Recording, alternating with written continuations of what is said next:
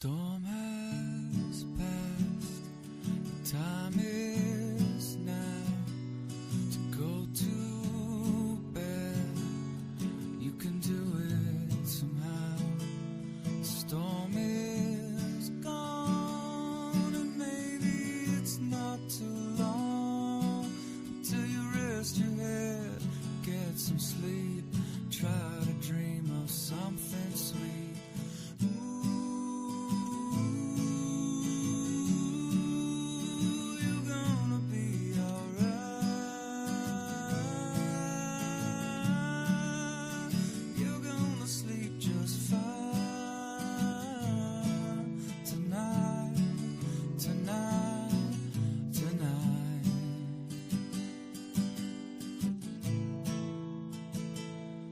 Thunder's gone, rain is coming down. If you look up to the sky, you see things are clearing now. Everything is gonna be okay, even when it's not. All storms pass eventually. Know you have a lot. You got me, you got mom, got all the things that you've become. Me, you got mom, got a loving home where you're from. You got me, you got mom, so love your family. You only get one, only get one. Storm has passed, the time is now to go to bed. You can do it somehow. Storm is gone, maybe it's not too long until you rest your head and get some sleep. Try to dream of something sweet.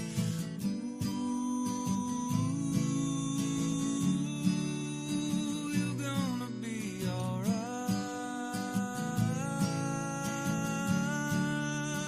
You're gonna sleep just fine tonight, tonight, tonight. You're gonna sleep just fine.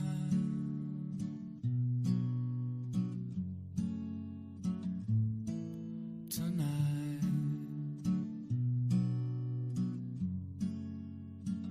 gonna sleep just fine.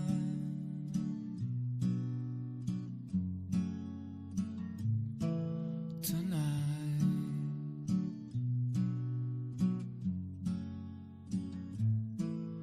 tonight.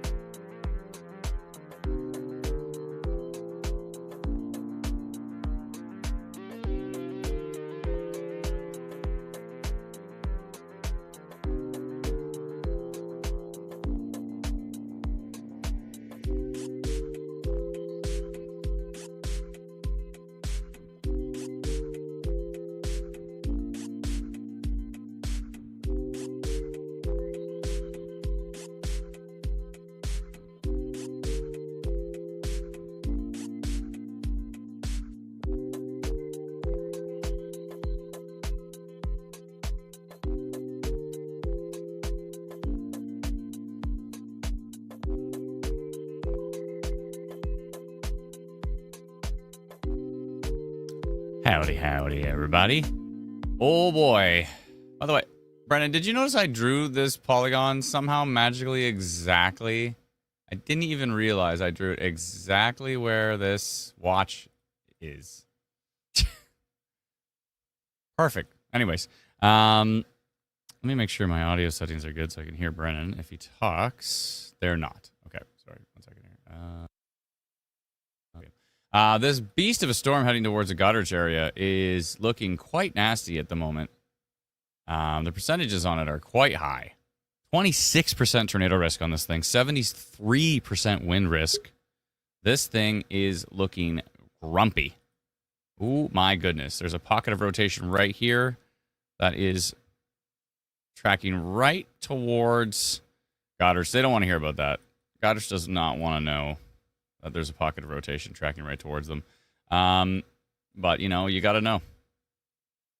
Oh, maybe this is just...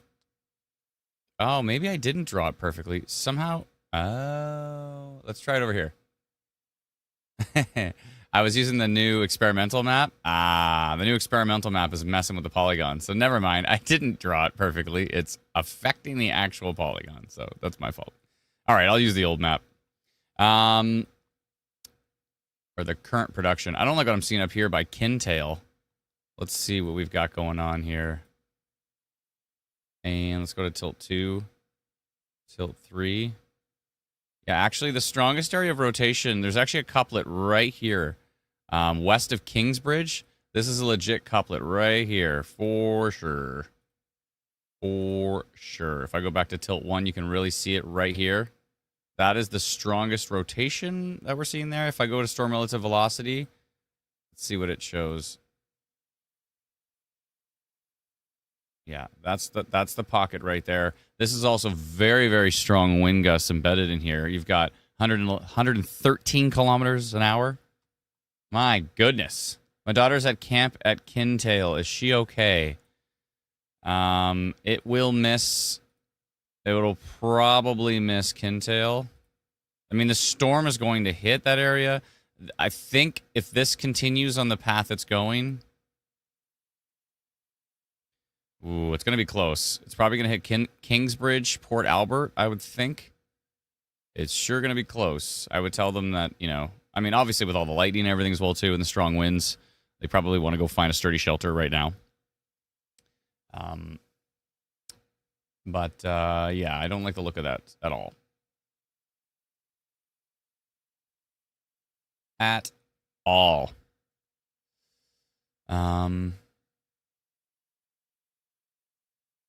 We got a shout out on the Sid show. Yeah, we totally heard that. We posted about it, too. That was wild. That was wild. I mean, that was, you know, we all watch Sid, and we think he's got incredible takes. It's so fun when he gets so angry at the Jays, and that's just great. Yeah, I've been watching Sid since what? Breakfast Television he was on years ago. Pretty cool. Pretty cool that there's 2 Breakfast Television hosts that have given us huge shout-outs. One being Kevin Frankish and one being Sid Sixera. How do you pronounce his last name? If you're in these areas, if you're south of Kintail, if you're in the Kintail, Kingsbridge, Port Albert area, I would be taking shelter with this thing for sure. I'm going to go tornado potential on this right here. It just looks pretty rock solid on the edge of that storm right there, tracking in. You can go to tilt 2, you see it. You go to tilt 3, you see it. Yeah, it just keeps looking pretty nasty in that area. Let me just hit refresh here. Do not like the look of it. Should Mike get his nunchucks? Absolutely should.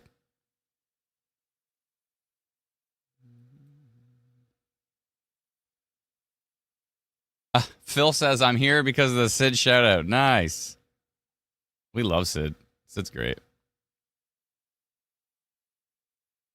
I don't like the look of this. I'm going to do a little polygon here. It's a polygon time. I'm going to do a tornado potential polygon on this part of the storm right here. Whoa. Yeah, it's going to come real close to Kintail. Let's see what tilt 2 is showing me. Tilt 1. Not as strong as it was right there. It continues to rotate. This actually kind of has a bit of a bookend vortex going on here.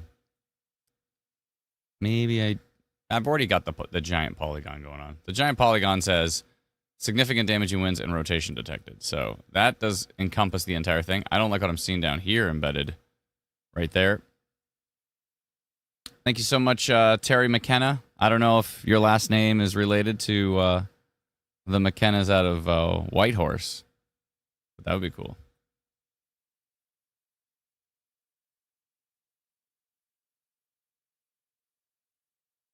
Windsor, Ontario. Yeah, Windsor's fine right now. You're good. You're good. We'll let you know if anything gets crazy down there, but right now you're fine. There's going to be more storms moving in, so could see some more development. There's also this storm over here by Schaumburg, I just noticed. And what kind of percentages we got here? Only a 0.1% tornado risk, but a 30% severe wind risk already on that storm. We're going to start to see more pop-ups like this one coming in for Barrie. They should strengthen. Cold front's way up here, but yeah, it looks like this will continue to strengthen. Look at the lightning on this thing. The percentages are crazy, by the way. Look at this. 26% tornado risk, 69% severe wind risk on this. The storm is already in Goderich, but it's the part behind the part that's in Goderich is the problem. This right here. Let me go to storm relative velocity. Yeah, see, when you go to storm relative velocity, you start to see the rotation kind of showing a bit better there. The one up here, I was going to go tornado potential on this one, but it has weakened a bit, which I'm sure the person who said their kids are camping in Kintail appreciates. It's going to be real close, but there is rotation on that. Hopefully it continues to weaken, but there continues to be a rotation on that. This coming into Goderich looks really strong. I mean, you know, Exeter's radar is picking up a 99.36 kilometers an hour. So damaging wind gusts, very possible on that. I don't like what this is over here. It looks like some embedded rotation. Tilt 2 looks crazy. Tilt 3 is wild. Tilt 6, going way up in the storm. Tilt 7, tilt 8. You get lower resolution as you get to tilt 7. And that's higher res. So this is the resolution of the old Canadian radars. And this is the resolution of the new Canadian radars. They're slightly better. They're 500 meter instead of 1 kilometer, I believe, was on the old one. Although, you know what? I think the raw data on the old one actually did do 500 meters. So I think it's the same resolution. So whatever I just said was nonsense. But most of the time, the only places you could really see it, usually it was only 1 kilometer resolution. But this, I really don't like these really strong pockets, and you've got lots of shear right here. That's heading down towards Bayfield. This whole chunky storm is looking quite grumpy. Look at the size of this thing. It's almost the size of the entire warning polygon, and those things are enormous. This storm is huge. What is the size of this thing? Hold on, we got to get the measurement tool out here. Let's go from like one corner to the other. 73 kilometers wide. That's a big boy. That's a big boy right there. Oh boy.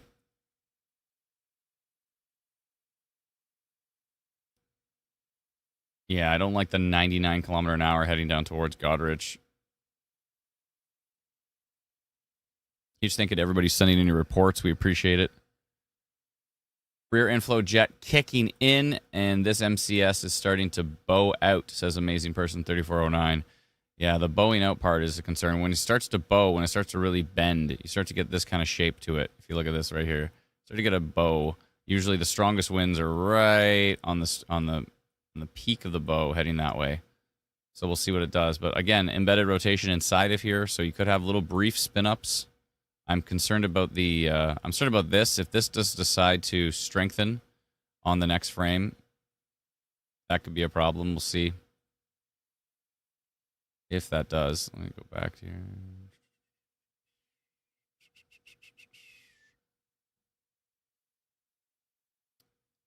If that decides to strengthen, that could be a problem. Still showing pretty decent on tilt 2.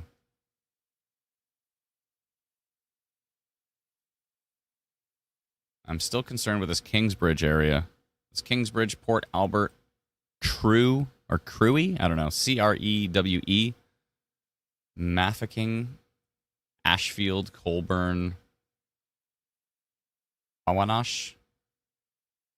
Tier 1 Media coming in as a YouTube member. Thank you so very much. Appreciate it. I really hope the next frame of this doesn't get real strong, and then I'm like, great, I should have continued my tornado potential polygon on that one. Usually tuning in from Harrow, but on vacation just south of Bayfield right now. Thunder and lightning, but rain is minimal and very still. Yeah, that's the calm before the storm. It's on the way there, and it's going to be super strong. ACW is the entire township. Oh, okay, yeah, I figured as much. Can I check Wisconsin? There's a bunch of storm streamers in the U.S. We cover Canada.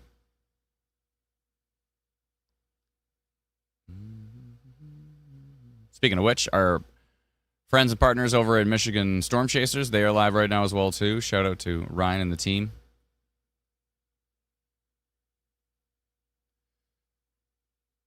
They are live as well. Crew is pronounced crew. Oh, okay. So it's just a silent E. Should we be concerned in Huntsville? No, I don't think so. Okay, there's your update. Okay, Kintail Kingsbridge does not look as strong as it did before. Goderich looks insane. So, 107 kilometers an hour. Yeah, Goderich, probably basement, I would think. I think there's a Goderich cam I can find. Hold on. I would think basement would be a reasonable idea in Goderich. I just don't like how powerful that is coming in. Coming in hot. Real hot. Let's look at it from a distance. That's what it looks like from King City. It is coming in hot. And this, actually, you know what? This radar is perfectly parallel to it, so this should be pretty accurate for the winds. So 107 kilometers an hour. Hello to Facebook. We just added Facebook to the stream. Is it in London? Not yet, someone said. Not yet, but it's tracking down that way. Let's see here. Someone was asking about Huntsville, though. Yeah, I don't know. I don't think we're expecting too much up there, but it's possible you could see some pop-up storms, but I think there's a town of Goderich has some cameras. I think so.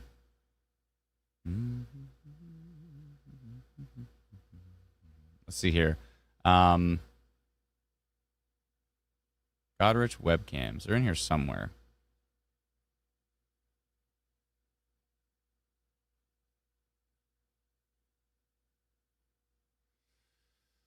Harbor Cam. Let's see here. Exploregoderich.ca sounds appropriate. But how come all their cameras are blank? Come on. Can't explore anything. Your cameras are blank. I don't know why that website is down.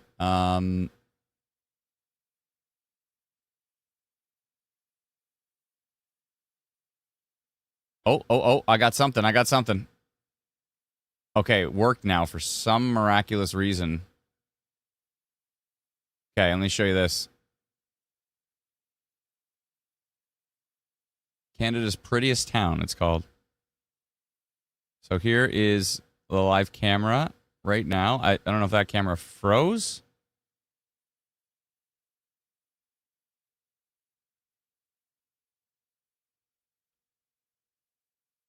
Are these cameras having a hard time? Let's see. Maybe they're getting overwhelmed. I will agree to your privacy policy. And they're loading.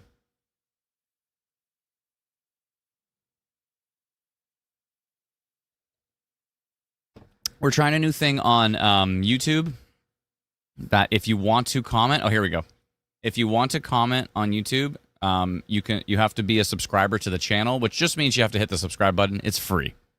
So if you want to comment on the channel, you have to subscribe to the channel.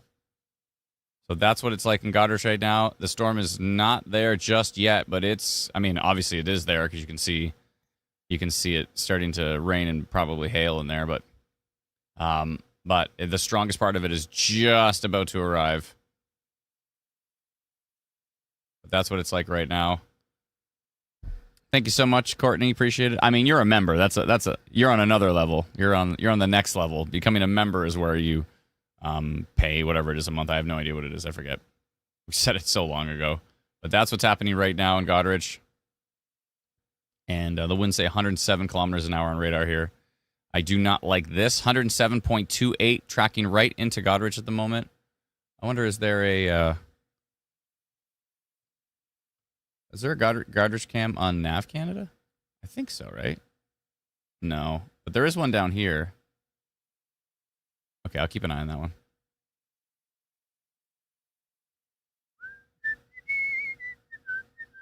Why am I singing that? I don't know. I get the weirdest song stuck in my head sometimes. The percentages have just updated. Let's take a look here. Oh, let me switch it up. There we go. And we're looking at 24% tornado risk on this storm, 66% severe wind risk moving into Goderich at the moment.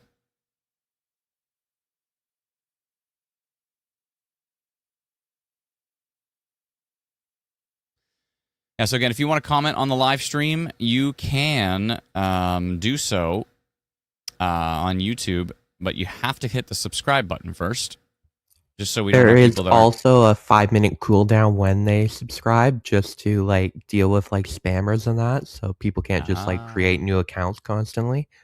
Okay. So if you just subscribe, give it 5 minutes, and you'll be able to comment. Perfect. Yeah, exactly. So if you're not even planning to comment just yet, you might want to hit that subscribe button, and then when it is time for you to comment, you'll be good to go. Pretty strong storm heading over the King City radar right now. Decent little storm here, southwest of Newmarket. Let's actually look at it. Sorry, I'm going to move the screen around so fast, folks. I am sorry. I get quite a few complaints about that for those who, I guess, probably deal with motion sickness. My apologies. I have to jump back and forth between so many different storms that I have to pay attention. This storm is about to head into Newmarket, and it looks pretty grumpy. So I'm going to do a severe thunderstorm potential for Newmarket here.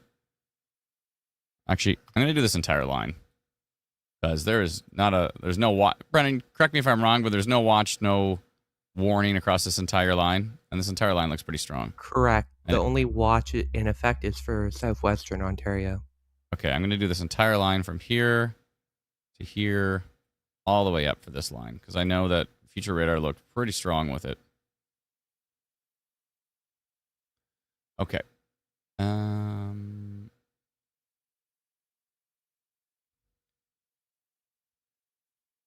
Severe thunderstorm potential. This line of storms from Barrie down to the GTA is tracking to the east and has the potential to reach severe thresholds. I'll just say severe levels. Severe levels as it tracks, as it's strengthening on radar. Specifically, the storm moving into Newmarket looks quite potent at the moment. Damaging wind gusts, hail, torrential rain, isolated flooding, and frequent lightning are possible. We cannot rule out tornado activity today, so we'll be monitoring this line closely live on YouTube right now. Search for @instant weather. Okay. I'll just say search for instant weather.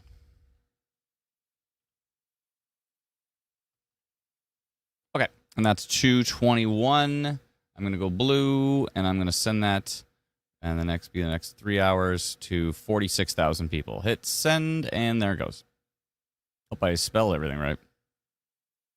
Let me know if you're in this giant polygon. Let me know if you received this push notification, or we have 248 people who have our text message alerts as well.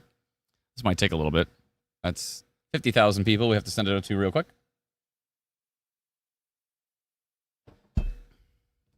Failed to send, admin server timed out. Should be good. Whenever that happens, it's usually a good thing. Let me just duplicate that. There we go. Let me know. I'm going to go check on Godrich here real quick. Can I update Minto? Let's take a peek. Why is not working? There we go. All right, I got to log in.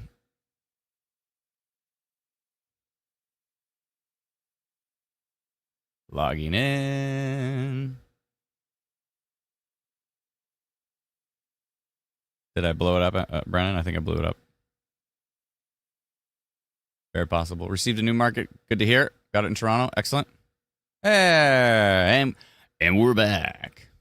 We'll be right back. Let's see here. Oh boy. Yeah. Oh no, I'm doing the oh boy thing again. Someone on the stream, like, was it yesterday or the day before? They were like, he says oh boy too much. I'm out of here. So I'll try to say oh boy less, but yeah, the winds going into Goderich now look pretty nasty. Let's see how the camera looks. Camera's frozen. See if we can get it back.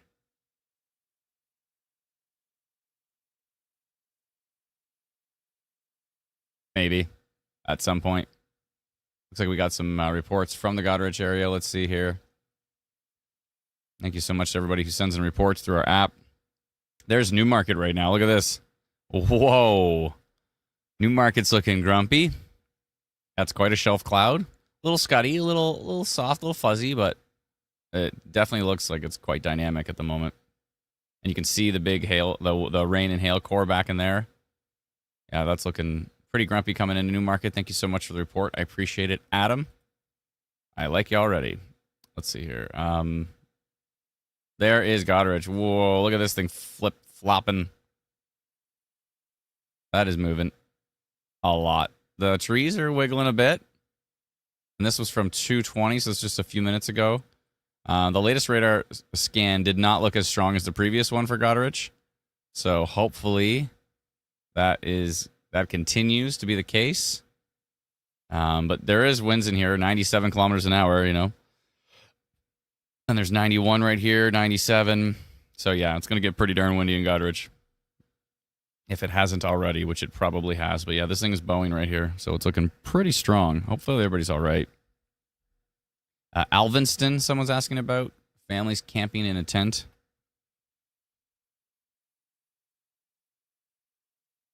Let me get rid of some locations here. Hell, I've been searching. Yeah, I mean, you're just outside my polygon. This big nasty storm probably won't affect you, but more storms could develop down here, so we'll see. But right now, I don't think that one is really necessarily affecting you. Yeah, the storm going into Newmarket right now, 46% total severe risk. And there's not even a special weather statement up here. 35% severe wind risk, 20% severe hail risk, 1% tornado risk on that one. Going into Newmarket. No special weather statement, no weather advisory, no watch, no warning, no nada.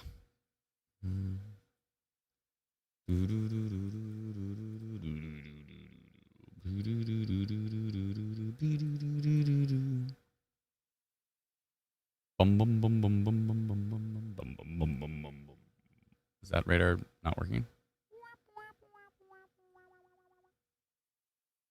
Oh, this one is. That's good. Okay. We just got an update. Okay. That's different. Looks different than before. Goderich wind gusts do not look as strong now. There's a little bit of broad rotation up here by Dunlop, which you need to keep an eye on. It's showing up on tilt 2, on tilt 3, tilt 4, tilt 5, tilt 6, tilt 7, tilt 8, tilt 9. I'm just going through the tilts because it's fun. Things get pretty windy up high. Actually, they get really folded. That's why it was a mess. There we go. Brennan's saying that the latest HRRR model, the HRRR, as we refer to it, is bringing this storm right down into the London area. It looks like. And this thing is definitely got it's a bow echo, and the top of it's trying to wrap around. It doesn't look total bookend vortex yet, but it's trying to get there. 21% tornado risk on this thing, though, as it moves to the southeast. I still don't like what's heading towards Bayfield. Looks really strong. Right now, Porter's Hill looks ridiculous. 101 kilometers an hour. Heading towards Holmesville, Clinton, Van Astra. Bayfield is definitely in the path of that right now.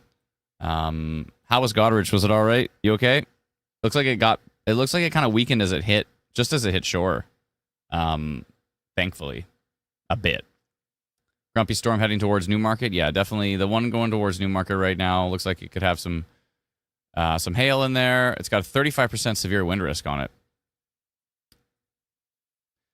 Well, if you have the Instant Weather app, it is free. You can download it at instantweatherapp.com. Not Insta, not like Instagram. Instant, the full word. Instantweatherapp.com. And, and you might get notifications like this, which is the only notification for the storm. Severe thunderstorm potential. Even before that, people got our the fact that we're live streaming. But yeah, this storm is 67 dBz on it, 35%, 51% total severe risk on that storm, and still not a nothing. I don't know what's going on. Not sure why Environment Canada has not notified this storm yet, but I'm sure they have their reasons.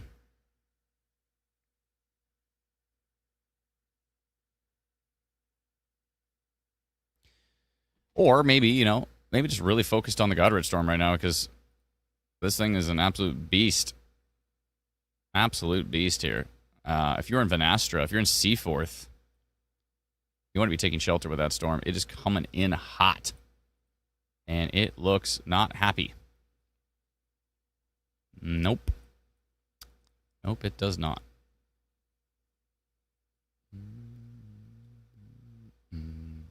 If you go to King City, it's showing this little pocket of rotation here, which is interesting.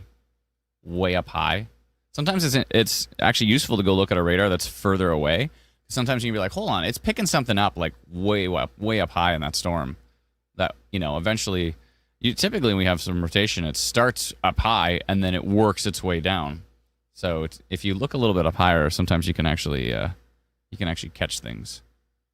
Can I touch on Toronto? Yeah. So again, we have we've got this line of storms going through the GTA, through Barrie, through Newmarket. And we did severe thunderstorm potential on them because they're continuing to strengthen.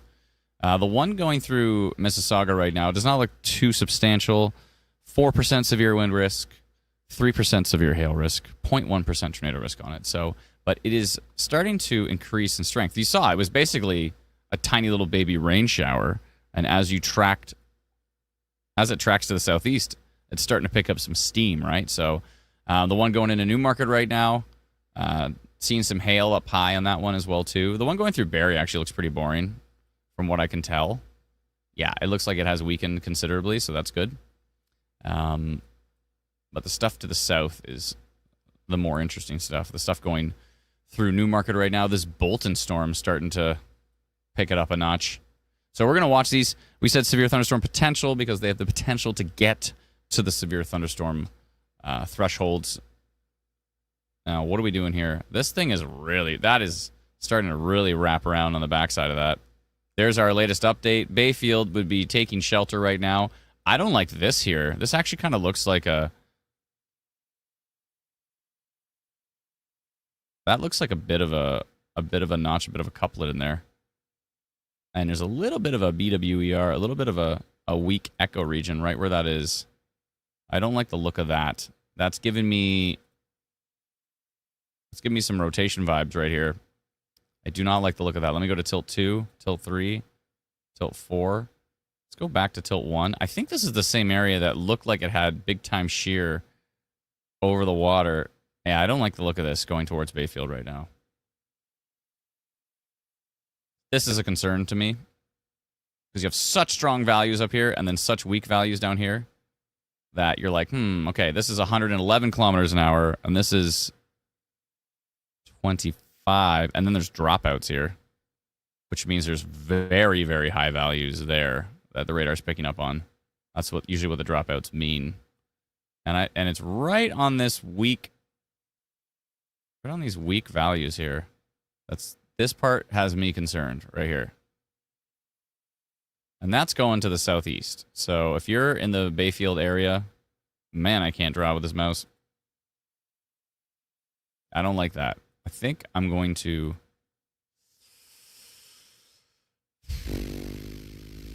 I think I'm going to do a little... I think it's a polygon time. It's a polygon time. I know I've got like rotation detected on the giant polygon that we sent out earlier, but I kind of really want to focus this into this area here. Let's see here. I'm going to just let no Bayfield. Let no Bayfield. It's already begun, folks. The breakdown of my terminology. I'm going to let Bayfield know what's up here, because that is definitely showing some rotation, tracking down towards Exeter.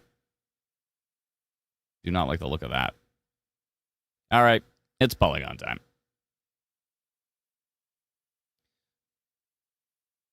Everybody in this area already got a rotation detected from me, knowing the storm is on its way in, but I want them to know we've detected rotation on radar with a storm located 47 kilometers north of Lambton Shores near Blue Water.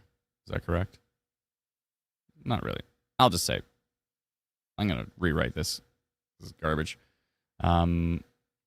We've detected rotation on radar with this storm over Lake Huron, tracking quickly to the southeast towards the Bayfield area,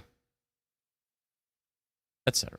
Rotation on radar indicates the potential for the storm to produce a tornado in its lifespan. May also have the risk for damaging wind gusts, hail, isolated flooding, and frequent lightning. Please be safe in the path of the storm. Wind gusts estimated 111. That's correct. Locations in this path of the storm may include Blue Water. That's right. All right, that all looks good. I'm going to go orange on that for now. I might update that soon. Let's do an hour on this one. 711 people are about to get this notification, and it is sent. Thank you so much for the super chat, Melinda. I really appreciate it. It's very kind of you. Thank you. I missed a whole bunch of super chats. Actually, I should just go run through those real quick. Again, thank you so much, Terry McKenna. I like your last name a lot, McKenna. Let's go. Thank you so much for becoming a YouTube member. Thank you again, Tier 1 Media. Thank you. Is it Brie? It's probably Brielle Justine. Anyways, thank you so much. How bad will St. Thomas Port Stanley be? It depends. It's kind of heading down that way, so we'll see how strong it is once it gets there. But it is heading in your direction, so we'll see how strong it gets. Thank you to Dontey. I don't know how to pronounce that. I'm going to pronounce it wrong. Dante? Thank you so much for becoming a YouTube member. Thank you, Jessica Jones, for becoming a YouTube member. Thank you, Lori Wheeler. Really appreciate it. Thank you again, Melinda. There's my polygon right there blinking on the screen. Thank you, Rosemary, for the super chat. Thank you, Justin, for the super chat as well. Thank you, Jen, for the super chat. Thank you again, Melinda, for becoming a new YouTube member. And again, thank you for another super chat. Thank you very much. Really appreciate the support, everybody. Shauna says, pew, pew, pew. All right. I don't look at that. So we'll see what that does as it tracks. 18% tornado risk on that cell, 47% severe wind risk. Let's go take a look at the GTA. And that Brampton, Mississauga storm still not there yet. Torrential rain. I mean, visibility, obviously driving here is going to be brutal. Okay, looks like Mark Robinson is at Bayfield. I see. Yeah.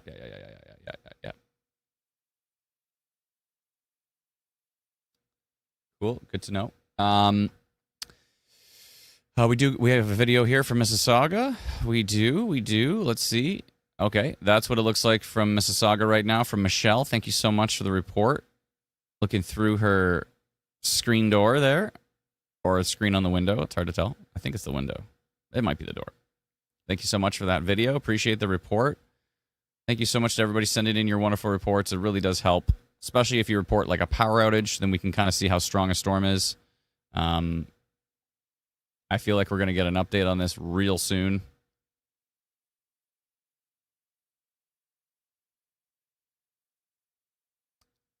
And we'll see how that goes.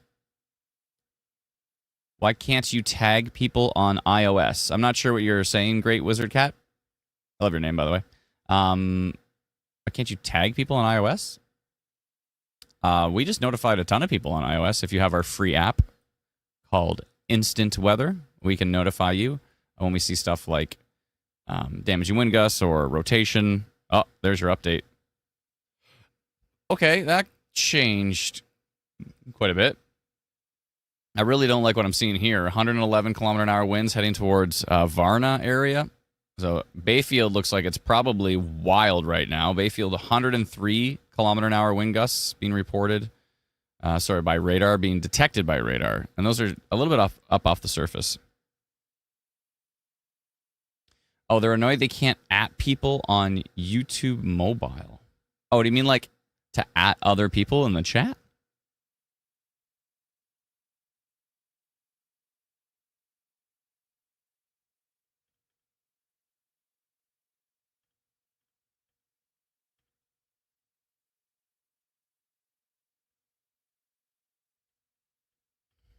One second here.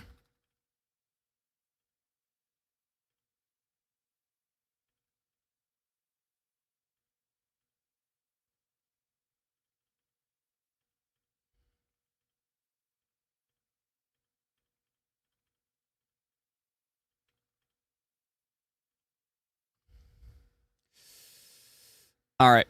Yeah, I don't like what I'm seeing down towards Varna. Now, what we saw before regarding rotation, it kind of fell apart on the latest frame, but I still don't like that pocket there southwest of Bayfield, and that is what we were watching.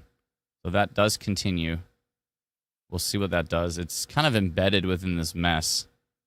It's a pretty messy looking storm right now, but it is flying to the southeast, and it's got some super intense winds. We're also seeing flooding reported by JD in Central Huron. Thank you so much for that report. And this is a video of it coming into blue water there through the haze. Thank you so much. They're just sitting in blue water waiting for that thing to come on in. Thank you, thank you. And so we'll see what that storm does. I think I'm going to remove the significant polygon from before. I'm going to get rid of that one. This big red one I had, because when it was coming in, it was like this big, and it was going that way, and it was going this way. So I did a giant polygon just to let everybody know what's up. Let's go take a look at Newmarket now. Looks like Newmarket's getting into the hail, most likely. The percentages on that storm are still pretty potent here. Let's see where we're at. I got to zoom in on this to get that. 34% severe wind risk, 39% severe risk in total. The one in Bolton is starting to kick it up a notch. The one down by Brampton and Toronto does not look too substantial at this point in time, which is good. Just some heavy, heavy rain in there, probably some lightning. We do have a little bit of hail on that Bolton storm. 40% severe wind risk on that cell for some reason. Yeah, these radars are... That radar's too close to it. The Bolton storm definitely getting in some hail. Sometimes it's better to look at the Buffalo radar than it is to look at the King City radar for these particular storms, just because the King City radar is right in between them, but it's like too close. Yeah, it looks like it's hail going into Newmarket right now. Hopefully not too big. Hail in Nobleton. So you have Bolton, and then you have no Bolton. Bolton, no Bolton. Oh, we just got an update on that. Yeah, looking like pretty grumpy storms. Hopefully they won't reach severe thresholds, but it is possible that they could. This thing's turning into more of a mess right now, which might be good, but the winds inside of it are still just ridiculous. The Varna area, 111 kilometer an hour wind gusts being detected by radar. Even if even if a good portion of that is reaching the surface, trees are coming down from that. So that's not a good thing. That looks like quite a grumpy storm. So we hope everybody is staying safe with that one. And again, if you do want to comment on YouTube, on our YouTube stream, and by the way, we're trying to build up our YouTube channel, so if you're watching on Facebook, if you can come on over to the YouTube land, we'd appreciate it. Even if it's just to come over and hit like the like button on the live stream. If you could do that, by the way, if you're watching this live, if you can hit that like button, whether that's on Twitch or Facebook or YouTube, if you can hit the like button, it tells the magical algorithm that you're enjoying the content, and therefore they will show it to more people. So if you can hit the like button, we'd appreciate it. If you can hit the share button and share it with your friends and family, that would help considerably as well too. And again, if you do want to comment, we've set something up just because of people that come in and spam us and that type of thing. We set up a thing where you have to be subscribed to the YouTube channel. Now that's free. So typically the word subscribe refers to something you have to pay for. But to be subscribed to a YouTube channel, it is free. It just means that you follow the channel, basically. Probably should have just called it follow. Anyways. But yeah, if you can hit the subscribe button, here's the thing, though. There's a 5-minute cooldown. So the second you hit the subscribe button, you have to wait 5 minutes until you can start commenting. So even if you don't have a comment right now, you don't have a report you want to share with us, you don't have a question you want to ask us, if you don't have that right now, you might still want to just hit that subscribe button now so that in 5 minutes, if you do have a question, you don't have to wait. So if you can hit the subscribe button, we'd appreciate it. Trying to grow the channel. And, it looks like we do have... Is that a new update? That would be a new update. Bayfield, 107 kilometers an hour. Who's in Bayfield in the comments, by the way? Can you let us know what's up? Appreciate it, everybody. Thank you so much. If you could like the stream, I'd appreciate it. It really does help. Just north of Bayfield, damaging winds from JD, and a bit of a wall cloud, he said, there. And he also reported flooding earlier in that area. Thank you, JD. Appreciate it. Let's jump back into the reports here.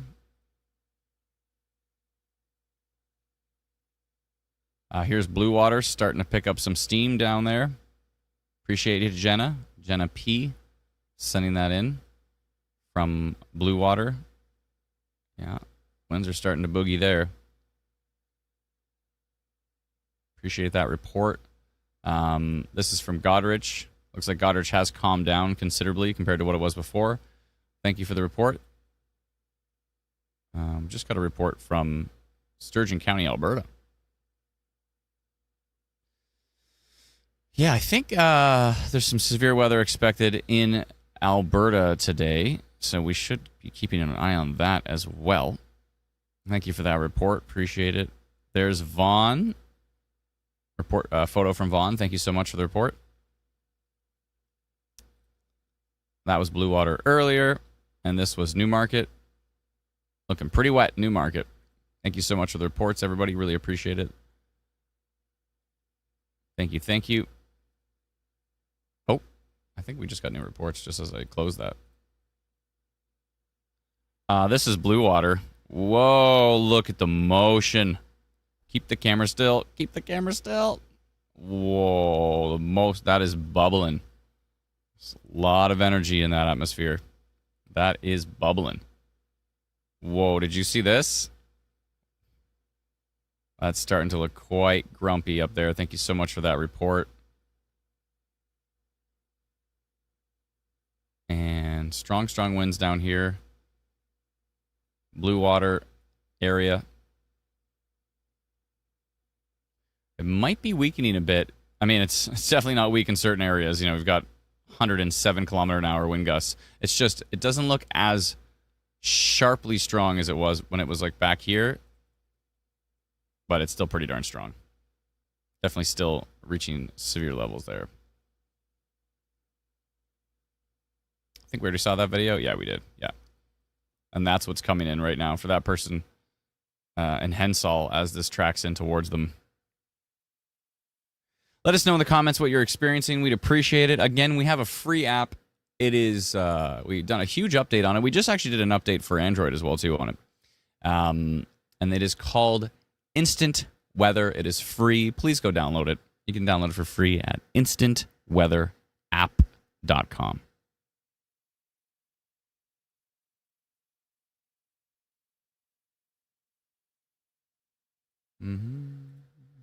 Let's check some stuff in the background here.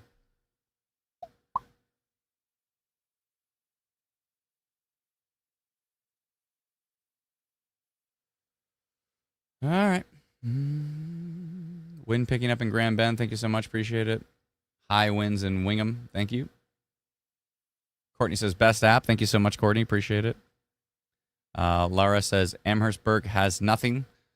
Yeah, I mean, there's nothing down there right now. It's all good. What are the chances of hitting London? Possible. Tara says, hey, folks, they can't possibly answer every what about my area question. Download the free app and check the radars. You'll also get text notifications. Yeah, you'll get push notifications. That's right. We have a separate service for text messages because it's not free to send text messages through a system where you can kind of automate the process where I can, like highlight an area with a polygon and then I can send out text messages. It's actually pretty expensive to be able to do that per text message, so we have to charge for that.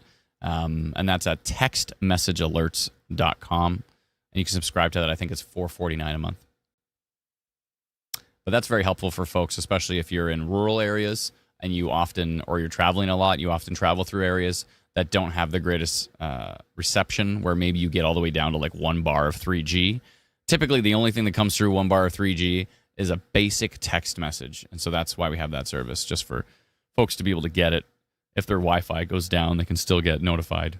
It's pretty helpful for that purpose. So if you want kind of like the next level of, backup, where like, oh, my Wi-Fi goes down, so I'm not getting push notifications from the app, but I still get the text message alerts. And actually, a lot of people report the text message alerts come in super snappy, typically faster than the push notification. The push notification is pretty darn fast, but the text goes out absolutely instantly. So,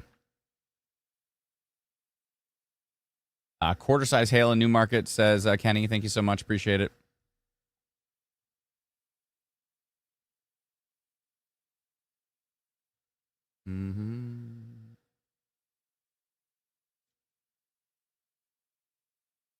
Oh, Candace, you're the one who sent the those videos in. Thank you so much. Appreciate it. I saw the sky was just bubbling where you sent that in from. So clouds are dropping on the south side, she said. Nicole says it's pouring rain here. Lightning in Brampton. Thank you so much. Appreciate your expertise, as we are surrounded by 100-foot trees in Bayfield. That's the first thing I think about. Like when if I'm driving, all of a sudden I'm going through a storm and the winds are really picking up. I'm not like, what's kind of happening in front of me. I'm like, what's above me right now? What could fall? What could fall on me? That's the first thing I think of. There's really strong winds coming in. What could fall on me? Oh, there's like a hydro pole right here. I'm gonna reposition not beside the hydro pole. You know what I mean? Those are the things I always think of. I start looking up. 50,000 foot tops on the storm. So the storm is almost twice the height of Mount Everest.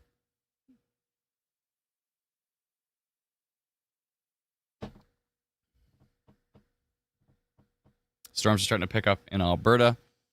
Says Steve, let's see here. Let me go take a look at the stuff happening through the GTA first, and then we'll go take a jaunt through Alberta. Well, this is kind of getting interesting here, the Newmarket storm. Not seeing any rotation on it, but you kind of look at this and you go, is that starting to turn into a hook here? It's got there's like a little notch, little empty area right here. Is that kind of getting hooky? Getting a bit hooky there. But velocity so far shows nothing, although it's very close to the radar. So that could be a problem. Okay.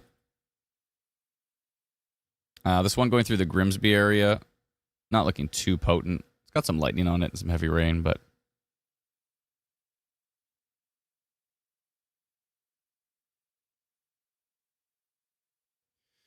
All right, let me just actually, you know what? I'll just go back to swipe. I'm going to take a big zoom out. Let's zoom out to space here, and let's go and zoom in on Alberta. like we got a power outage in Leduc area from 20 minutes ago. Some hail heading towards the Beaumont area. One second here. What is the date? It is... I usually have my watch on me. Monday, July 27th. Monday, July 27th.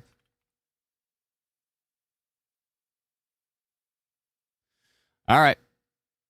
Let's see which way those storms are going. We're actually tracking to the northeast in Alberta. So Edmonton might see some action here from the storms to the west. We'll see. Looks like pretty decent-sized severe thunderstorm watch up there. We'll come back to that and take a peek at those storms. We do have some storms in eastern Ontario as well. Probably keep a close eye on. Decent one near Smith Falls. Decent one here east of Bishop Mills near Shanley. Nothing too substantial yet on those. We'll keep an eye on them. Some storms in Quebec as well, too. I like to just take a peek around, see if anything's rotating. No rotation from what I can tell. One more look at central Ontario. The one east of Newmarket, getting some pretty gusty winds in there. But so far, those haven't really reached up to severe threshold yet. Maybe we did get that report of quarter-size hail. So, that would be considered severe threshold. So, again, severe thunderstorm potential means, yeah, there's some potential. Someone in Seaforth, funnel cloud, witnessed and report. I witnessed the funnel cloud. I saw a report of a funnel cloud. This is a bit of a contrast here. You witnessed the funnel cloud and you also saw a report of a funnel cloud? It's a bit of a contrast.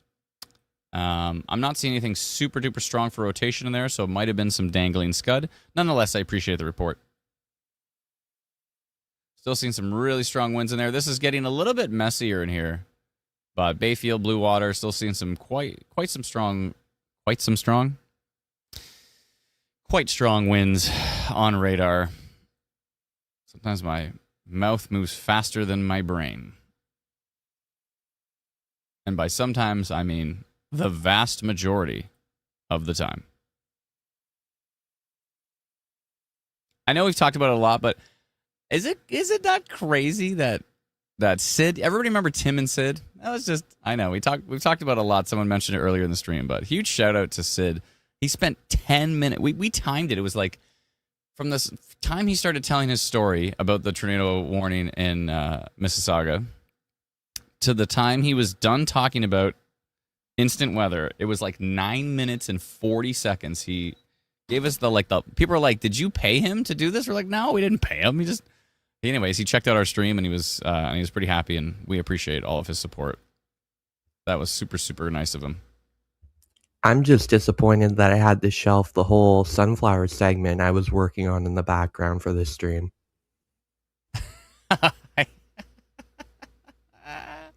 Yeah, Brennan was about to cut into our live stream with a whole segment on sunflowers, but he had to scrap. As soon as he heard what Sid said, he's like, you know what? And then also your one on bees. There's one on bees as well too. It's funny. So he really dove into his frustration on traditional media. How he's like he wants some information on the storm that's in Mississauga right now under a tornado warning, and he can't get it anywhere. And literally, that is the reason that instant weather exists. It is the reason. It's like the initial reason why I was like so frustrated. It's the exact same thing. I remember back, it was like 2008, 2007, 2008, and there was a tornado warning for Barrie, but it was also for Midland, and it was also for Collingwood. And I'm like, how is this tornado warning this big? There's no tornado that's like 100 kilometers wide, like 200 kilometers wide. Like, what is this giant tornado warning? And you'd read the warning, you'd read like the red text at the bottom of the screen over and over and over again, and there was just no details. And you're like, is somebody gonna cut into this programming and tell me something about the storm? Never. It just never happened. It's just so and it hasn't changed. Nothing's changed. Obviously, nothing's changed. We've been around for 13 years and nothing has changed. If you just turn on the TV, a lot of the time you just can't find information about what's happening. Or maybe you find some information about like Toronto, but you're in Alberta under a tornado warning and you just can't find, You just can't find any information on it. And so I guess we're filling a void, We're filling a gap. People want to know about stuff now. Like when it really matters. You know what I mean? Judging by the comments, though, a lot of people want my sunflower segment. Everybody wants the sunflower segment? All right, they're so disappointed. Yeah, Brennan's working on his sunflower. Yeah.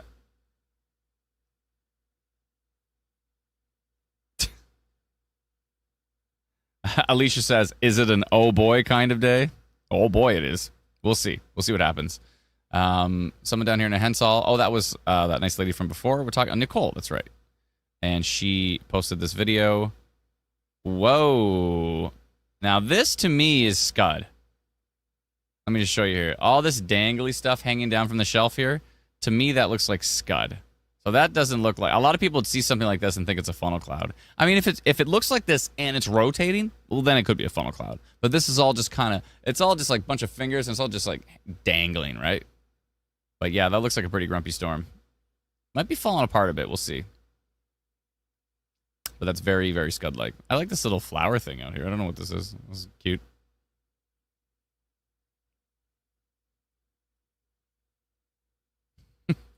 Not really into flowers, but they look cute. This is nice. Just randomly on the street, there's just like... I think it's probably the city that put that out. Doesn't look like it was somebody just put it at the end of their property. It's like on the sidewalk. Kitty Girl coming in with a super chat. Thank you so much. Oh, I was trying to put on screen, but there we go. Thanks for helping me become storm aware and less storm scared. You guys are amazing. Thank you so much. I appreciate it. I know there's so many people in our community that deal with storm anxiety, myself included at times. I'm not immune to this just because I do it all the time. I can get pretty stressed out from strong storms as well too. Noah with a super chat saying, stay safe, everyone. Thank you so much. Ryan coming in as a new YouTube member. Thank you, Ryan. Thank you to everybody who sends in the super chats. Thank you everybody who sends in gifts on Twitch as well too. And everybody sending in stars on Facebook. We appreciate all of your support. And of course, a huge thank you to those who download and use our free app, Instant Weather, but also to those who subscribe to remove ads, subscribe to extend the future radar to either 12 or 48 hours, and those who subscribe to Instant Weather Pro. We really, really appreciate your support. Michael says, I have Instant Weather Pro open on one screen and YouTube open on another. Perfect. That works. We talk about this a lot, but a good way to do it is just throw us on the TV. We're on YouTube. So you can get YouTube on your TV. Just throw us on the TV, and then you have your phone to doom scroll or whatever you're into.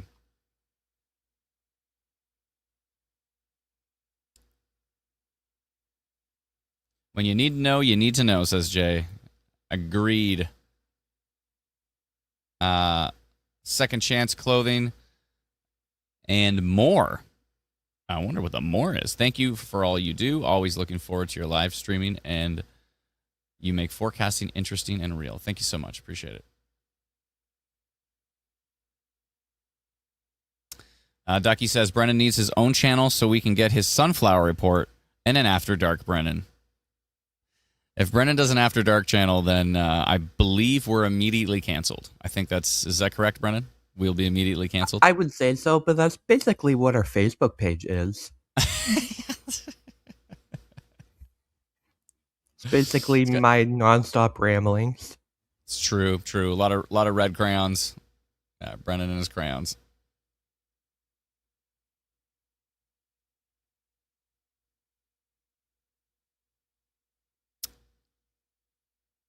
This is turning into a big blob, eh? It's funny because some of the Hurons said that this was just going to kind of like weaken as it moved to the southeast. It's kind of doing that, but the western side of the storms continues to kind of look decent. So we'll see. Definitely not as strong as it was before, but it's still looking pretty decent. It looks like there's a power outage in Wingham. I don't know why. Nothing really going on over there, but power outage in Wingham. Oh, we just got a new video here. Right in Exeter. Whoa. Yeah, you see those danglies at the bottom there, eh? I'm so glad we adjusted it.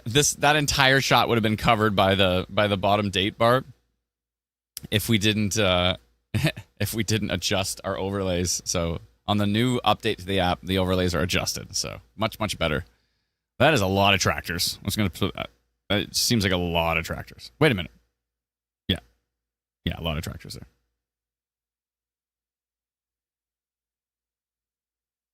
Thank you for that shot. Appreciate it from Exeter. Thank you. Thank you.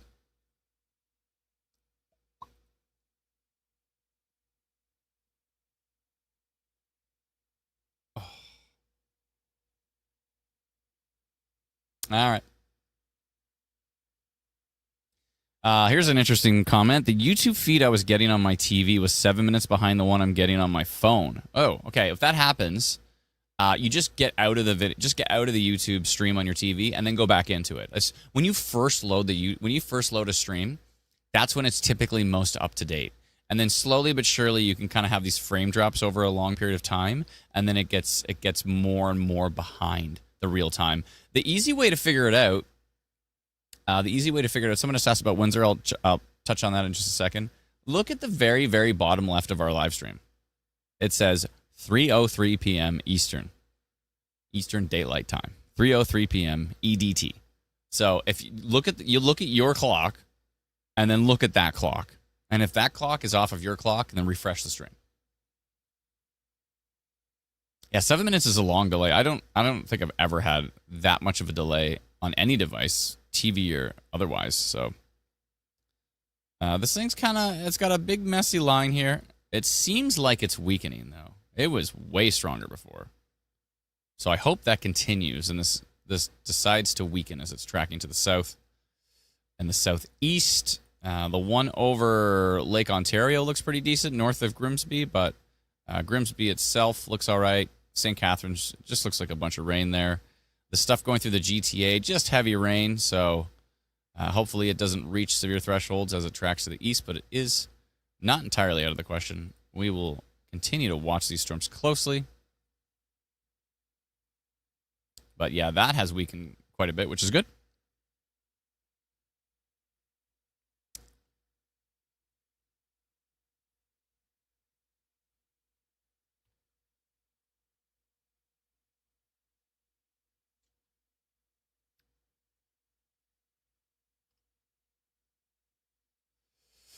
All right.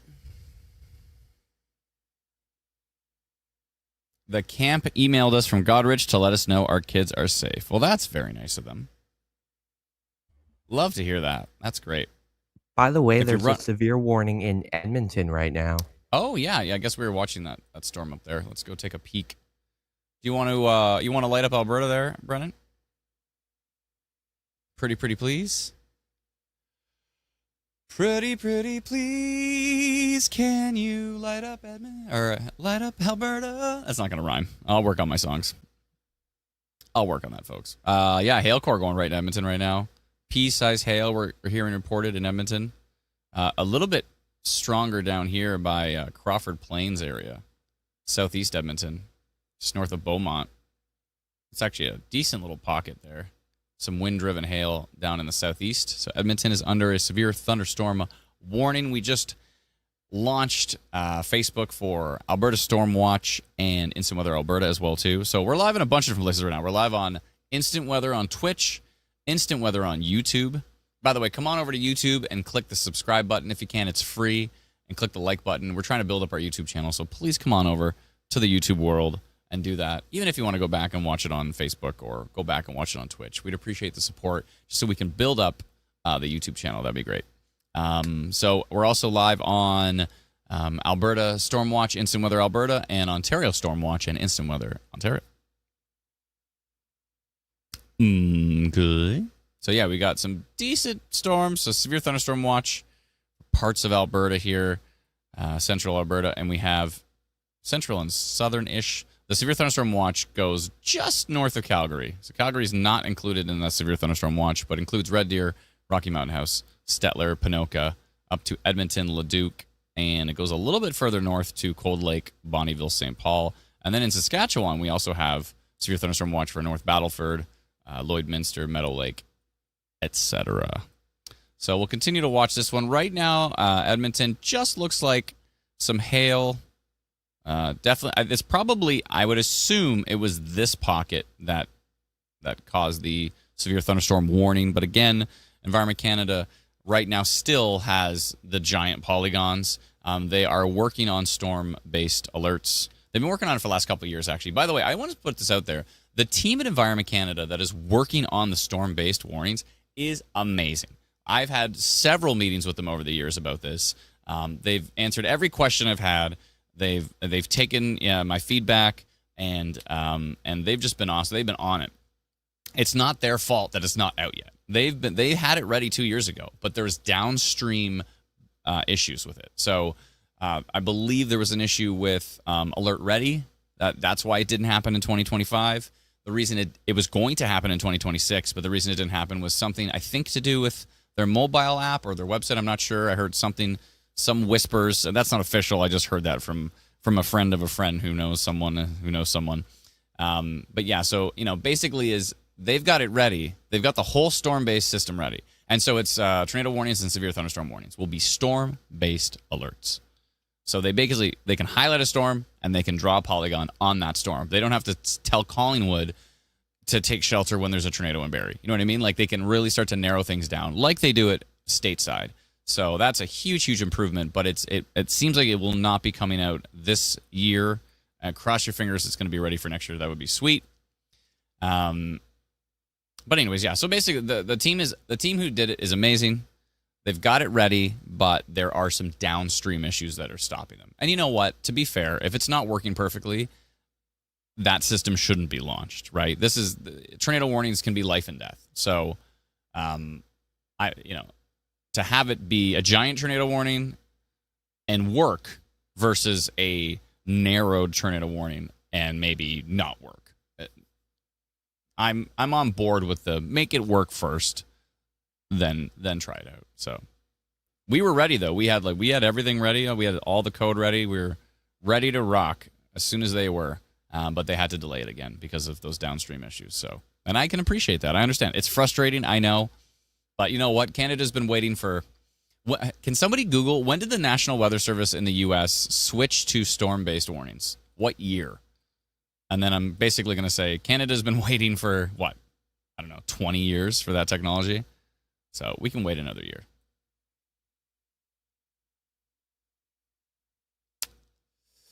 All right, I'm going to duplicate this so that I can have one in Alberta and one in Ontario. And then I can stop swinging my screen back and forth. Actually, you know what? I should have one on this storm. Ooh, I'm going to go 3. Let's see if I can crash my computer with too much memory here.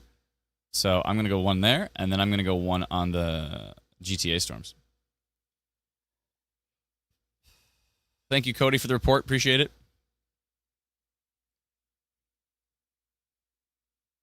All right. Got 1 on the GTA storms. Barrie looks like it missed the worst of it, which is good.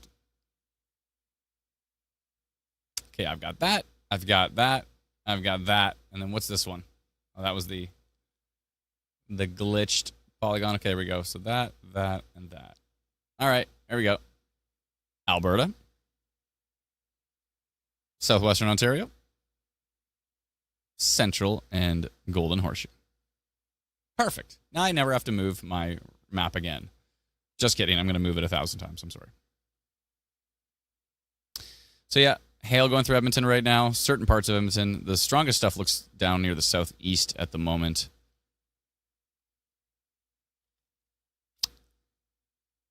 There's this as well,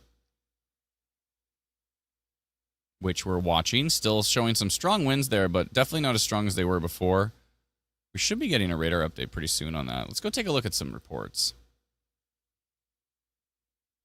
Thank you to everybody who sends in your reports through our free app, Instant Weather. We appreciate that. Someone said wall cloud rotation from Smith Falls. I love when people send in videos talking about a wall cloud, and then I can say, I don't see a wall cloud in there at all. I can appreciate that you thought, hold on, let me see here. I can appreciate you thought like this was a wall cloud, but that's not a wall cloud. It kind of looks like it, but wall cloud literally means it's rotating. This thing is not rotating. It's just sitting still.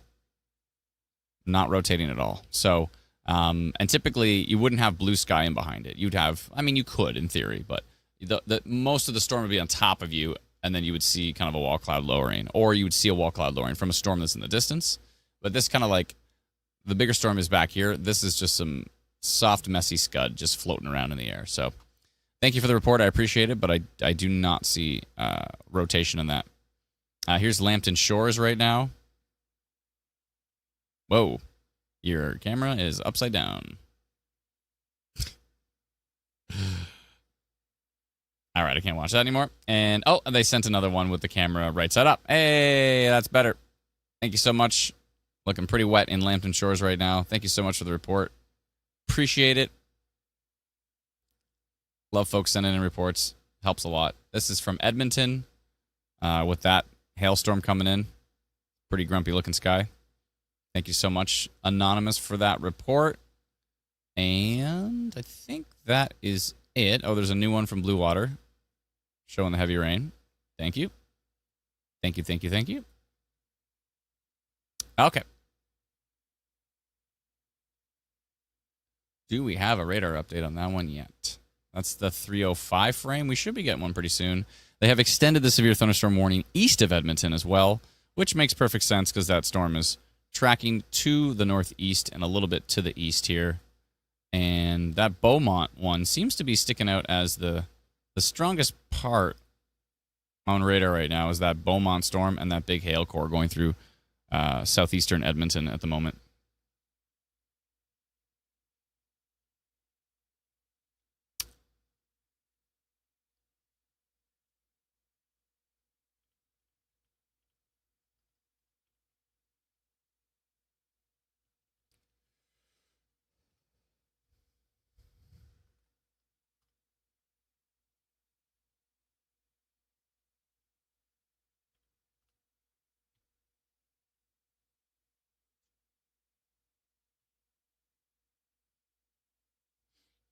Okay. Yeah, so that is Alberta. Let's jump back to Essex County. Did we get a new radar update yet? No. Should be. Oh, we got it. Yeah, that storm is just kind of washing out a bit. Now, it's also really close to radar, so that might not really give us the best view of it. Let's look at it from a distance. The west side of it looks more interesting than the east side. The east side's getting a little washed out there. Oh, wait. Got to keep the radar here. Don't scroll. Switch tabs. No scrolling. More tab switching.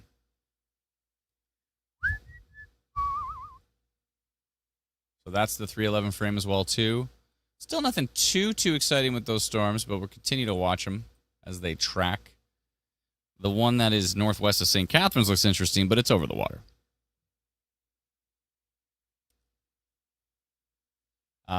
Dana says it's bad here in Edmonton South. It looks like it's pretty grumpy. Melissa said, instead of asking what your area is experiencing, tell us what you're experiencing instead. The best way to know what you're likely to experience is to download the free Instant Weather app. Thank you so much, Melissa. Appreciate it. Kira says, can you sing for us, Adam? I just did. I said, from a distance. Thank you, Veronica, for the report. Appreciate it.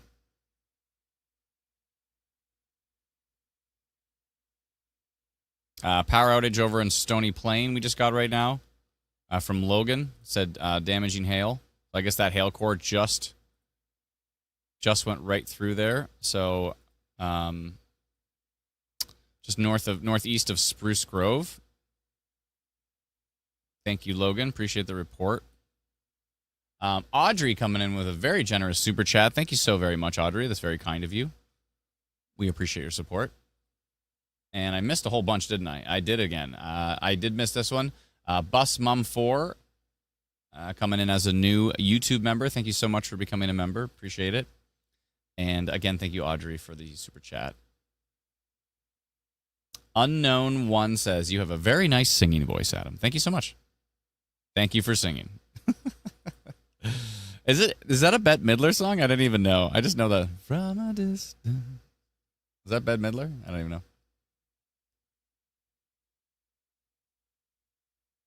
know. Chris is asking if there's any spotters on the ground right now. I think Mark's out there right now. I don't know who else is out there, but there might be a few.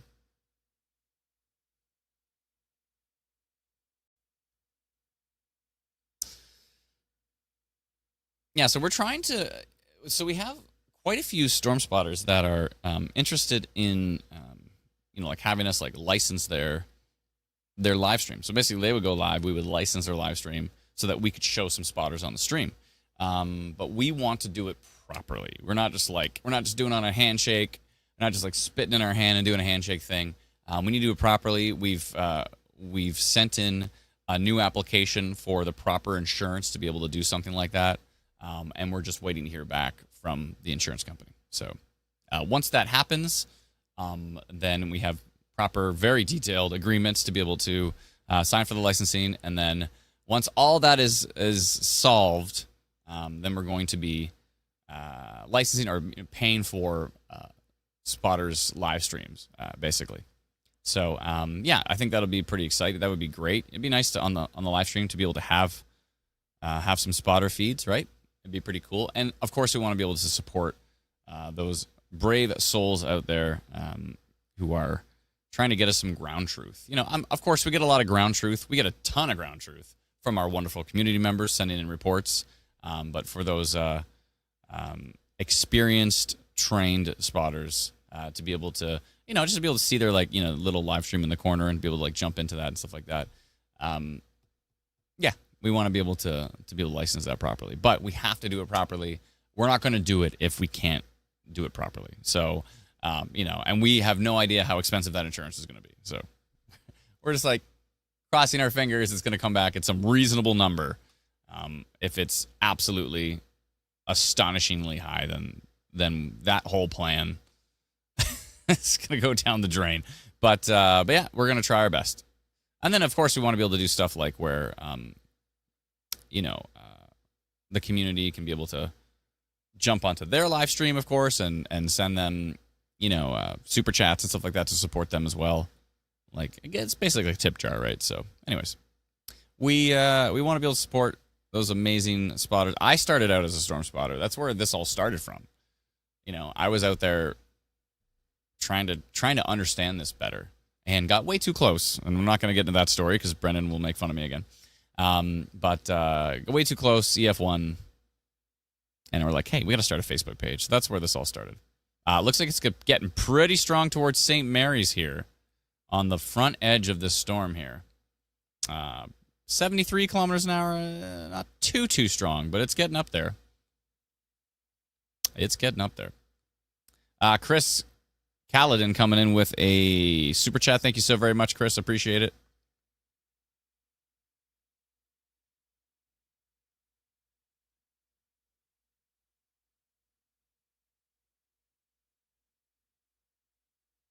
Power Outage in Spruce Grove, says Caitlin. Thank you so much. Appreciate it.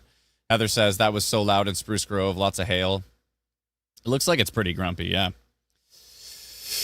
All right, so we're watching that storm going through St. Mary's area. Looking pretty grumpy. They did drop. It looks like they dropped the severe thunderstorm warning on this storm, which makes sense. We're below severe thresholds with the wind gusts here.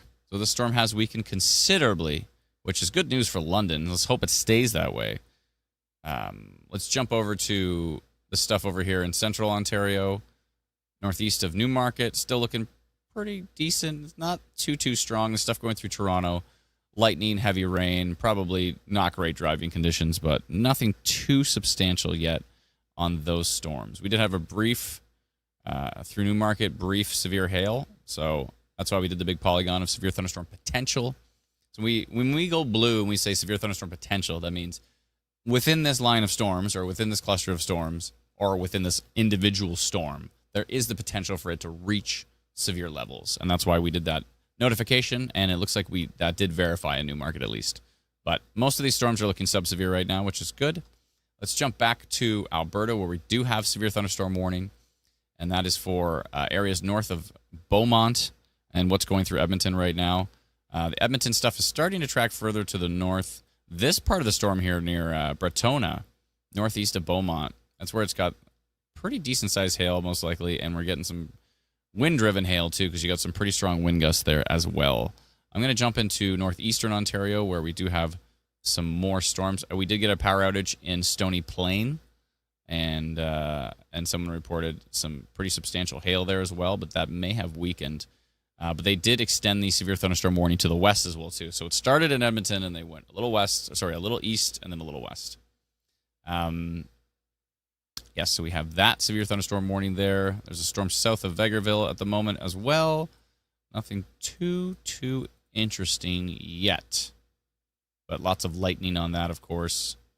And we'll continue to watch the Carvel radar here to see what is happening in the Edmonton area.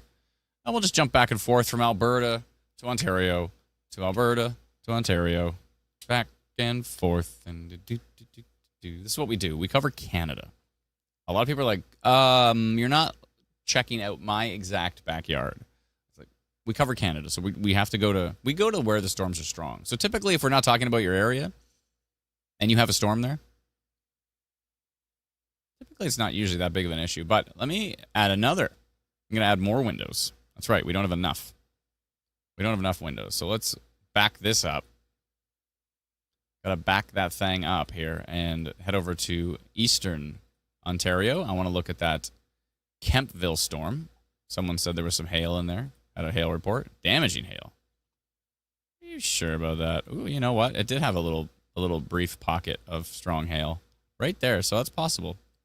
I don't know if it's damaging, but typically damaging means it's destroying crops. It's denting cars. That's what damaging, it's destroying siding.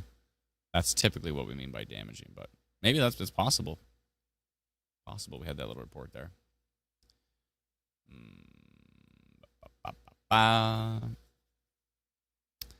Good. All right, we got an Eastern Ontario one. Let's do another one. How many can we do till my computer explodes? I want to take a look at Temiskaming Shores area. Oh, CASRF is down. But we do have this radar from Quebec. That one's looking actually pretty decent. 10% severe hail risk on that one. That is in northeastern Ontario, and that is tracking to the east, right towards Temiskaming Shores there. So that might need a polygon. Maybe. We'll check out one more frame on that one, but I think we'll do probably... let's do it. Let's see which way it's going. It's a polygon. We'll do a little severe thunderstorm potential for them because those storms are actually looking kind of grumpy. All right, let's do a little bit of that, a little bit of this, a little bit of this. Let's go do a little northeastern Ontario polygon. It's a polygon time.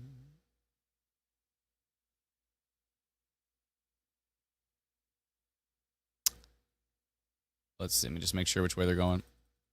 We're pretty much going due east, right? All right. It's a polygon time. Severe thunderstorm potential.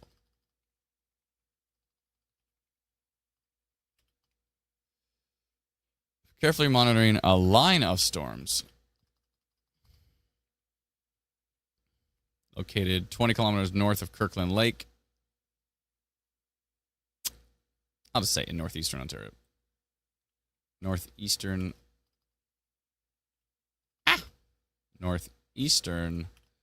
Ontario. It's actually traveling east. They're moving slowly, traveling east at 13 kilometers an hour.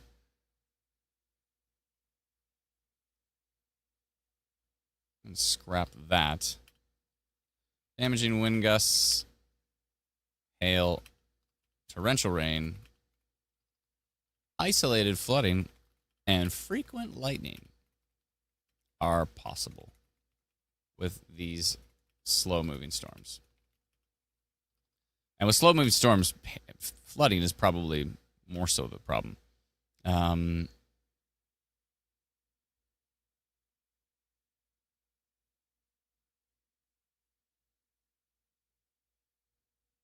That's pretty far away, though, eh, Steve? Too bad we don't have a radar there for that.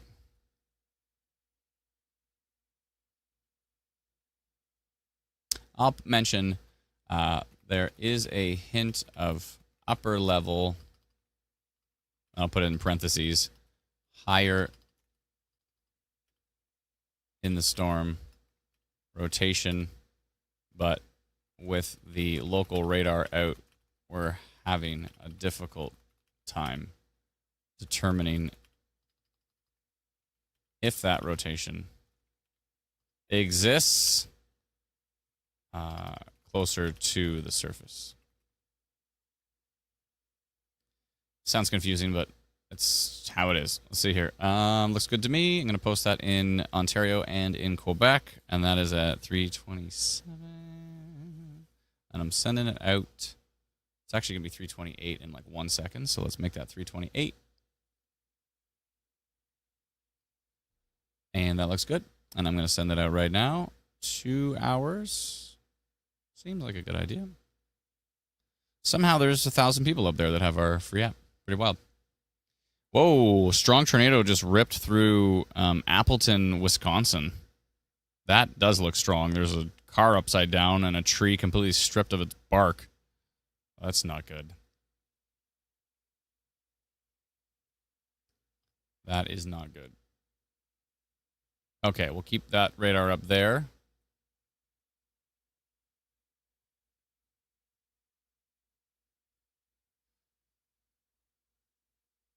%, severe wind risk on that one, heading towards Temiskaming Shores at the moment.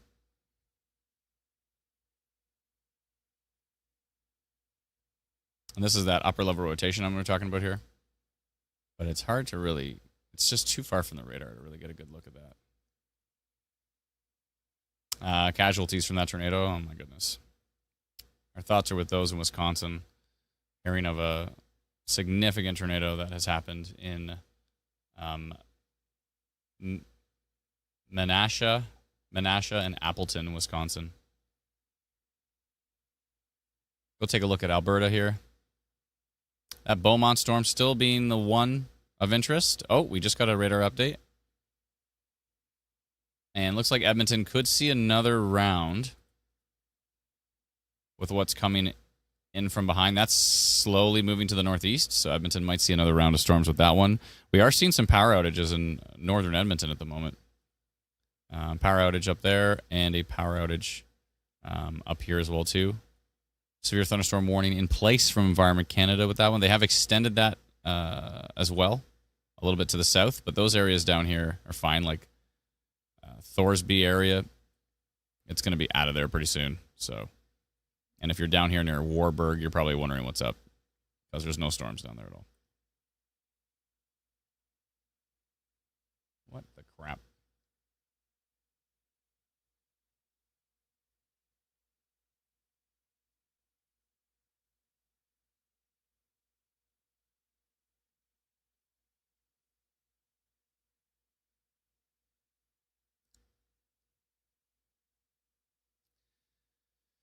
All right, let's see here. So that is the Edmonton area. And again, we have this big hail core down here. And actually, the severe thunderstorm warning was also extended to the south to Leduc, even though there is no storm in Leduc right now. So you're probably wondering what's happening with that as well, too. This kind of looks interesting. There's a little bit of a hook here near Hooking Lake here. Cooking Lake. Little tiny bit of a hook right here. And not really seeing much rotation-wise, but there is quite a bit of noise. And when you have noise on Canadian radar, that typically means you're in a high shear environment. So that is interesting. We'll see what that does. Let's go to tilt 2, maybe. No, not tilt 17. Let's go to tilt 2, tilt 3, tilt 4. All right, we got to keep an eye on that. The Cooking Lake, Half Moon Lake area. Seeing just a little hook coming off that storm. That might just be a false hook. We'll see. And there's quite a robust hail core there. Ooh, that got more interesting on the next frame. 81 kilometer an hour wind gust there, and a little bit of rotation, actually.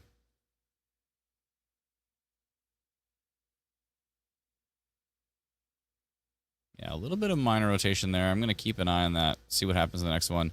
Edmonton now, that storm just really stretched its way. It wanted to touch Edmonton here. So it's reaching down to the south, and it's reaching to the east. And so Edmonton will see another little round there, and then there's more in behind that as well, too. So some pretty robust storms here in Alberta. Let's jump back to Ontario.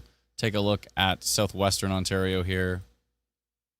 And see the update on that one. It's going to get pretty gusty probably in London, I would think. Yeah, I'll take a look at that Leduc tail there, Steve. 77 kilometers an hour there. Some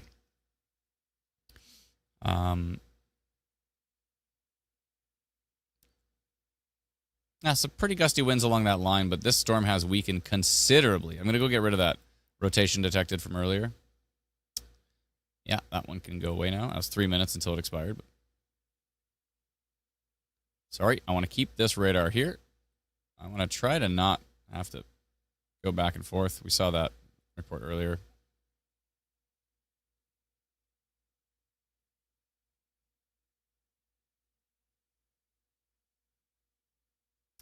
All right. Gusty winds in there, but nothing too substantial. The stuff over here by that went through Grand Bend here looks like it's pretty wet, but not seeing anything too wild on radar there. Actually, let's go take a look at Detroit just to see if it gives us a different perspective. Now, Detroit doesn't look too bad. And then we look at Cleveland and see what it's picking up from a distance. And then we'll jump back to Exeter radar, which is right beside these storms. And so, yeah, that line's going to be pretty darn gusty coming through London, but hopefully nothing too significant. Jump back to the storms through the GTA here, going through Toronto, going through Markham. Oh, just got an update there.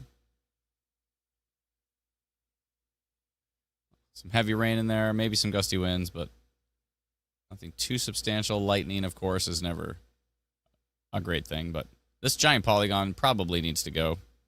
All right, I'm scrapping this giant polygon right now. It's a little too big. It was good for before, but it has completely changed. All right, I'm scrapping that one. But nailed the Newmarket part of it because we had a report of quarter-size hail. So that would definitely be in the severe threshold. So we'll continue to watch these. The strongest one down here, there's a couple of storms going through the GTA that look like they got some heavy rain, probably brutal for driving. And then, of course, this storm up here, it's starting to look interesting towards Blackwater. 9% severe wind risk on it. So we'll keep an eye on that as it tracks to the east. But Barrie's fine, Innisfil's fine, Newmarket's fine now. Most of Toronto is fine as well, too. Let's jump over to eastern Ontario, where we did have a report of some pretty big hail. And that storm's starting to kind of come together here, east of Kemptville. We did get a video from there, so let's go check that out.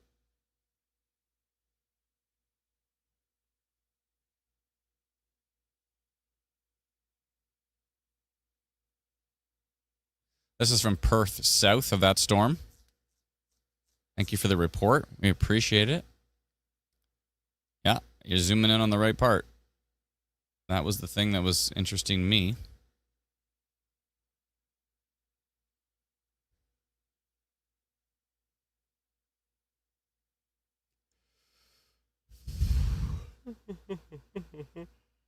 Yesterday I was on the 400 south of Barrie, or in southern Barrie, and when I looked to the east where there was a storm, there was like this kind of this what I thought was like a rain core, but it was very disconnected from the storm. It was just this big, this kind of fuzzy, foggy thing of precipitation. I kept going, what the heck am I looking at? There's a few times I'm like, could that be the bottom of a landspout? I'm like, I don't think so. I don't know. It's kind of weird me. I'm like, I've looked at a lot of storms, and I was just looking at that thing going, what am I looking at? Like, is that from like a construction site? And it's just kicking up a whole bunch of dust, and that's kind of like reflecting the... Anyways, it was strange. I wanted to share my terrible story with you. This is from Metcalfe area. That's looking pretty grumpy here. Adelaide, Metcalfe, Ontario. That would be Eastern Ontario, I believe. Let me just view it on the map here. Oh, no, sorry. That's actually right down here with that storm coming in. Oh, okay. And they reported wall cloud on that, eh? Interesting. I'm not really seeing a wall cloud here. I mean, yeah, the little bit of a lowering here at the bottom.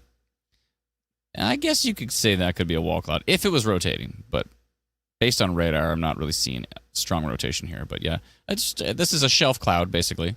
That's a shelf. And then maybe under here, maybe there's something going on behind these trees. Patricia says it was aliens. We just saw Disclosure Day. That was interesting. I love Spielberg. He's so good.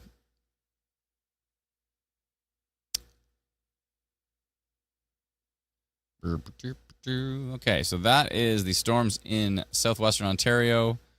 Gusty winds through Stratford. Gusty winds moving into London and Woodstock. Nothing too exciting from what we can tell. This is all getting pretty messy here, which a few of the models said this would get actually quite messy as it tracked in. So that's good news. Let's go take a look at Temiskaming Shores. And what are we at now? 12% severe wind risk on the... Oh, dear. Oh, dear, that really ramped. Okay. It only says 1% tornado risk, but that is actually an old polygon. It takes a couple minutes for that polygon to update. I don't like the look of that. What does tilt 2 look like? Tilt 3. Oh, there's your new percentage. Let's see what the new percentage says. Still says 1. But yeah, seen some upper level rotation there. Now we get a severe thunderstorm warning from Environment Canada on that cell. Love to see it. And it's rotating from both. There's rotation on it from both cells. Okay, I'm doing rotation polygon on this for sure. It's moving very slowly. It is heading towards Temiskaming Shores here, but very slowly.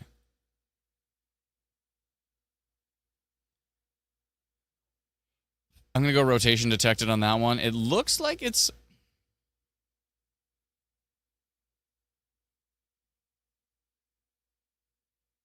I think I might want to adjust my polygon more like that, because I feel like this kind of wants to go to the southeast. But I'm thinking rotation on here. Yeah, I'm going to go rotation. Quite the hail core as well, too. Okay, I see that, yeah. I got to go jump back to Alberta and probably do a polygon over there. I just want to do rotation detected on this one, Temiskaming Shores.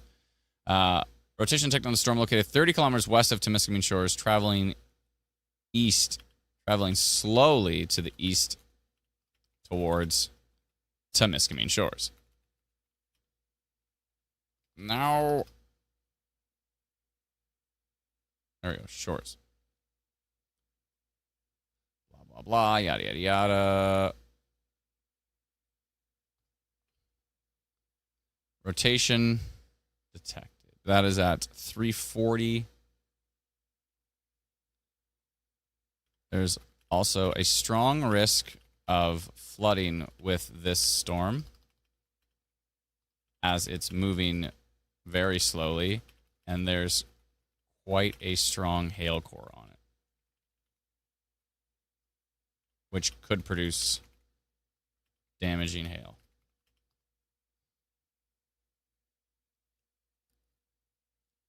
Yada, yada, yada, blah, blah, blah. 52 millimeters have already fallen on that one.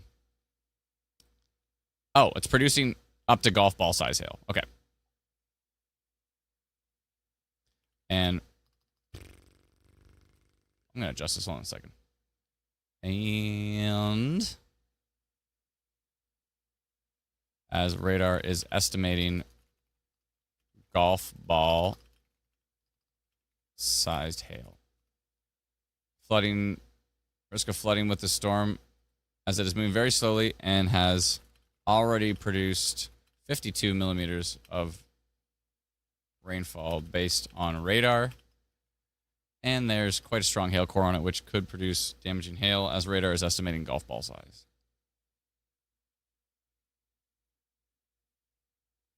I say it's good. That English is terrible, but okay, good enough. You don't even need... Oh.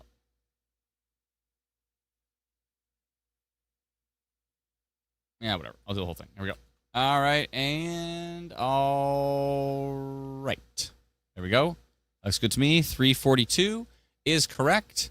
Let's go with orange, and let's send it out to 360 people in the Timiskaming Shores area. Then we'll jump back to Eastern Ontario. Then we'll jump back to Alberta. Let me just quickly jump over to that storm. No, we want to go to this one. Leduc's got an interesting little tail on it here. Oh, there we go. Yeah, that interesting little tail down here east of Leduc. And this part of the storm is still probably the most interesting up here by Half Moon Lake. And there's some minor rotation on that. Let's look at Tilt 2. Tilt 2 looks less minor. I think minor on this is probably a good idea. Maybe, especially because that's got the tail. But I think it's more of this area that I'm really concerned with right now, at least. I'll wait on the Beaumont part. But this looks like some rotation here. Southeast of Sherwood Park. Let's jump back here.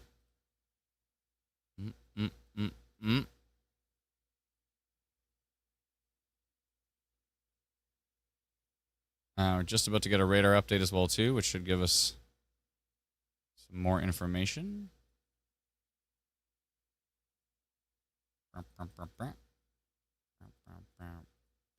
And this is southeast of Edmonton. I'm going to go minor rotation on that. We'll see what the... Oh, we just did get a radar update. The Beaumont tail does not look as impressive as I thought it was going to look on this frame. And let's go to Tilt 2 here.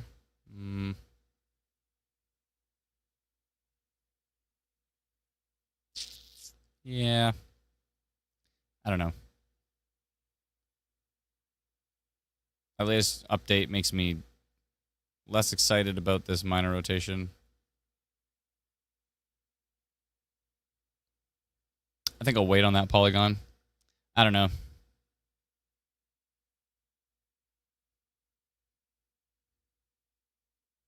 Steve's thinking I should go minor.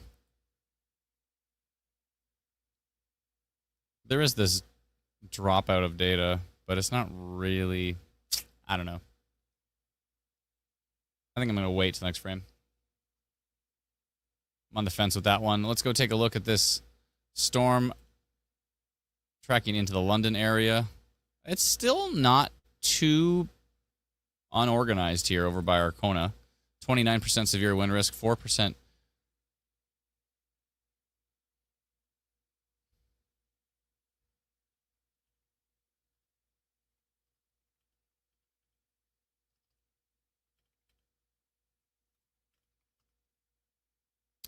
I hope this is noise down here.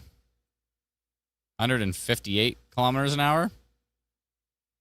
And 162 down here. I hope that's noise.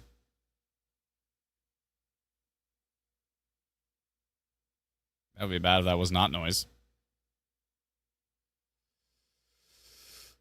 And that's heading down towards Strathroy right now and on southwestern Ontario. So we're keeping an eye on that. Because this part of the storm kind of doesn't want to go away. It's actually strengthening a bit. So this part of the storm could be interesting as it tracks to the southeast. We're going to watch that closely. Let's go to storm relative velocity. Good. Let's go take a look at the stuff going through Toronto at the moment. 9% total severe risk on it now. Oh, we just got an update. Starting to move out over the water for some of it. Most of the GTA is fine. Niagara is fine. Barrie's fine. You're all fine. Let's see here. The Sunderland stuff starting to get pretty darn windy. Let's jump over to Eastern Ontario. No, that's not. Wait, why do I have two of these? I moved one of them. There's Northeastern Ontario. I moved this one. Sorry. This should be over at Eastern Ontario. There we go. Trying my best to do this where I don't have to move the radar as much. I can be like, here's Alberta. Yeah. Can't wait for that next radar update. Here's Alberta. Here's southwestern Ontario. Here's Central and GTA. Here is Eastern Ontario. Here is Northeastern Ontario. What percentage are we at now?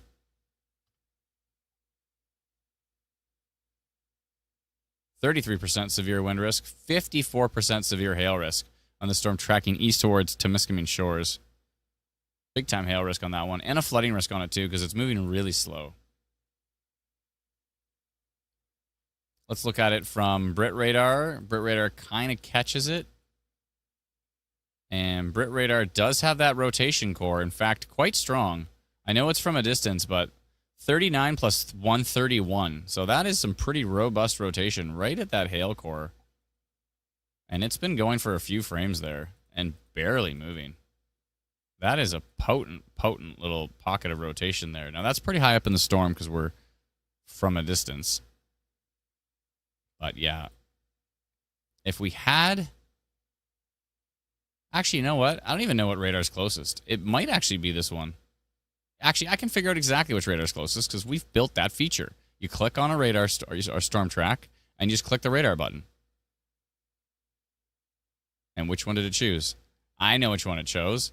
It chose CASRF. No, it didn't. It chose CASLA. Okay. So that is the closest radar to this one. All right, we'll keep that on that. But big chunky hail core there in northeastern Ontario. And our last one... There we go. We go back. Okay, I want to be right here when this storm southeast of Edmonton updates because it's kind of giving vibes here. Chantel said, I just downloaded the Instant Weather app. I like this. I drive a lot back and forth between Waterloo and Sturgeon Falls. So we'll be using this for regional updates a lot. Thank you so much. Appreciate it. For those who don't know, we are working on something very special for the wintertime because a lot of people have complained about the road condition sites. And that's not just for Alberta. It's not just for Ontario. We're going to do it pretty much across the country. But what we're going to do is because we have so many wonderful folks in our community who report through our app.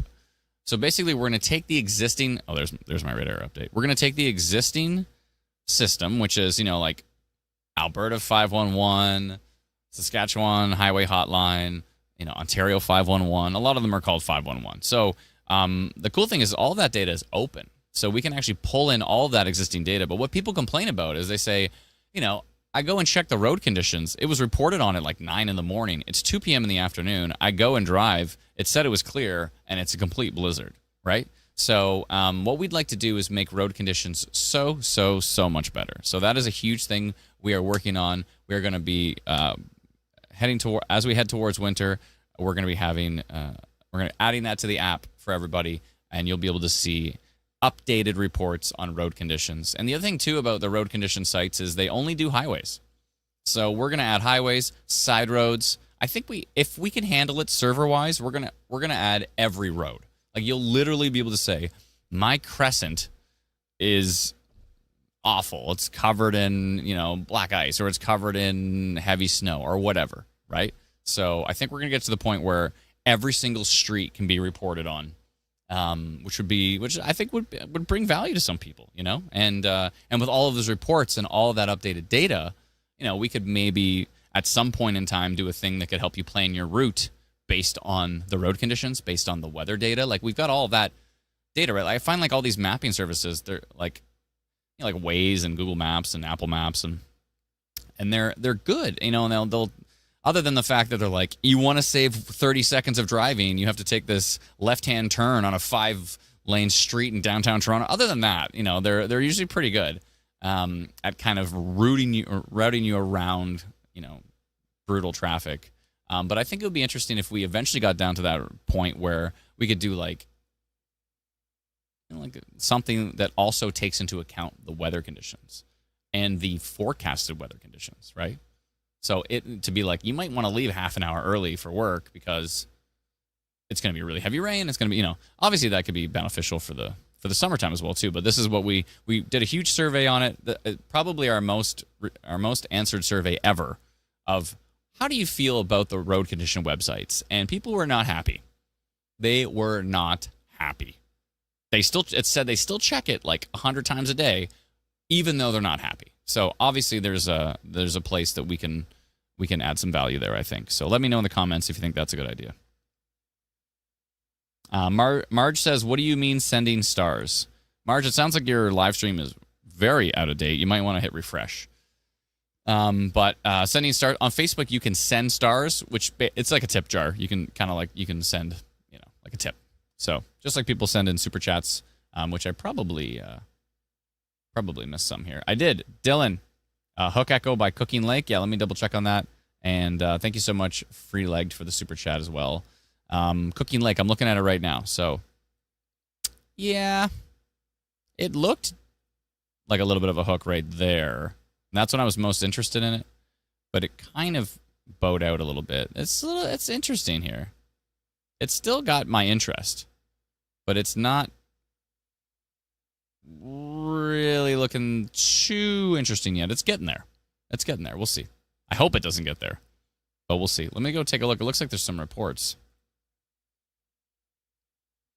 This was, here's from London. That's that storm coming into London right now. Looks kind of elevated. You know what I mean? Like, looks further up off the surface. That can affect how much it's going to impact the surface. Like, if storms are really, really, really... If the base of the cloud is much higher up in the air, but you can see there's a lot of energy here because you can see that kind of like churning, bubbling, boiling. I always think back to, what was it, September 19th, what year was that? 2015 or something? I just remember the sky. I looked outside the sky in Barrie, and it just looked like a machine. Like they were all rolling horizontally, and there's just so much detail in it. It was just so much power. Pretty impressive. Thank you for that report. I appreciate it. Another video from London. Thank you so much. Thank you. Another video from London from Kelly. Thank you kindly. Looking pretty gusty there. But again, this is kind of like the whale's mouth. This is like the backside of the storm as it's heading out. And another video from London. That's of the same thing. Thank you so much. So many wonderful folks. That's JH. Thank you, Jay. Appreciate it. Here's Stony Plains. Stony Plain. Okay. Thank you for the report. That was at 1:49 in Alberta. London.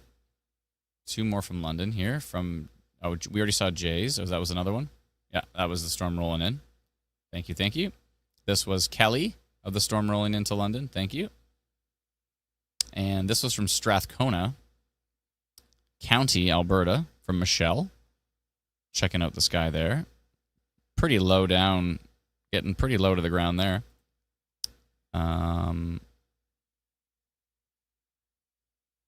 London. Strathcona with some precipitation. I hope this person's not driving. It looks like they're parked, from what I can tell. Thank you for that report. Glad you parked to take it. Here's Tammy from Edmonton. Looks like she's got a heck of a view up here. I don't know if she's in an apartment building or something, but she's got a heck of a view of that storm. Thank you so much. That's one of the cool things about being up high is you really, really get a great view of the whole storm there. Thank you so much, Tammy F, for that report from Edmonton.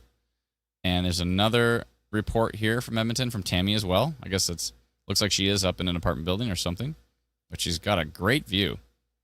Love to see that. Thank you. And this was heavy rain, but I'm not sure exactly. Let's view that on the map. Oh, that was from St. Albert. St. Albert got hit pretty hard from that storm the other night. This is St. Albert right now. Lots of heavy rain coming down. And that was 14 minutes ago. Thank you for the report. Appreciate it. Your table's getting washed there for you. That's nice. Free table wash. Let's back this up here.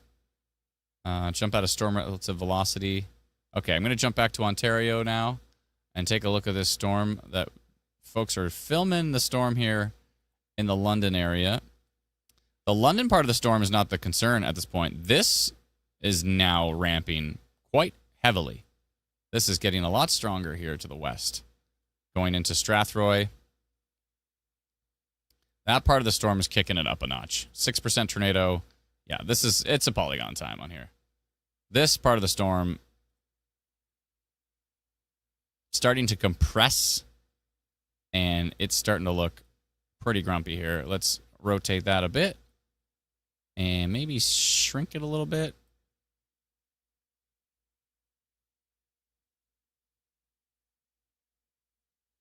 Like that. I gotta do standing desk soon. I've been sitting for 2.5 hours almost.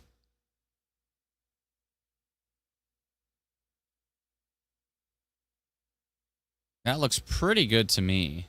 Might be moving a little bit more to the southeast. It's hard to say. I'm going to make it just a little bit wider.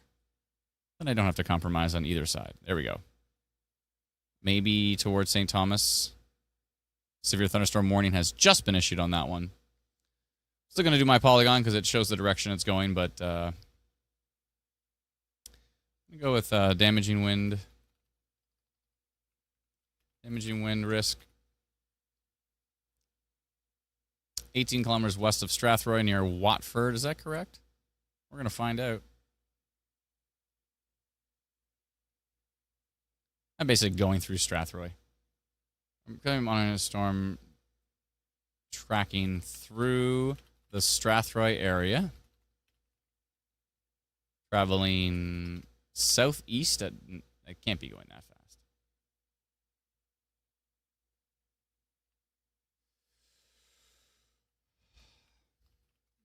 Damaging wind gusts are the main concern, but there could also be hail, isolated flooding. I'm about to sneeze. This is an early sneeze alert. Excuse me. Isolated flooding, frequent lightning, and frequent lightning.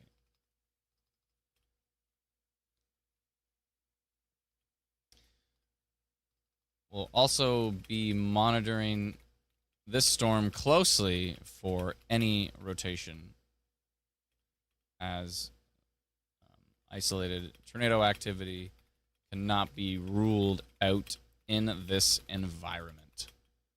Good. There's 359, and I don't know why I'm copying that. Anyways, let's go orange, and 2 hours. Looks good. Not everybody in St. Thomas is going to get this notification. Only like the west side of St. Thomas is going to get this notification. Oh, somebody just said we sent it out to 23 people with textmessagealerts.com and a few thousand people who have our free app. Now that has ramped. We've gone to pink.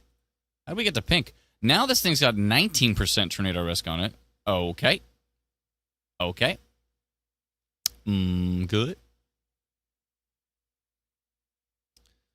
This storm is quickly becoming quite strong here. Someone said visible rotation on this storm. This was Strathroy 7 minutes ago from Nate. I'm going to pull this up here. This is on Ontario Storm Reports. Got this low hanging. That kind of has a bit of a wall cloud vibe to it, but it's kind of a strange positioning. And Nate said 349 Strathroy, so 11 minutes ago. Visible rotation in the storm as it passes over. Huh. Yeah. Cell has massive visible inflow and is moving incredibly fast. It is moving. So it is moving that fast? I kind of cut that out of the description, but maybe it is moving that fast. Let's go take a look at Alberta quick, and we'll jump back to that storm. Edmonton now getting all of that precipitation we were talking about. There is some really gusty winds down here near Woodbend, and those will actually be tracking to the northeast into Edmonton. So some strong winds there. They could ramp up a bit, maybe become severe. The Cooking Lake area still looks interesting. It definitely looks less interesting than it did before, but I spoke too soon. because now it looks more interesting. Although that could be side lobe contamination. Let's see what Tilt 2 shows. Yeah, Tilt 2 shows nothing. That's a weird little jump in values there. Probably worth keeping an eye on that storm. So we'll continue to track this storm here that is going through Edmonton. Isolated flooding, probably the main risk with that one, just because the concrete jungle, of course, the concrete jungle can just not handle heavy rain. Someone said damaging winds near Leduc. How are the winds down there? Let me know in the comments. Dylan said that was a while ago when I mentioned. Yeah. Hey, Habs316, probably our most prolific supporter of the live stream ever. Seems to always be a $27.99 super chat every single time. I'm happy, Adam. Very happy. Great. I don't know why. Hello, Adam from the future, says Dylan. What? The wind in the rain is crazy in Kerwood. Hail coming in all directions. Thank you, Skid. By the way, we are tracking storms in Ontario and in Alberta. So so make sure, if you can, please make sure to let us know which province you're in, or even if you're in Quebec or something. Let us know the area you're in. So if you say Kerwood like Ontario. I'm assuming that's Ontario. Kevin coming in as a new member on YouTube. Thank you so much for being a YouTube member. We appreciate the support. It really does help a lot. Thank you, everybody.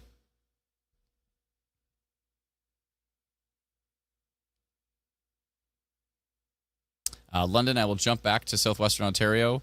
I do not like the look of the storm. The storm going through London right now looks pretty boring, just to give you a heads up. The storm over here by Strathroy, less boring. This one is really ramping up right now, and it is cooking to the southeast. How fast is it going? Okay, it said 43 kilometers an hour, so I'm glad I deleted that 90 from before. But this thing is cooking to the southeast, heading towards, mainly towards Glencoe, maybe over towards St. Thomas. We'll see. Yeah, training storms going through Edmonton right now, so big flooding risk for sure. Yeah, huge flood risk for Edmonton. Not to mention the rain Edmonton has already received today, but also more storms and training storms coming in through there. So if you just look at this right here. Yeah, so flooding risk for sure for our friends in Edmonton. Hopefully everybody there is going to stay dry and safe. Let me just back this up. I want to take a peek around Alberta really quick from the different radar.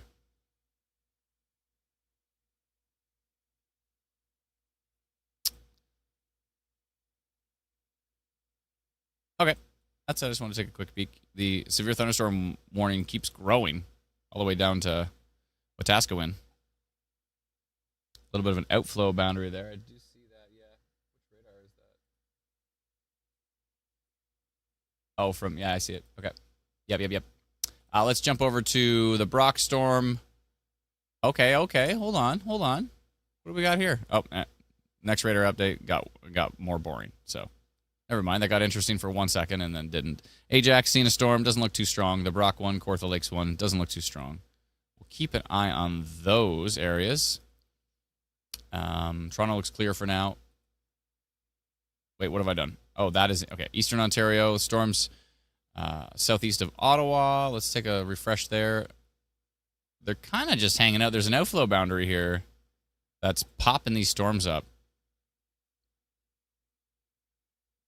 But they're moving slow, little pulsy storms, nothing too exciting. The one over by Grenville in Eastern Ontario looks a little more interesting. Let's look at it from the Blainville radar here.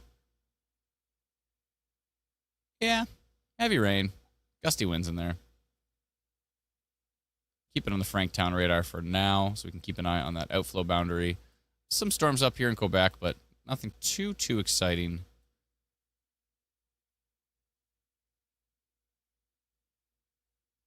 Nothing really catching my interest. I do want to go take a look at those storms in northeastern Ontario as well. I believe I have that here. Yeah, the Temiskaming Shores one is the one we've been watching for quite a while now. The hail core may have weakened there, and it looks like the rotation is starting to weaken as well, too, so that's good news. If you're in the Temiskaming Shores area and you're wondering about that rotation, down to 1% tornado risk on that. So that has weakened considerably, which is good. That's what we want. We don't want these to get stronger. We want these to get weaker. Again, probably a pretty decent flooding risk for Edmonton area. The concrete jungles here, they just don't like the rain. And quite a wind risk. Maybe not quite a wind risk, but a wind risk with this getting to some pretty gusty winds and some hail there. So some wind-driven hail is possible, again, through parts of Edmonton. That's tracking to the northeast. So, yeah, you're going to see some pretty gusty winds with those sheets of rain coming in. For the people that say Edmonton has a storm shield, yeah, I don't think that's working out for you lately. Let's take a look at this Watford storm. I think that is the latest update here. The Strathroy area. Starting to see some big-time winds here.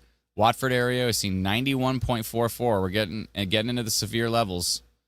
This southwestern side of the storm. Ooh, we just got an update and it looks not good. 103 kilometers an hour near Rokeby. Heading down towards Walkers, Glencoe, Strathburn. Big time. Ooh, and it's starting to get a big hook on it too. And what percentages are we in now? 16% tornado risk, 49% severe wind risk on this storm.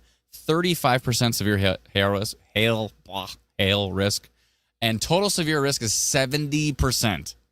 We're getting into 70% severe risk. So this storm looked like it was trying to die off. It died off for the London area. Just some heavy rain there. Nothing too exciting. The Woodstock stuff looks pretty boring on radar. Could see some pretty strong winds in behind this storm up by Tavistock showing up. Actually, really strong up there. I don't know if these are actual legit values at the surface, but 101 kilometers an hour up here. So big pocket of strong winds. The precipitation looks pretty boring there, so it's probably a bit of a mess, but could be some pretty gusty winds in that. But this right here is looking a lot more robust. The Rokeby area is a problem. Yeah, that does not look good. Pouring rain in Beaumont. Thank you, Jasmine. Appreciate it. Love to see reports from your area. Instead of asking about your area, if you could let us know what you're experiencing in your area. That really, really helps. Let me just make sure which way this is going.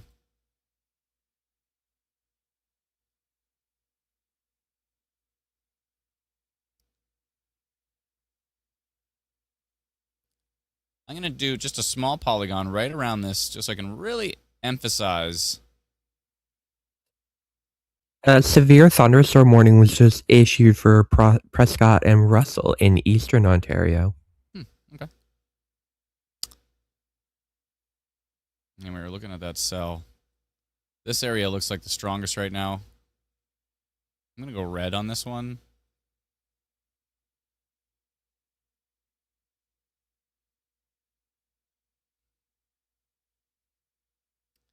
Make sure I've got that right.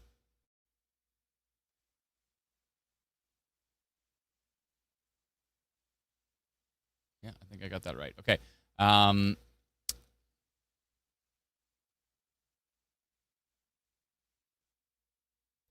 going to say significant damaging winds and minor rotation.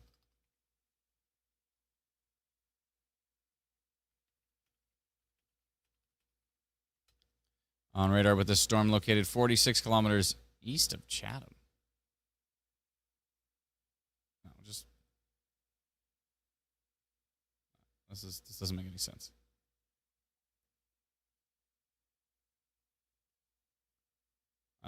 Near Rokeby, so east of Alvinston.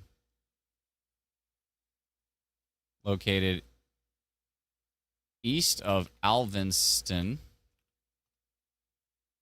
near Rokeby. Rokeby. Rokeby. Traveling southeast.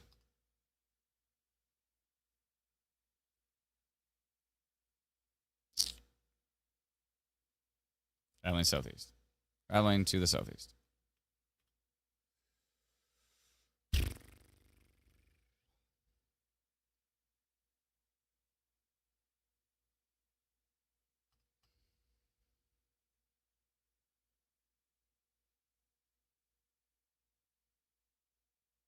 All right, that's a 412.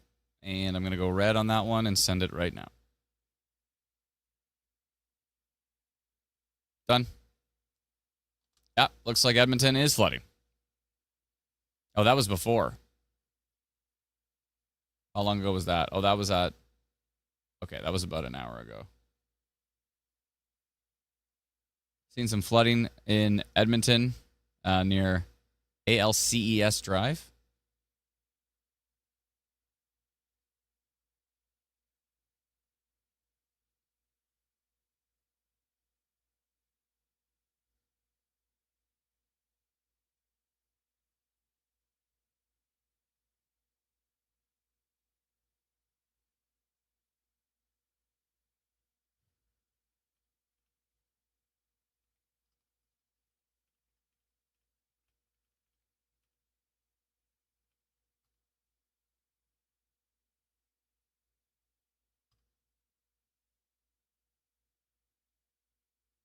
%66 total severe risk on this storm, 15% tornado risk. That isn't nothing. That's something worth paying attention to, for sure.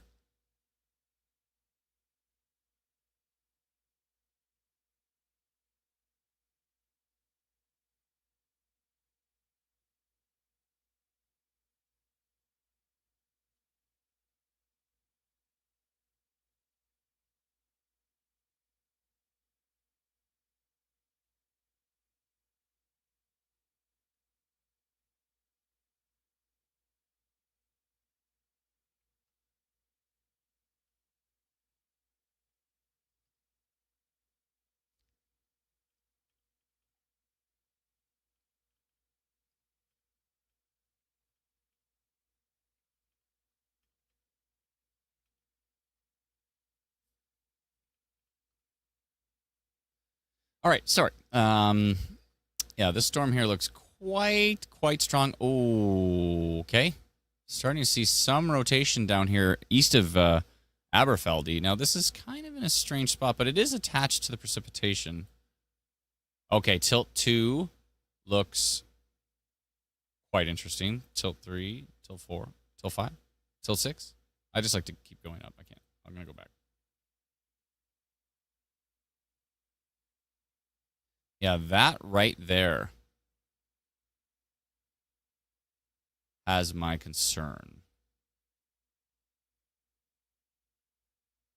Now, normally you would think, like, okay, if you're swiping back and forth on Instant Weather Pro, you're like, wait a minute, that rotation doesn't really line up with the, it's not like right here, but it does. This is still precipitation right here.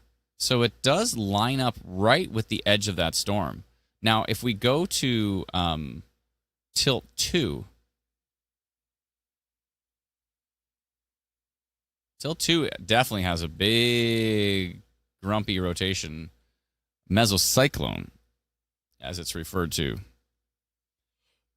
And if I go to storm relative velocity, it's even more pronounced. And so I did go minor rotation on that one, and I'm glad I did because of what we saw in the previous frame here.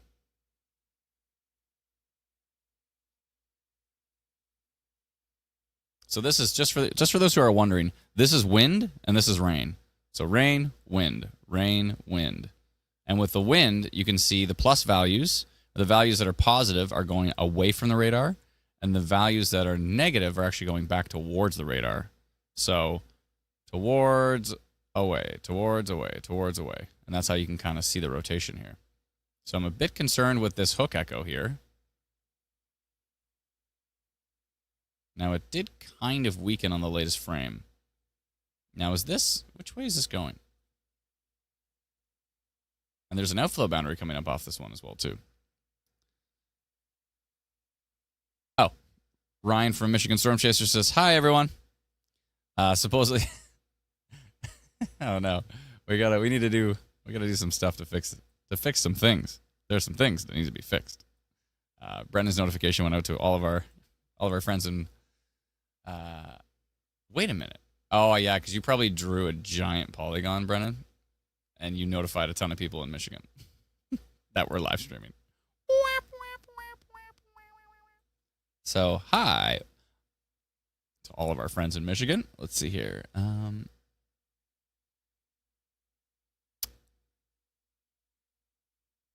we got to keep an eye on that one. Let's go take a look at the severe thunderstorm warning in eastern Ontario. That's for that Grenville storm, probably. One of these two storms, I'm assuming. It could be this one here, this Blue Corners one.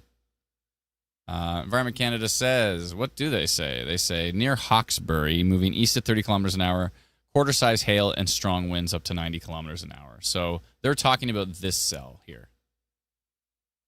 This is the one that got a severe thunderstorm warning. But the one that's coming in towards Hawkesbury as well is actually starting to take the cake as far as strength. So a couple of interesting storms there in eastern Ontario. This one over here, basically in southern Ottawa, is starting to ramp up here, this Uplands one.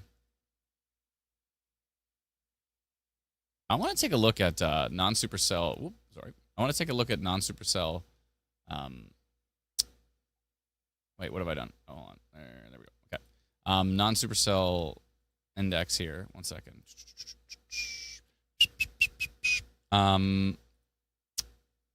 Non-supercell. Where's my non-supercell? There we go. And northeast. Okay, wait. No, I don't need it on this one. I need it on... Nope. This one. This is the one I wanted on. There we go. SPC mesoanalysis, non-supercell tornado, and yep, there could be a little bit of funnel cloud potential with these storms that are kind of not even moving right now. So keep an eye, if you're in the Ottawa area, keep an eye, look to the south if it's safe to do so. And, and keep an eye on that storm east of Barrhaven for me if you can, and let me know. When is the storm in Edmonton supposed to end?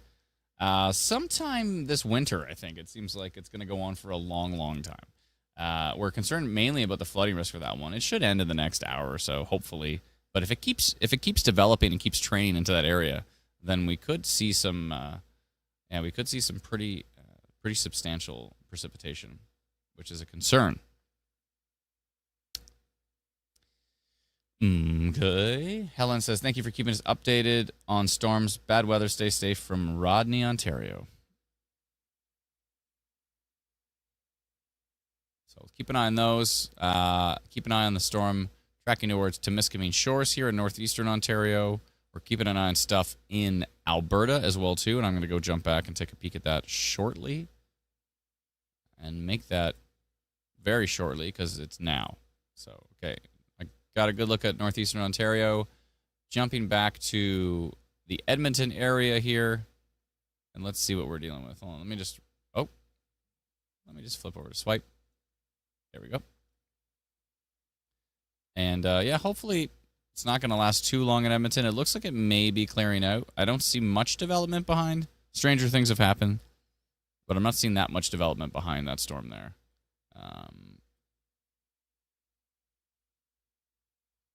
This is interesting right here. Near Elk Island National Park. A little bit of weak rotation right there.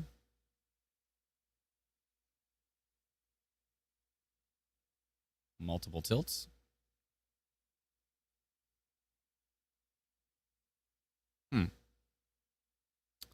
A little bit of weak rotation south of Sandy Beach. When was that video taken? 20 minutes ago? I remember that one, yeah, from a distance there.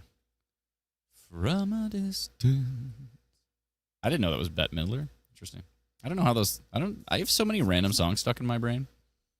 I haven't the foggiest idea of how they show up.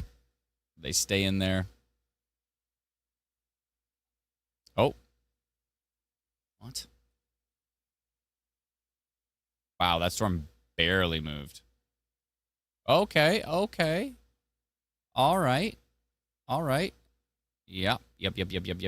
Uh-huh. All right, inside my polygon. And I don't like what I'm seeing here near Maxville. 97 kilometers an hour heading towards Appin. Down towards, that was Lewis Corners and Eckford. Heading towards Largie, Campbellton, Dutton, Dunwich area, Wallacestown. Strong winds on that storm. Tracking to the southeast. And what percentages are we at now? 10% tornado risk, 49% severe wind risk, 36% severe hail risk on that storm. So we're keeping a close eye on the storm west of London that's tracking to the southeast.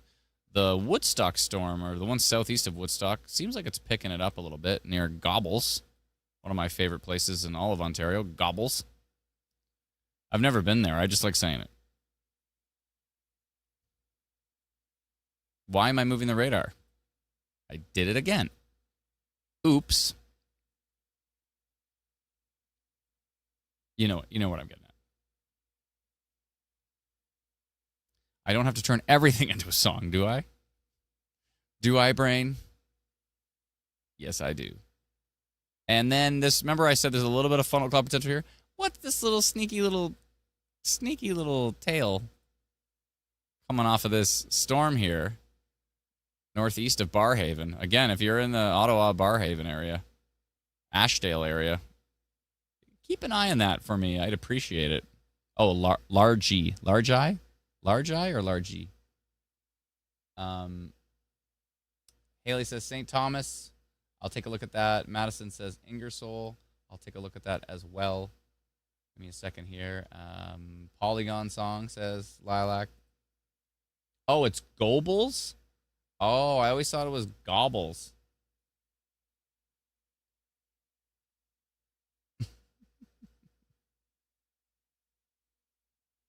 That'd be great, singing through it all. You want me to sing the entire forecast? All right. Oh, Gobles. Like going somewhere. Gobles. Glencoe looks interesting from the Cleveland radar. I will take a look at that. Thank you, Steve. No, I'm doing it again. Don't move the radar, Adam. Switch tabs. Okay. This one I can move because this is the one. Ooh, yeah. Oh, boy. Yeah. Yeah, definitely seems that rotation there. I mean, I got a polygon, says rotation. Let's see. I swear I sent a polygon to these folks. Let's see for Glencoe. Significantly damaging winds and minor rotation. I see. I might want to go rotation on that. It's starting to get there. What does it look like from Detroit?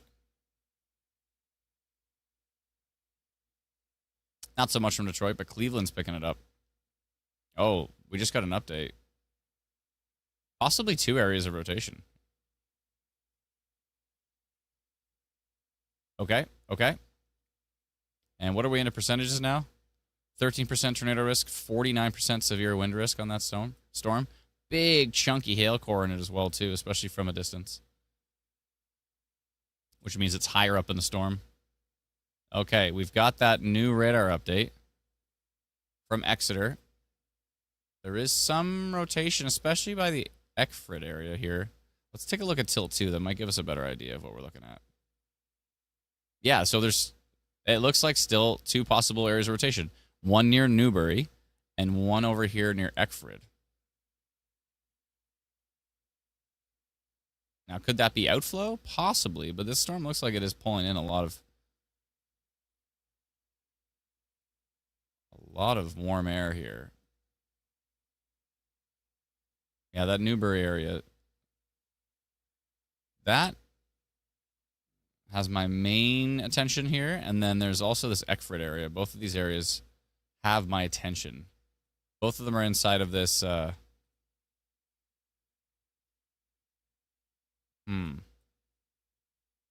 think this is probably worth doing rotation on.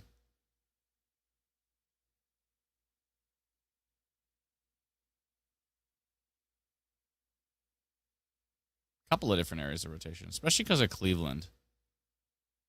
I think we'll update that to rotation detected.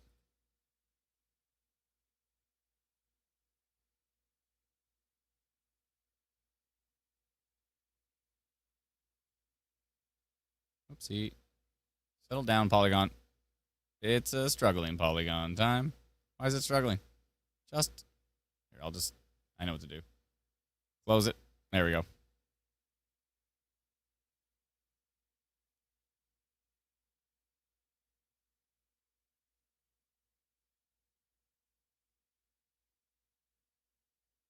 Especially right here. Yeah, I'm going to go rotation detected. I'm going to go orange. Rotation detected. Detect rotation on radar with a storm 15 kilometers south of Strathroy near Glencoe. Traveling south, southeast at 44 kilometers an hour. That is absolutely accurate here. All right. Looney size hail possible in there. Going orange. Send it out for 1 hour. 1:15. Send it. All right, so was that request? Was that sing the entire live stream? Okay. You ready? We're just going to turn this into a show tune. For how much I like music, I don't really like show tunes. I'm not a huge fan. Like, I don't mind like a Disney movie that has like a song once in a while, but for the entire song for the entire movie, almost the entire movie to be singing, I don't know. It takes me, like, when I see like good acting, I'm like, ooh, good acting. It pulls me into the story, and all of a sudden, like, well, doodle doodle doodle doodle doodle, and I'm just like, nah, I don't know. I mean, that's like literally how my life is, but I don't know why I can't believe that from anybody else. I don't like that rotation right there. So rotation near Strathburn, Tate's Corners, and also down here near Newbury. It looks like we just got a photo from that. I wonder what she's carrying. Looks like a book. I'm getting distracted here. Back to the storms. Yeah, some pretty bubbly sky there. Yep, I'm going to go take a look at Alberta here quick, but I am seeing that rotation there, which is concerning. Everything else looks pretty boring in southwestern Ontario at this point in time. There are storms coming in from Michigan. Ryan's been sharing some storms with us here, but he's just getting us back because we sent him a whole bunch from the Thunder Bay area. Yeah, these ones, the one east of Aurelia,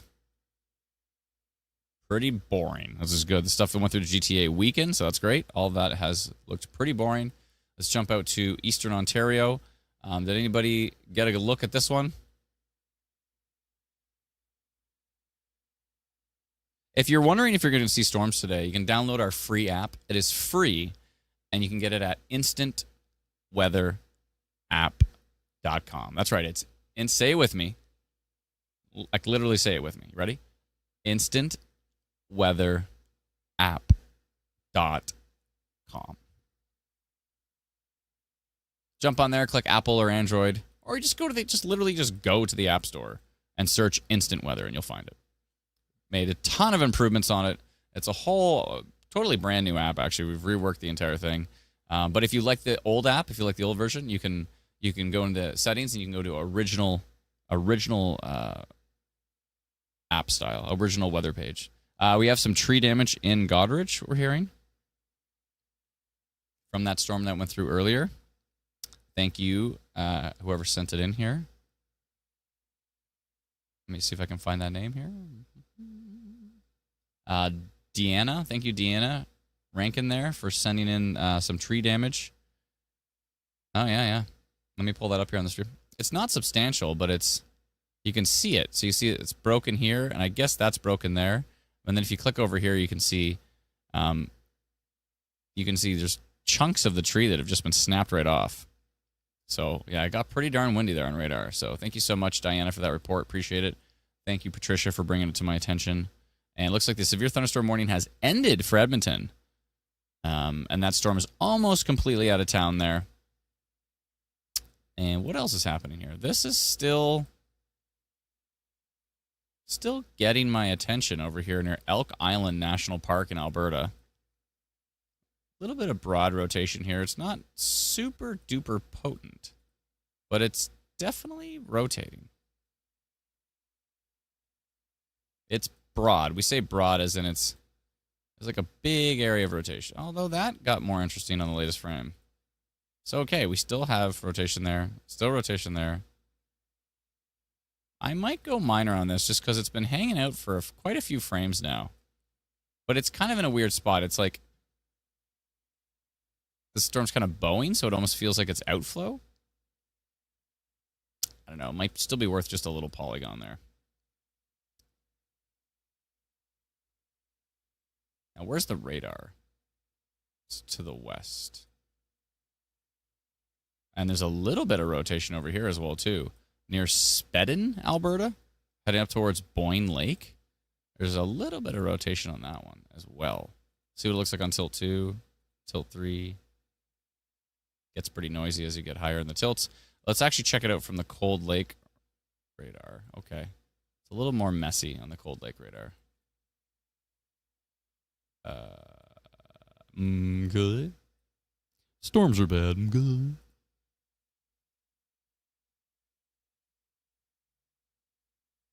Looks like we got a new radar update in Exeter, and we've got a bit of a hook there too. So, you're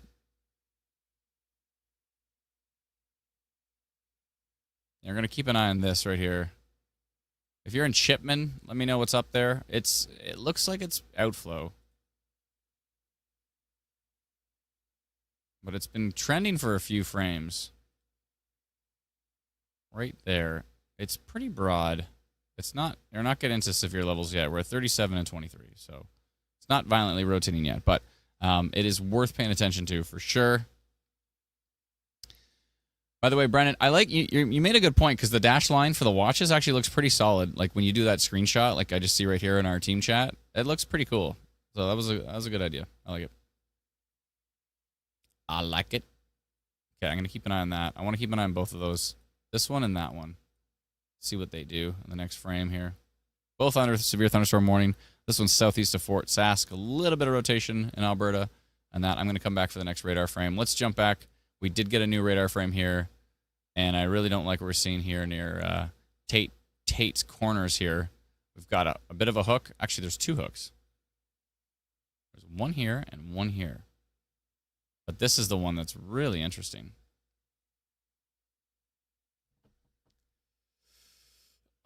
Everybody stretch. Are we stretching? Let's go. It's stretching time. Stretch it out. Let's go.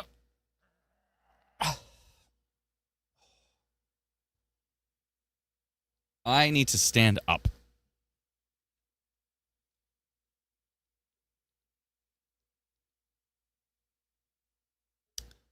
Supposedly the potential.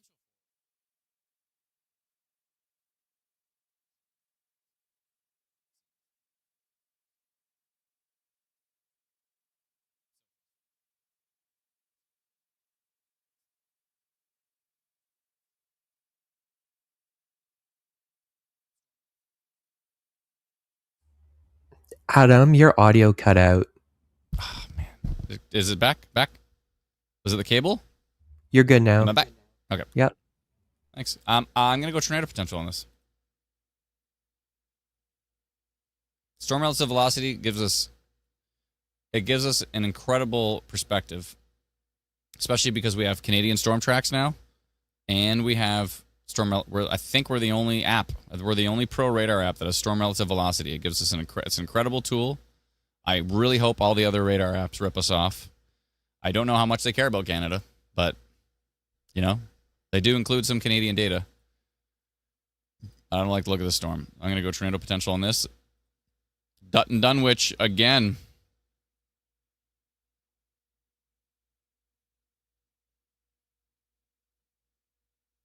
I'm going to go orange. I'd probably go red. Tornado potential. Storm located 39 kilometers southwest. What? Oh, it is southwest. Okay. 39 kilometers west-southwest. Southwest of St. Thomas near West Lorne. Is that correct? I believe it is. Say Campbellton. Oh, West Lorne. Yeah, it is tracking into West Lorne. Tracking southeast into West Lorne. Traveling southeast at 33 kilometers an hour.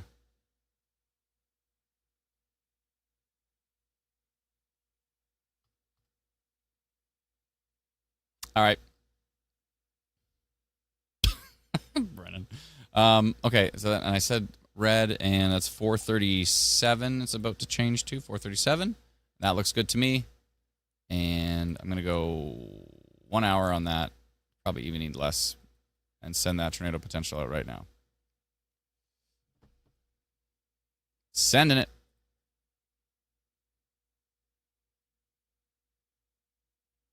Yep. We have the... hold on a second here.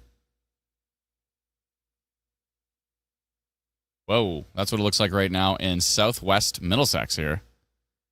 That is grumpy. That looks grumpy. Thank you for the report. Appreciate it. There's my polygon, tornado potential.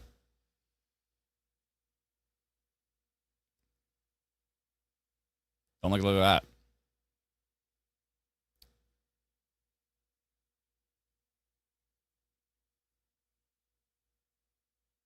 And there you go. Look at that. Right here. See that rotation on tilt 1? Let's look at tilt 2. Oh, yeah. Tilt 3. Yes. Tilt 4. Yes. Tilt 5. Yes. This is supported quite high. By the way, if you want more than 4 tilts of Canadian radar, if you're into pro radar stuff, instantweatherpro.com. We have all 17 tilts of Canadian radar. Again, we care about Canada because we're Canadian.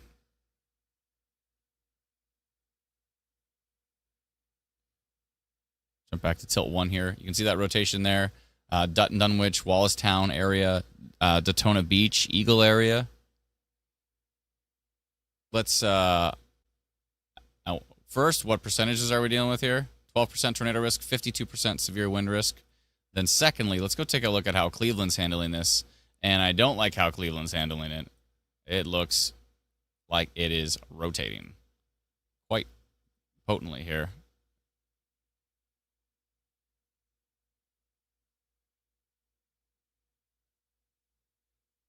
Now, it's quite broad. Definitely a rotating supercell.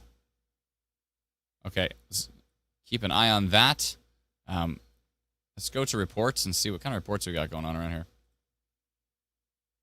This is from St. Thomas.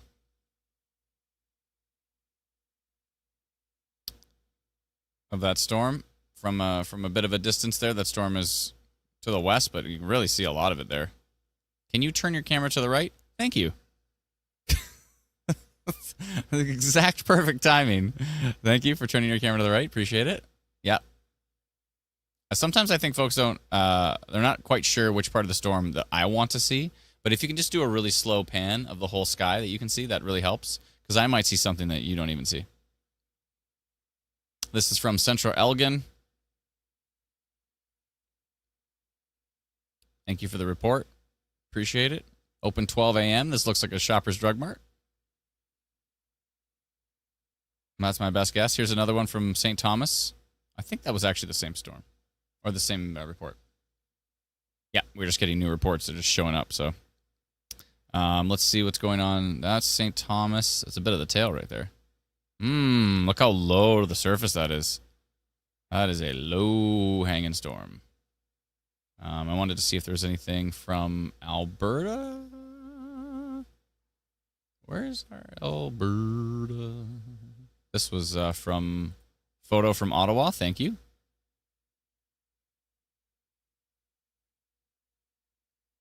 This was from Edmonton of, I think maybe showing some of the little hail on the ground there. All right. Let's jump back to radar here. The Aurelia storm looks boring. There's a new storm in Wasaga Beach now. Oh, we're seeing some little pop-ups heading up towards Midland and popping up west of Barrie there, northwest of Barrie. We'll see what happens there. We're supposed to get some more storms, I think. Maybe. We'll see. This is the storm from eastern Ontario. And we still have, I believe... Oh, they've dropped that severe thunderstorm warning. Yeah. They dropped that severe thunderstorm warning in eastern Ontario, which makes perfect sense because the storms look pretty boring. The one in Ottawa right now, not that exciting, but there is a little tiny bit of funnel cloud index there.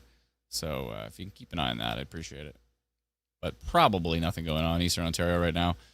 This is northeastern Ontario. We'll jump back to Alberta very quickly here.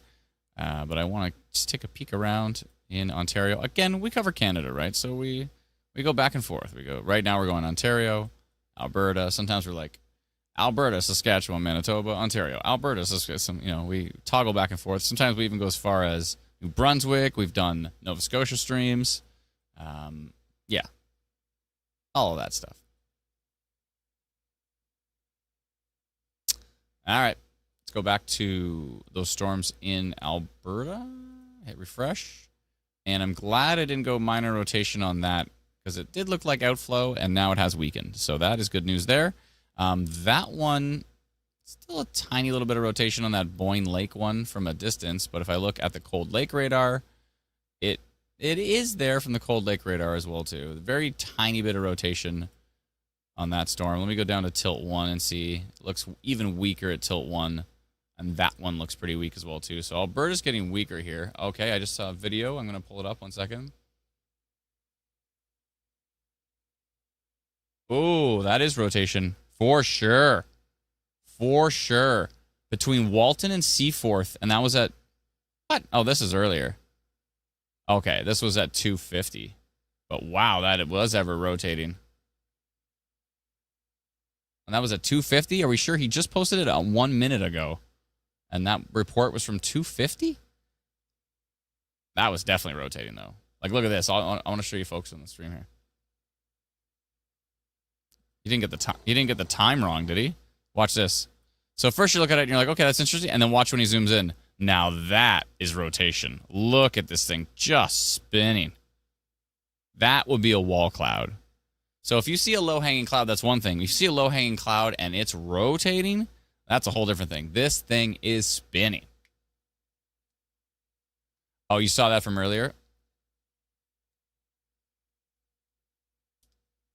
They just posted it to the group. Yeah, exactly. Okay, so that would have been nice to know earlier, but it's all good. We appreciate the report nonetheless. But yeah, this is a perfect example of a developing wall cloud. I don't know if you'd say I'm pretty much getting a wall cloud at that point. There's a lot of scud floating around, but it is sure spinning this, right? If you see this, and just look at the motion in it. That is, and if it's spinning like that on video, I've seen stuff that looked like that in real life, and I filmed it, and it looks super boring. So if it looks like that on video, in person, I bet you it looks like that thing is just swirling. But yeah, that was earlier. This is from Wade Pestel between Walton and Seaforth from earlier on. Walton and Seaforth. Let's go take a look here. So that's Alberta. We took a good look at Alberta. West Lorne. Might be basement time here. Ferndale, really strong winds as well. But that rotation for West Lorne. Oh, boy. You're in my tornado potential polygon. 67% total severe risk, 53% severe wind risk, 11% tornado risk. 11 might sound small, but you know, there's been confirmed tornadoes where the percentage was as low as 3, I think maybe even 2 at one point, maybe even 1, but those are probably extremely rare. But you know, at 3%, 4%, 5%, we've seen confirmed tornadoes. So 11.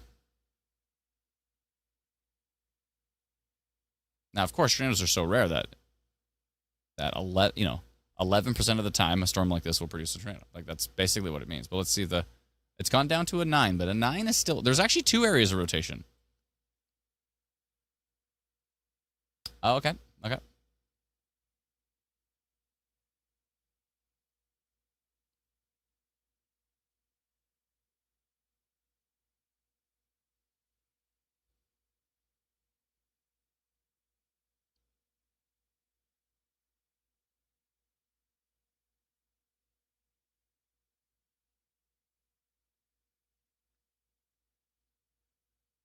Yeah, 2 areas here. Right here and right here. We have 2 areas of rotation on this storm. And it has been like that for a bit. And if we go to tilt 2, it's interesting. Let's go back to tilt 1 and go to storm relative velocity.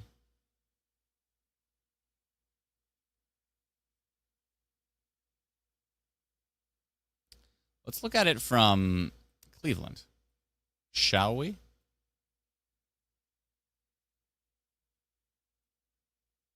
Cleveland's kind of a mess with that one.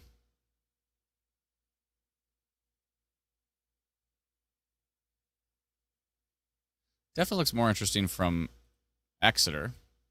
The St. Thomas, and getting lots of reports from St. Thomas. A lot of them can see that storm from a distance there. Yeah, this and this both have my concern.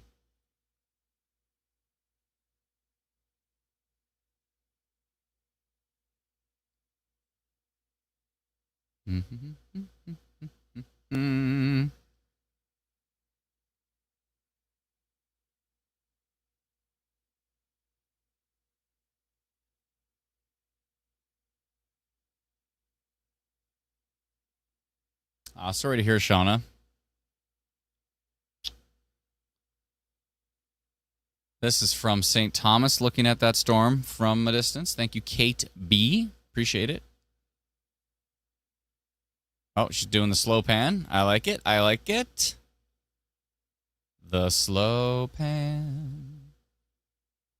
Okay, so how can I sing the entire live stream? There's a lot of melodies there. I mean, I can create melodies pretty quickly. I still can't get the 2 nights ago when I completely changed the key of Storm Has Passed. I don't know what happened, but there were some melodies that were just flowing out of me, like from somewhere else, just passing right through me. That was pretty wild, and it all sound. I was just like kind of a passenger going, "Oh, that sounds kind of cool. Oh, that's interesting. Where did that come from?" That was pretty weird. I liked it. Let's check out Brandon R's video. Looks pretty similar. Thank you, Brandon. See some motion there. Oh, I went sideways. Sorry. Definitely some motion right here. Right in here. Or at least it's moving. It's moving that way, and the rest of the storm is moving this way. That's why it looks interesting. Okay. All right, Brennan, can you take over for a few minutes if you don't mind? If you're near a microphone, pretty please. Keep an eye on this for sure. I'll just be 5 minutes or so. Unless you can't. And Patricia's funny. Oh, there's your next update.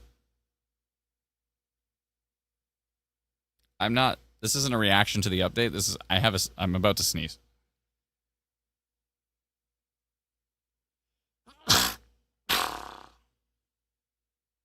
Excuse me. I'm getting very sneezy. Yeah, West Lorne, I don't like the look of this at all. 5 minutes ago.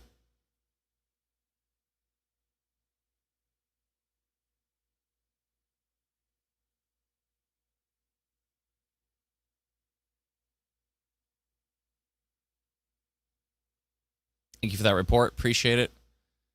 Wall cloud rotation, someone reported from West Lorne. And I'm seeing a photo of what looks like a possible wall cloud in the West Lorne area. And then we do have this fairly organized rotation. Seen some pretty high values in there. Now, there is some noise in there. But just because there's noise doesn't mean there's not rotation. The problem with Canadian radar is it gets very noisy in high shear environments. The problem with that is high shear environments, that's when you could have a tornado. So basically the data gets corrupted in high shear environments when you actually need to be able to view this. I've seen some pretty wild values here. 1 second.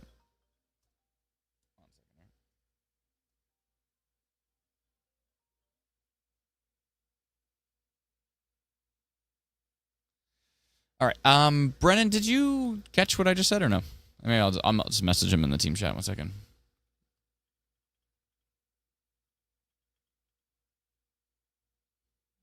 And I can come back and do standing desks. I'm going to have Brennan take over just for a few minutes. There is also this over here near Dutton Dunwich, which is interesting. 1 second here. He's calling me. Yes, I know. Stop. Okay. There we go. All right. Yeah, a couple of areas of concern on that storm that we're keeping an eye on. What percentages are we at now?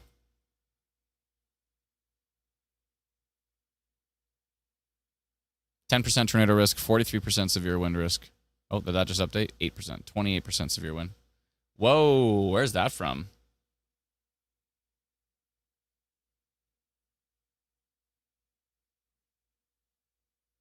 Whoa.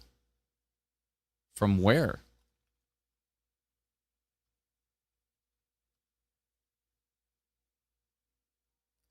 Oh my goodness.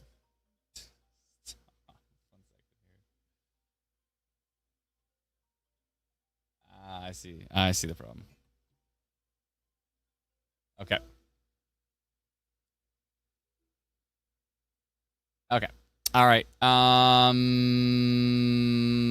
Whoa. Comments on our message. Wait. So Francesco just posted this from West Lorne. That's West Lorne right now on that storm that we said tornado potential on. That's that shelf coming in right now. It looks pretty nasty. Oh boy. Oh my god. I see. Okay. So that's West Lorne right now. Thank you for that report, Francesco. Appreciate it. Oh boy.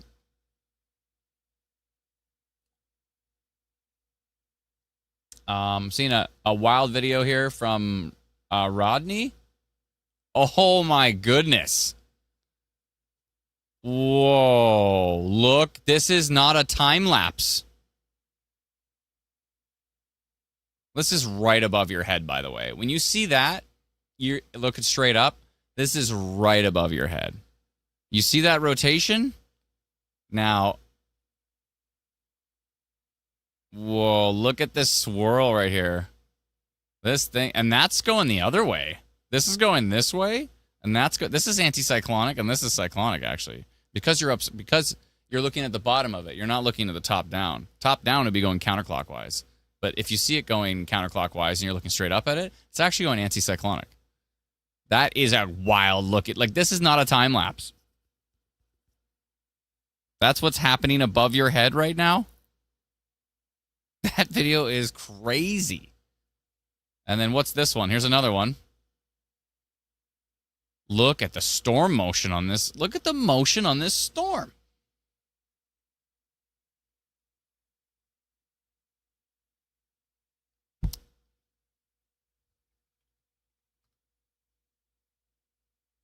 Thank you, Tanya, for that report. That is wild. If it looks like that on video, I bet you it looks ridiculous in person.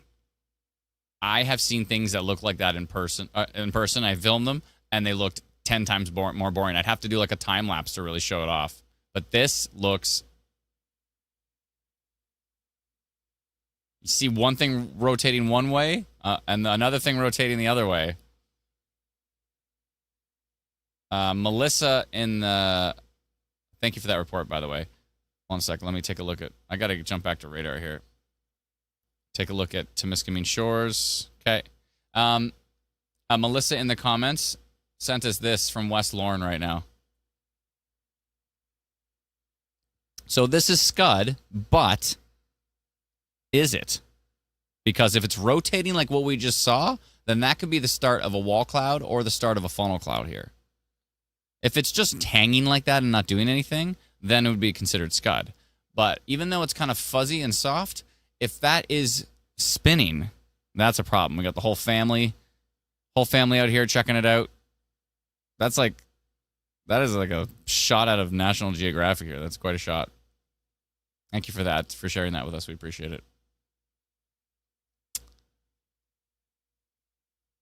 From Melissa, and she posted on our Tornado Potential post on Facebook, I believe. Okay, so just taking a quick look at Alberta. These storms look pretty boring, which is good news for our friends in Alberta. I think Ben Chernesky's on this one down here. This one looks less boring. This Sedgwick, Jarrow area, Irma. It's got rotation on it, and it's got quite the hail core.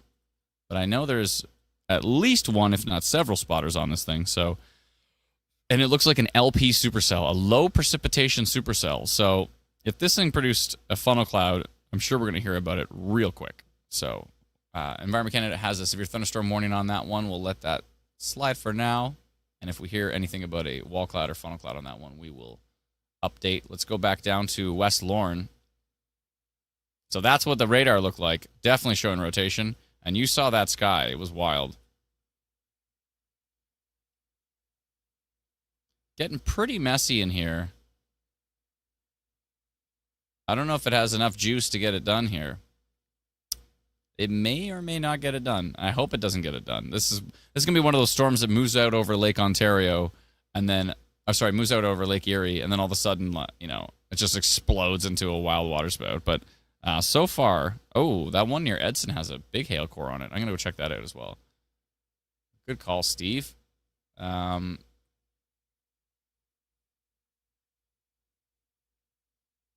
look at that one. Big time hail moving east, maybe southeast. Thanks for the report.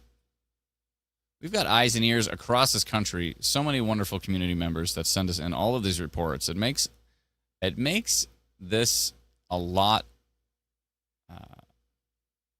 It makes this a lot easier.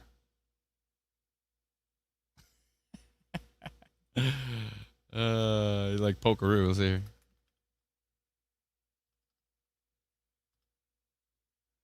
Okay, yeah, those videos were wild. Let's go see if there's some more. I think there probably would be.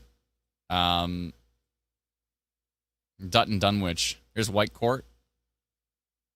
Breezy and clear. Thank you for the report. I'm going to take a look at Dutton Dunwich because that sky looked wild. Oh, okay. A little bit rainy, a little bit windy in there. Nothing too wild on that video. Thank you for the report. This is running super slow. I should probably refresh this, but this is Norfolk County. The birds are flying in a vortex, it looks like. Oh my goodness. Whoa. Look at these birds at the very start. Nice puppy. And then look at these birds. They're all just circling around in the updraft. They're just having fun. They're like, something will fly for us. Here's Dutton Dunwich. Trees are starting to bend a little bit there from the wind. Some small hail in West Lorne as well. Yeah, that wind's starting to really pick up in Dutton Dunwich there. That was from earlier. That was from Colin at 4:54. Thank you, 6 minutes ago. Appreciate all the reports. This was Chatham, Kent. Whoa. Looking pretty dark coming into Chatham, Kent there. Thank you for that report. Appreciate it. Whoa, where was this? That looks pretty intense. Whoa. Sorry about your bike there. I guess it's getting washed. It's okay. And where was that exactly? View on the map. Oh, yeah, this is one of those reports that seems to be having issues and putting us in the middle of the ocean. That was definitely not where that was taken from. I don't know why it throws you into the ocean. Some people reporting from the ocean. I mean, obviously, it looked pretty wet in the video, so.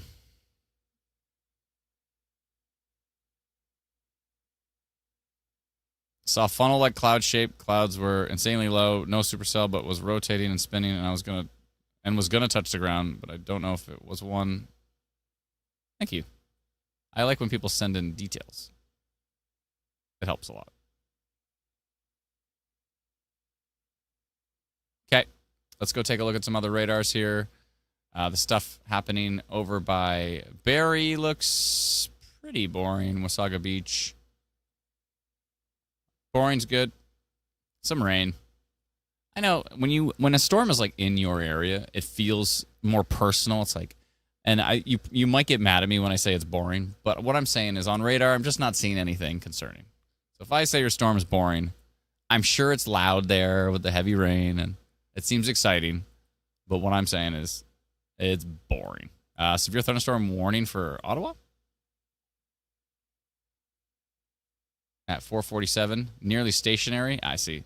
Main issues is the flooding, in excess of 50 millimeters of rainfall, and then it also said strong winds up to 90 kilometers an hour.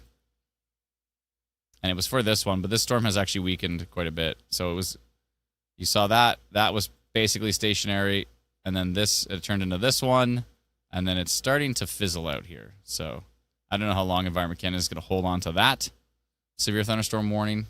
It was mainly a flooding risk with that one, from what I could tell.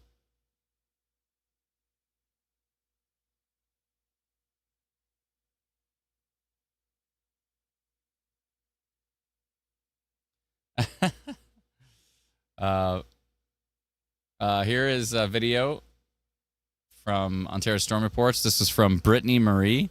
It says, "I'm staying home." So that she looks out in West Lorne and she sees this sky, this nuclear sky, and he's like, "I'm staying home," and she closes her door. So she says, "This is moments before the rain and hail started in West Lorne along the county roads, currently having power outage with heavy hail." Oof. Thank you so much. Appreciate the report. Oh, okay, cool. I just got to run upstairs for a bit. Thank you. There is multiple flooding reports for Edmonton. Greg H. flooding, Anonymous major flooding, St. Albert flooding. So yeah, as expected, what we talked about before, the flooding risk for Alberta strikes again. Concrete jungle, that much precipitation, not a great thing. So we're watching a few different storms here. The one going through the Edson area has quite a substantial hail core on it. I mean, up to 70 dBz. And going through the Ansel area, big time. Yeah, big time hail on that one. And we are watching the storms moving east of Edmonton, Vegreville area. So lots of heavy rain in there, but nothing too exciting velocity-wise. And then we see this beast of a storm as well. That's near Jarrow and Irma, moving very slowly. So there could be some flooding risk on that, but a big hail core turning into a flying V supercell. And I believe Ben Chernesky's on that one as well. Brennan, for when you jump in here. Again, I won't be too long. Just gonna go upstairs for a few minutes. I just want to check the West Lorne storm. Do we get an update? Okay. If there is still rotation on this one, it's down by Port Glasgow, from what I can tell.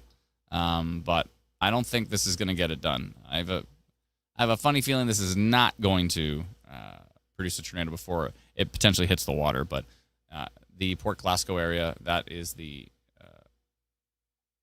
yeah, you can see that all that motion. Looks like it could be quite elevated, actually. That's pretty high up off the surface. Although last time we saw a video like this, then the person filmed like the horizon, and you could see how close it was down. But it actually looks like it could be pretty elevated there. So there's lots of rotation, lots of spinning around in that storm, but it looks like it might be further up off the surface. So that would be good news for our friends in Port Glasgow and West Elgin area. There was the Delhi storm as well, too. Got some pretty gusty winds in there. And so we'll keep an eye on those. We have some storms coming in from Michigan. They look boring at this point. Boring is good. What else? Storms up by Barrie look boring. They have dropped the severe thunderstorm warning for Ottawa on that storm. And Environment Canada on the ball for putting out the alerts and also dropping them really quick today, which has been good. By the way, a tornado watch was just issued in Alberta. Oh. Yeah, probably for those. Is it surrounding that supercell? Yeah, and upgrade to an orange severe warning for that Jarrow storm. Makes sense. Hi, Alana. Hi, Adam. Alana shows up just as Brennan shows up. The team is here. The band is back together. And just as I say that, I got to run. So, but I'll be back in like 5-10 minutes. So, anyways, thanks so much, everyone. I'll be right back. And thank you, Brennan and Alana, for jumping in. Well, Adam does that. I'm going to give you an update on the storm that's tracking southwest of London. That's about to move over Lake Erie at the moment. The strongest portion of the storm here seems to be around the Rodney area, tracking into Port Glasgow.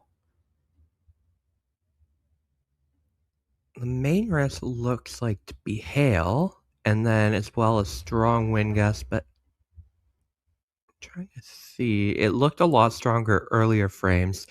The wind gust is kind of diminished. It looked quite strong when it went through the Glencoe area. But as it's gotten closer to the Lake Erie shoreline, it's kind of... Oh, 1 second.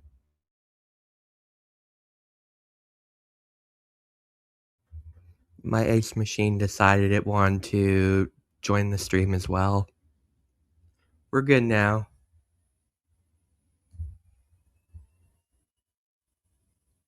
So I was saying it's kind of weakened as it's gotten closer to the Lake Erie shoreline here. Still could be some hail in it as it treks into Port Glasgow. We'll keep an eye on that one. I also wanted to address these storms because this is where we expect more development up in northern Michigan here, and these storms will eventually make their way into southwestern Ontario later this evening. We're not sure on the exact time of arrival, as models have been quite inconsistent with their development of the storms and the timing.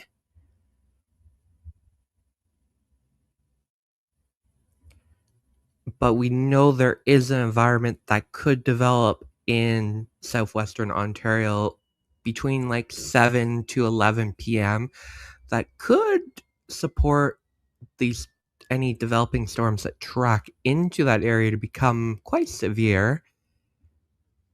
So we'll be keeping an eye on that, and that will continue into the early overnight hours past midnight. It looks like the bulk of the severe risk will be during the early overnight hours, so like between like 10 p.m. and like midnight. If we do have a severe risk overnight, it would be earlier in the night, and then overnight we'll just be getting like a lot of rain, non-severe, maybe some small hail and gusty winds, but the bulk of the severe risk is before midnight.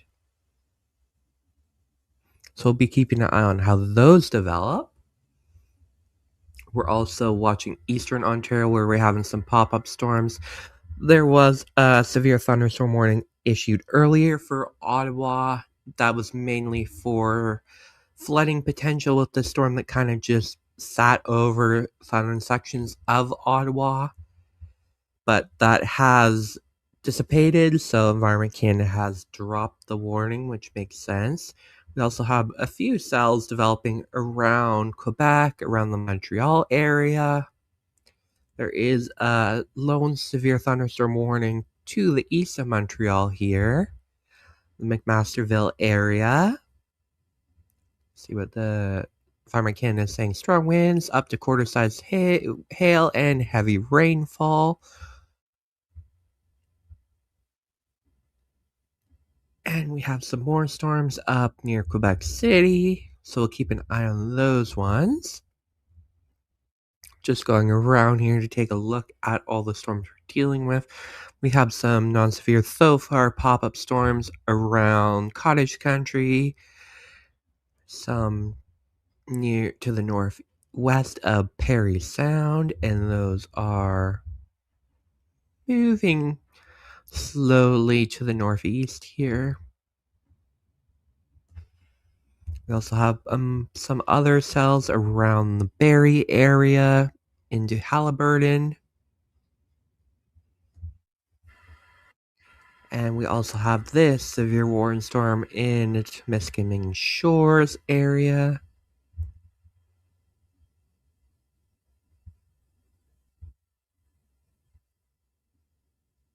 Could be some strong wind gusts here, as well as damaging hail. We see some developing storms to the northwest of Sudbury here to see what they do.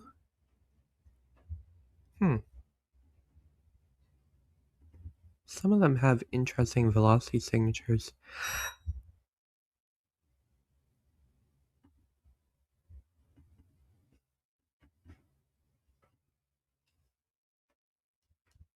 So keep an eye on how those develop. And I did want to go over to Alberta, so I'm going to jump over there where we do have a orange level severe thunderstorm warning that was just issued in addition to a tornado watch here. You can see it in the red outline here.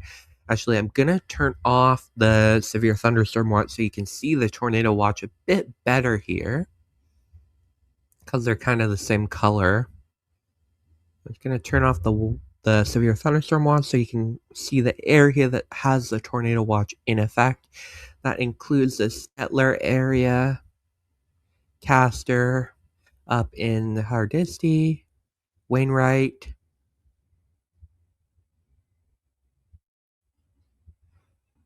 and the strongest storm is just south of Jarrow at the moment, heading into Irma, and that's under orange level severe thunderstorm warning, I would guess, because of the large hail. Yep, golf ball to tennis ball size hail that was issued by Environment Canada on this storm in Alberta.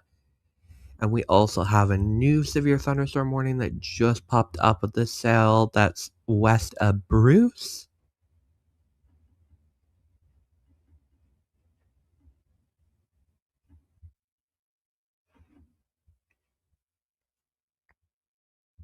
And we are also watching this storm near Edson. Has some hail potential here, I believe.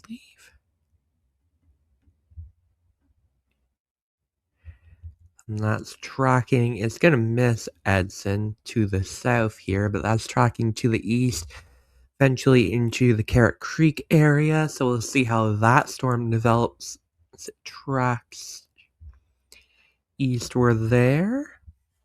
Seeing if we're having anything else. A few cells that are developing in northern Saskatchewan. So far, nothing aside from those cells in northern Saskatchewan developing in Saskatchewan. It's mostly contained to Alberta at the moment, but we do expect Saskatchewan to be involved later on.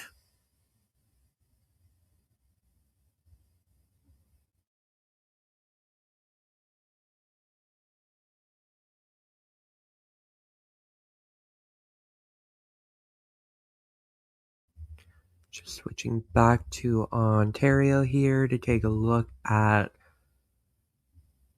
You can really see these cells that are developing in northern Michigan right now, and these will be the ones that will affect us later tonight.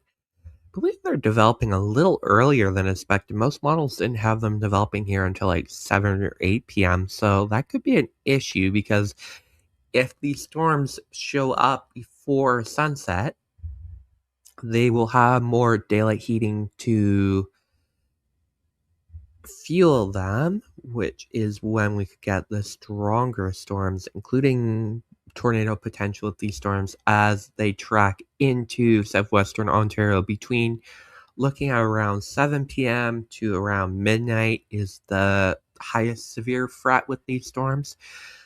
We're also expecting more storms potentially to develop around Lake Simcoe later tonight, but as I've been saying, model data hasn't been too good with these storms. Like, it completely missed the storm that went through the Goderich and London area earlier. The morning model data didn't pick it up at all. And it looks like Adam might be back, and I think he may have brought something to chew in the mic as well. So we're in luck. Did Alana?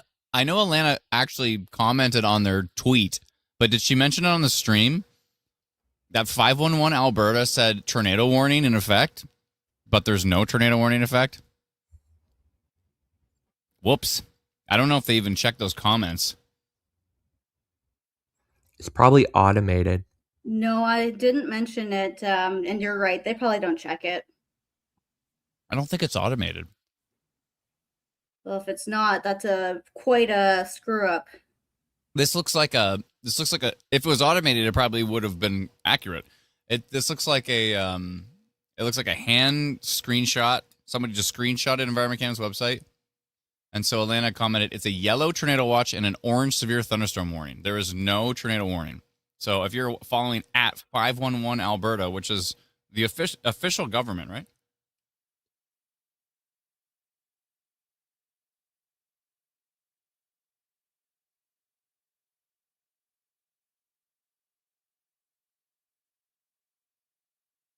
That Hardesty, Alberta storm.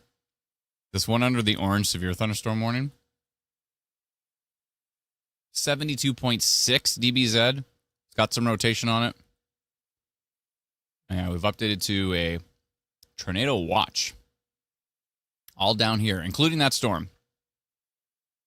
Southwest of Lloydminster, Stettler. What else is down here? Brownfield, Alliance, Halkirk, Buffalo View, Edgerton, Hope Valley, Wainwright, Irma. This storm right now is really tracking into the Irma area. Irma's going to get smoked by some big hail here. Big time hail. And there's some rotation on that storm. I believe Ben Chernesky's on that one. Give him a follow on X. And this Edson one, still looking pretty grumpy. Got a decent hail core on it, tracking through the Edson area. And then, again, the tornado watch continues for these areas down here. And a severe thunderstorm watch continues for a much broader area, north of Calgary, Red Deer. I don't know if we're going to see a lot of storm development down there, but definitely seeing it over here right now. Good. Jennifer says, I can't seem to get my videos to upload when I use the app. It shows loading, but never does. Oh. Alternatively, if you're on Facebook, you can actually go to either Ontario Storm Reports or Alberta Storm Reports. We have Saskatchewan Storm Reports, Manitoba Storm Reports as well, too. And Atlantic Canada Storm Reports. And you can go to those Facebook groups and then upload your report there, and we'll see it. So I don't know why that's not happening. If it continues to happen where it's not working when you're uploading it, then please send us an email, help@instantweather.ca. If you're wondering what I'm chewing, there's this really, I don't know how they do it, but there's this cinnamon cereal. It's pretty tough to chew through. It feels like you're chewing through like what are the things? Croutons. It's like almost like you're chewing through croutons. They leave it in the milk for a while and it gets softer. But it's got zero sugar. I don't know how they do it because it's delicious.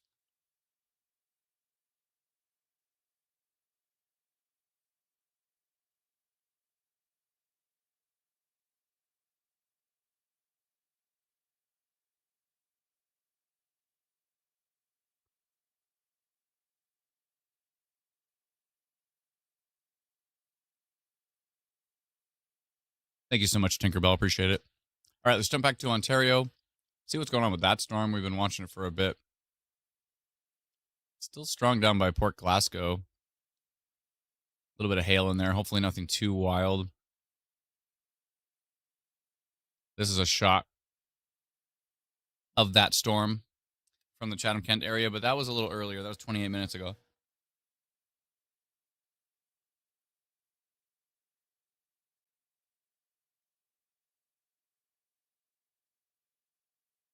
Cinnamon cereal from Costco? I think so. Yeah, you can get the huge bag of it from Costco. You can also get it at like Zehrs, I think, or whatever.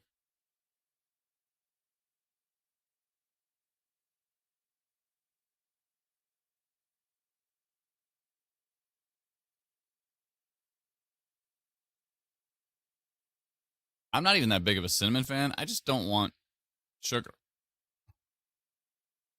I'm like, I don't need cereal that's chock full of sugar. Now, mind you, there's 21 grams of carbs.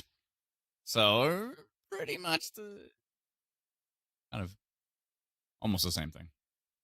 But somehow no sugar. Impressive. The storm near Ottawa looks currently pretty boring, which is good.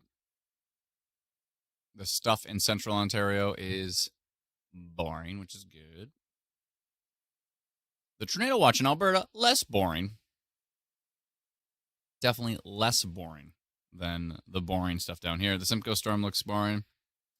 Southwestern Ontario has weakened to some degree, but as Brennan was talking about earlier, models are showing more storms going to be rolling in potentially. We've seen some development up in Michigan, and we could see some more storms rolling in this evening. They still got quite a ways to go.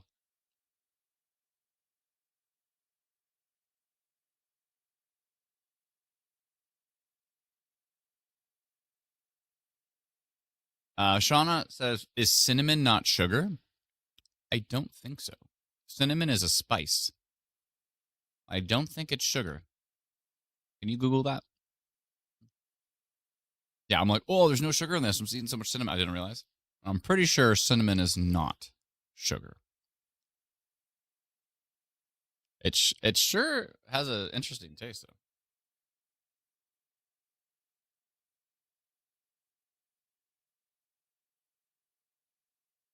Thank you, Adam. Yep, we mentioned it. Tornado watch in place for parts of Alberta. This big nasty storm down here is under a severe thunderstorm warning orange level. And Patricia says cinnamon is definitely not sugar. That's what I thought.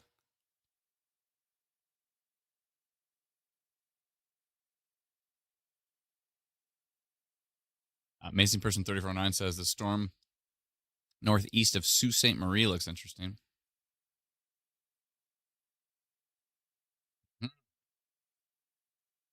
Yeah, that does look interesting.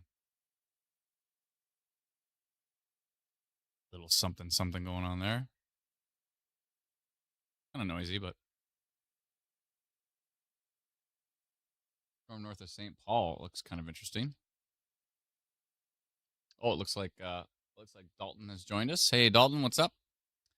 He's taking a look at that one north of St. Paul there.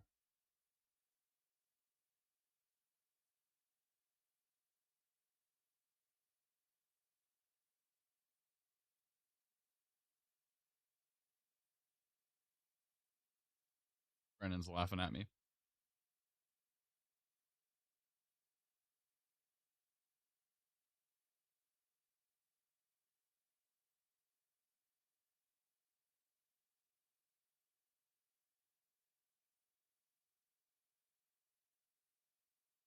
Oh, is that? Oh, Steve has to go. See you later, Steve.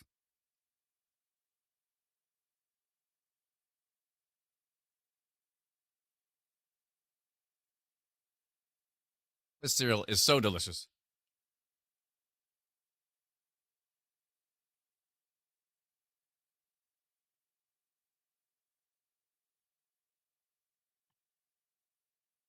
Oh my goodness, this team's so funny.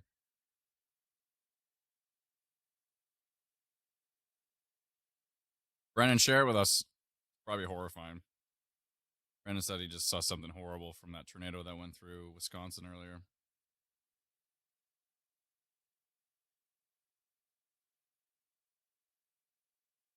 Oh my good lord.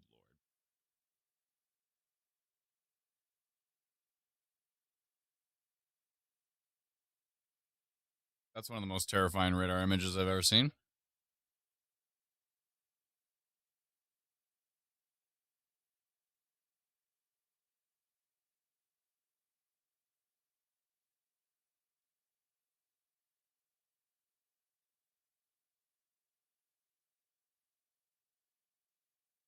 Brennan just shared this image.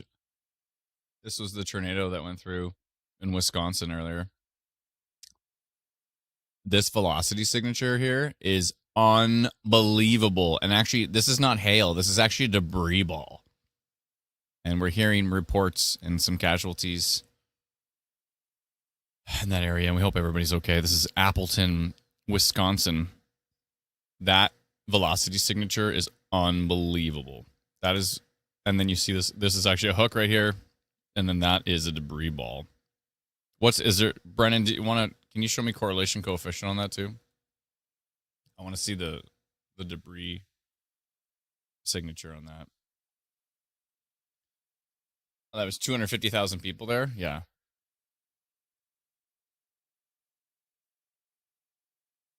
Ooh, those are starting to get more robust. Hey, look at these ones. Northeast of Camrose. these are starting to kind of pop into their own here, especially this one down here, southeast of Bruce near Woodglen. That one's starting to rotate a little bit. Okay, so you want to talk, we know how sometimes we talk about a debris signature. This was Wisconsin earlier. See this blue? That is debris in the air. The debris is so strong, it's showing up as hail in the reflectivity. That is what we call a correlation coefficient drop, a CC drop. You've ever hear us refer to a CC drop? Now, over here, a lot of the time, we're looking for maybe one or two little blue pixels. This is a large, violent tornado that went through population of 250,000 people. That is a worst case scenario in Wisconsin earlier today. Our thoughts are with everybody in Wisconsin right now on that storm. That is horrifying. That is worst case scenario. It's not good. Sorry, that stuff gives me the chills.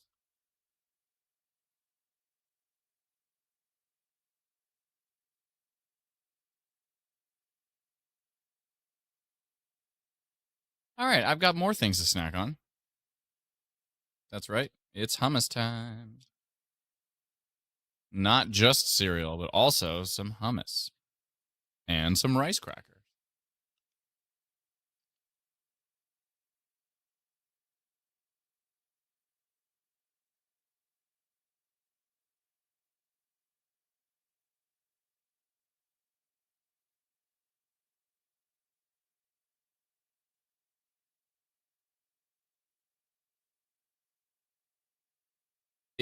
Is Ben live or is he just out there? I don't think he's live. He might be.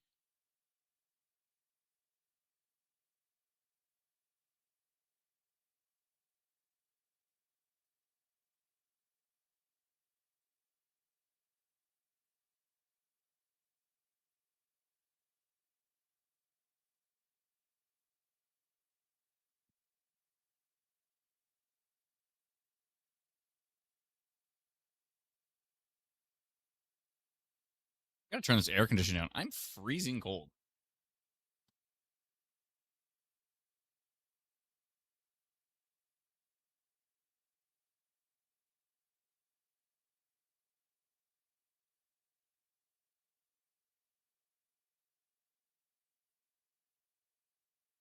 Some decent storms showing up in Quebec, one east of Montreal, near Saint Marc sur. I'm not going to pronounce that right. Let's try this trick.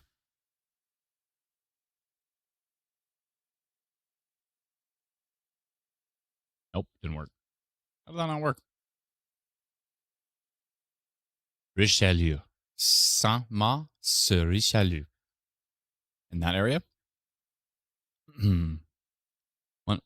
one storm at a time, I'll try to learn how to pronounce things in French. It'll take me a few decades, probably.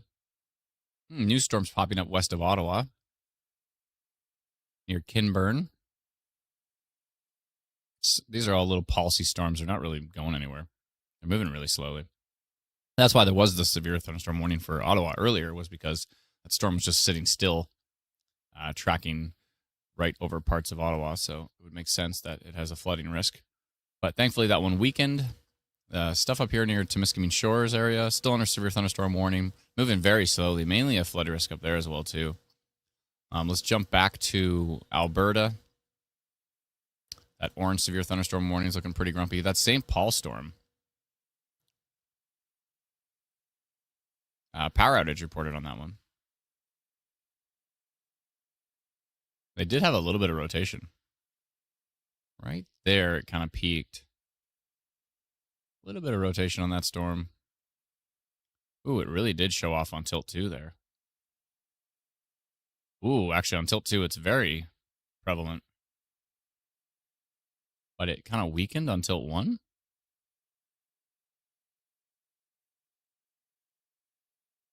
That needs a rice cracker and hummus.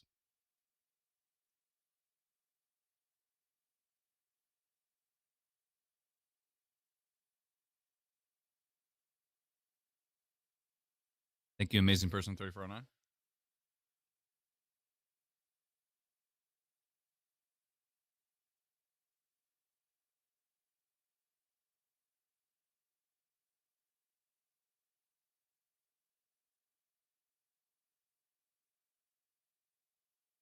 All right, that rotation seems to be weakening, which is good news. What about this storm? This Irma storm.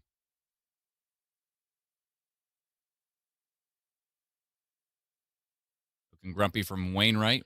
Thank you for the report. Appreciate it. The hail on that thing's got to be ridiculous.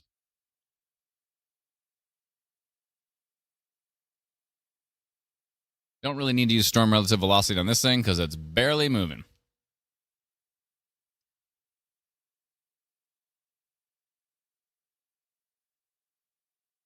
Upper level rotation, it looks like.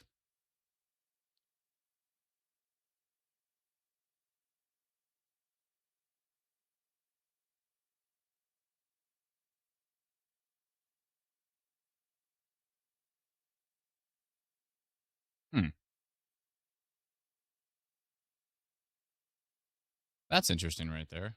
I wonder what that looks like on storm relative. Huh.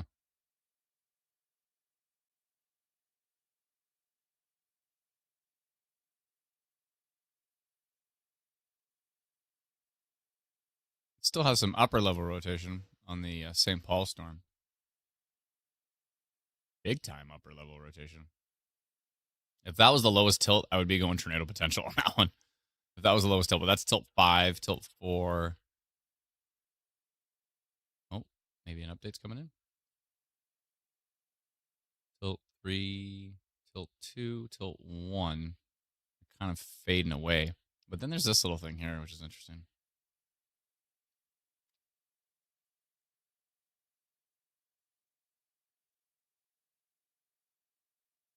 Both Amazing Person 349 and Dalton are mentioning some rotation near Temiskaming. One said north, one said south.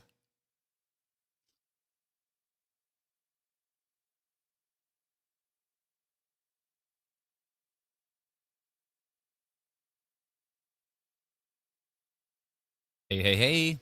How we doing? Calgary area dodging the bullet again tonight? I think so. Tornado watch for Wainwright, Alberta? I believe so, yes.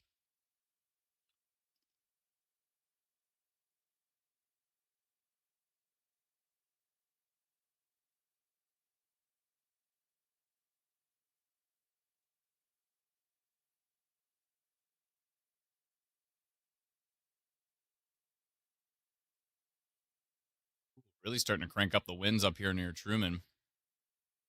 I think Dalton mentioned this a few minutes ago.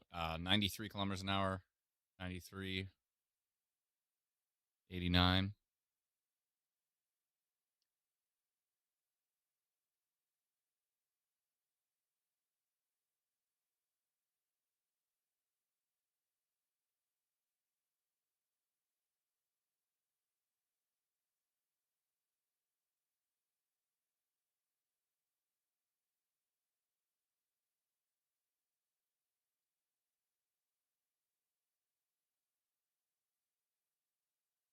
Got to look at Brett here to see this.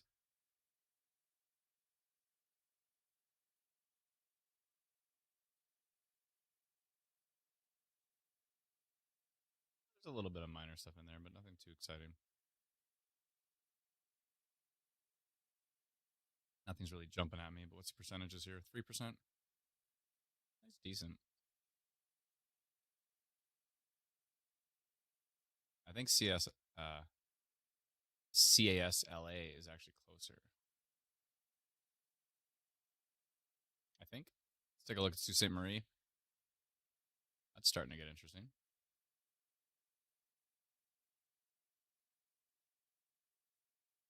Mm-hmm. Did you miss Polygon time? Yeah, there's been a few.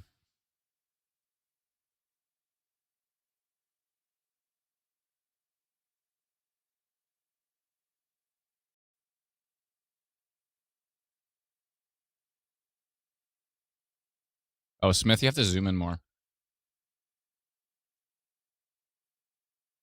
Yeah, if you keep tapping on IW storm risk, but you're not seeing the percentages, you have to zoom in further because the storm tracks take precedence on top because they're so small that we needed to make the touch area larger. So if you want to see the percentages of storm risk, then zoom in, and then touch on the storm risk, and you'll see it. Sorry, I'm late. No, it's all good. It's all good. Appreciate you coming. Let's see here.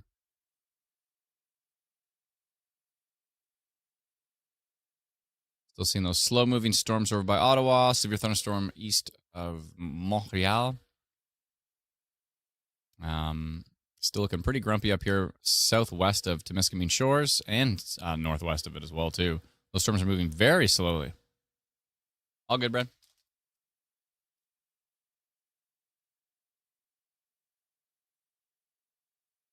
Look at that. This must be a time lapse. Yeah, that's a time lapse. But look at the sky, and that time lapse is absolutely ridiculous. I got to open this full screen so I can see it. Whoa.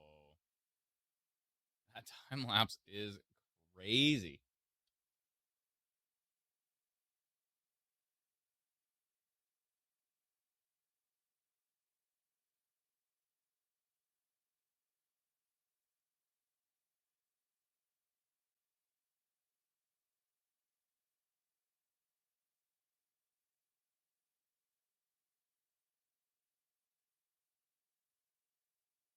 Thank you for sending that in. I appreciate it.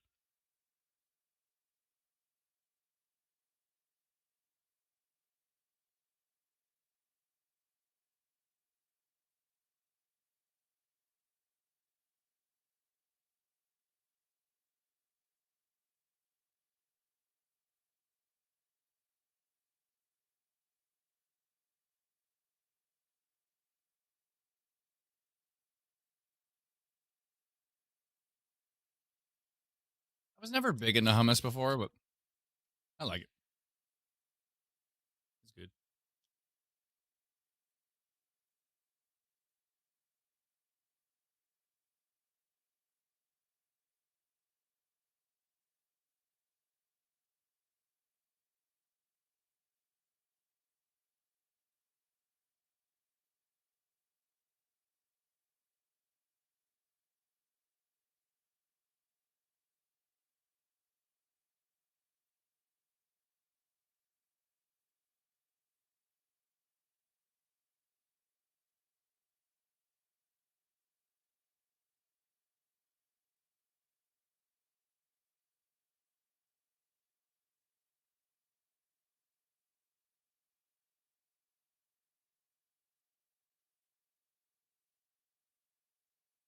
The pickled hummus. I almost bought pickled hummus a little while ago, and then I was like, I like hummus. I'm just gonna stick to the standard chickpea. But I'd like to try the pickle stuff. I love pickles.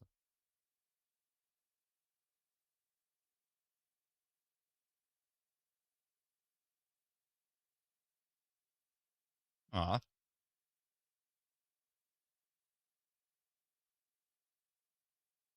Jennifer says, hi from Clarence Creek, Ontario. We were greatly affected during the derecho. We were in the car in the middle of the storm. The car kept lifting. I thought we were going to flip. I have PTSD with storms, so thank you. I follow you all the time. Thank you so much, Jennifer. Appreciate it. I'm glad you were okay. That storm was bananas. I mean, 15 fatalities on that storm. That was a brutal, brutal storm. So I'm glad you stayed safe.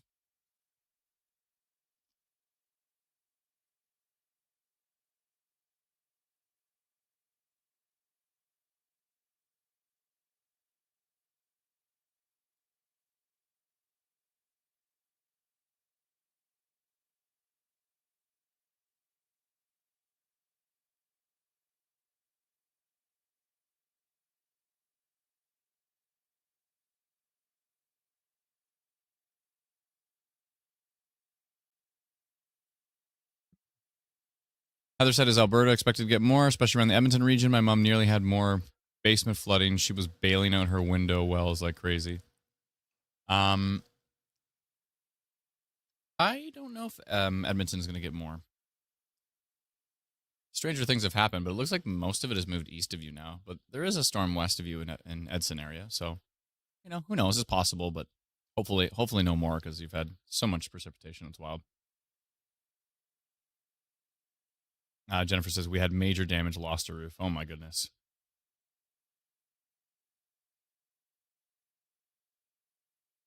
Cobra says radar indicated south of Latchford, Ontario. Okay, I'll go take a look.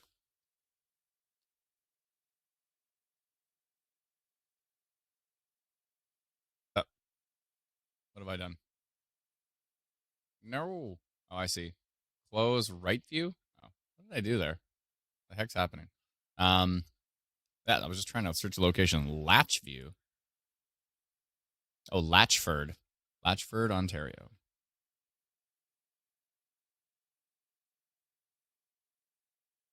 I see.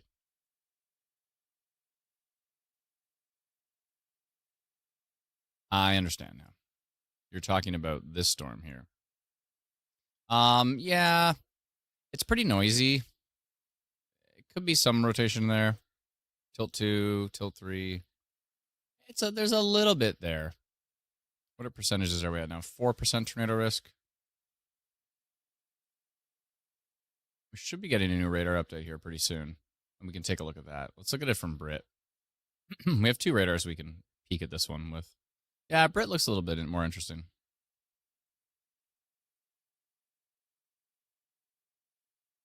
There is a severe thunderstorm warning on this storm, but I don't think they mentioned anything about a tornado risk. Moving very slow. It's only for 50 to 100 millimeters, 100 millimeters of precipitation, which is a lot. Yeah, basically a flooding risk severe thunderstorm warning right now. Just there. But yeah, that's.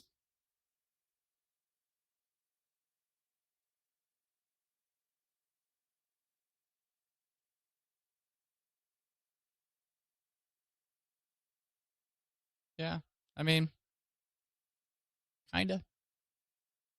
Could be outflow. Sometimes you have that when there's seen that before where it's a substantial signature and ended up being a Toronto flood.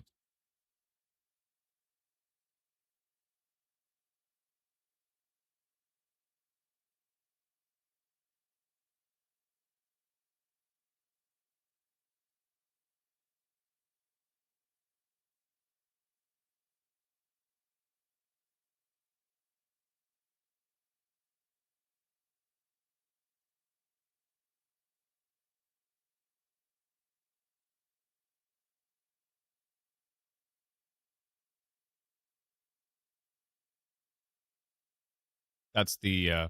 I guess we're about 4 minutes from a radar update here. So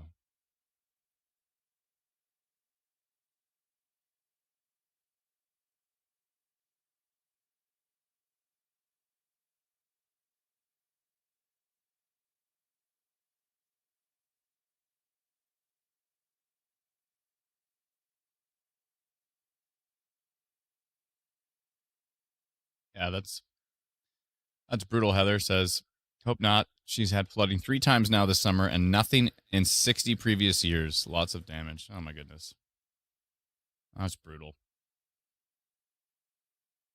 Mackenzie said, "What's the storm looking like coming towards Lloydminster?" I will check for you, Mackenzie. Let me see here. Is it this one? Yeah, this one's kind of going that way. But it's pretty much moving due east at the moment. But Lloydminster could see some storm activity if any of this moves slightly to the north, so we'll see.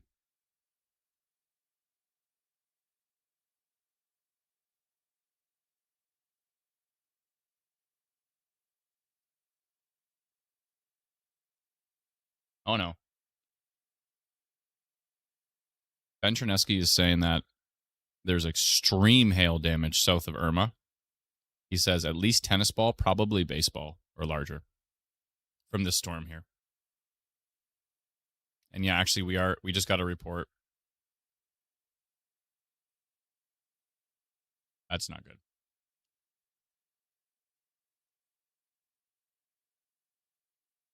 That is not good.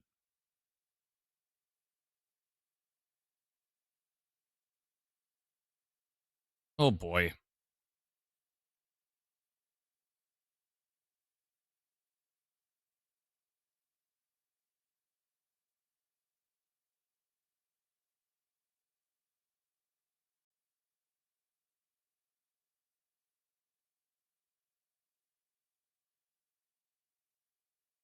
All right.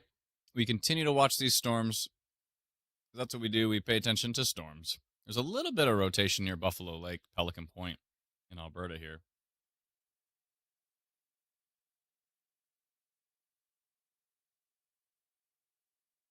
A little bit of minor rotation there. Kind of a little bit of a hook. It's actually sneaking into the tornado watch as we speak here. Keep an eye on that one. Trying to sneak around there. Sneaky storms. Very, very strong winds up here northwest of Bonnyville, up towards Garth. Big time wind gusts here. 93. Yeah. 90. There's another 93 there. 93.24. Big time winds right there. That storm track is definitely going the wrong way because this thing's tracking to the northeast.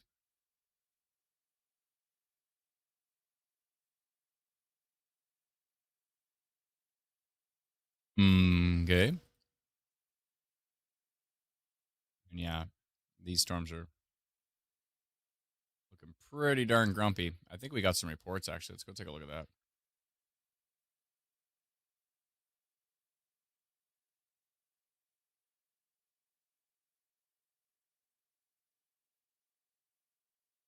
This is from Wainwright, this video. Actually, if I open it up on the map, then I can rotate it. Whoops. What have I done? There we go.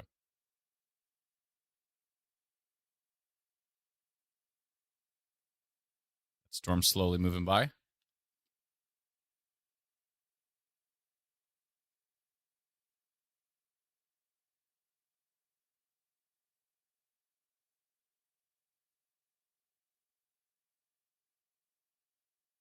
Mainly a hail risk with that one.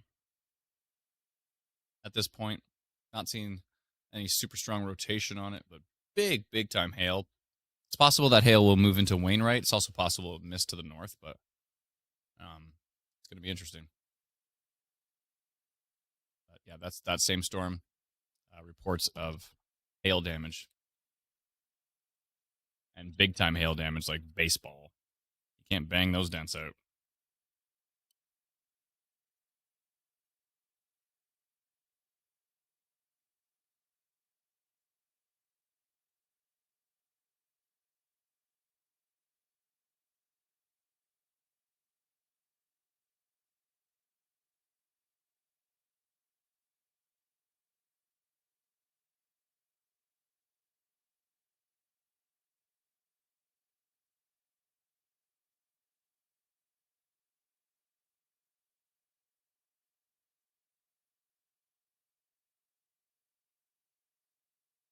All right, that's enough eating for me.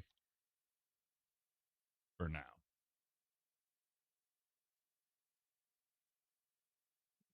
Jason says all these central Alberta warnings are weird. Central Alberta covers a giant area.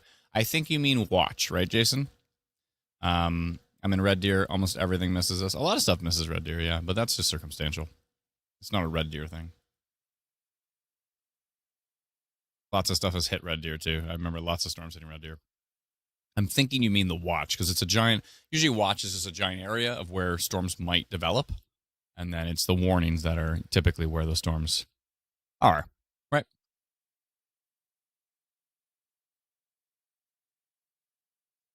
Remember, watch for a warning. That's an easy way to remember it. Watch for a warning. Because the watch typically, not all the time, but a watch comes first, then the warning comes after. Usually.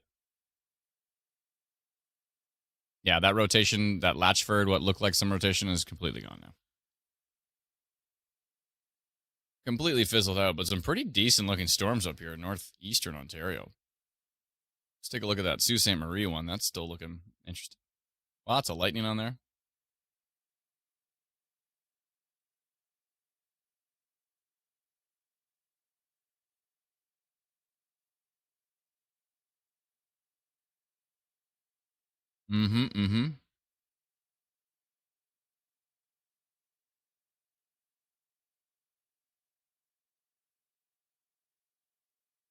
Deep southwestern Ontario is pretty much done down here. 2% tornado risk on that. There's a little bit of rotation right there. Somehow, miraculously, still hanging out. Tiny little bit. I might want to do a little minor polygon on that one. I think I will. I'm going to do the smallest polygon I've ever. It's a tiny polygon time. Watch this polygon. It's going to be the smallest polygon I've ever made.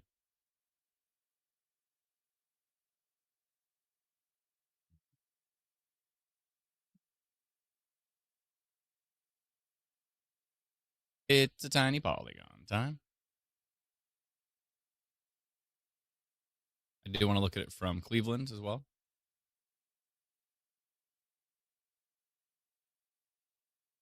Looks really boring from Cleveland. Really boring. I don't even know if this polygon's going out. Pretty noisy over here. I don't know.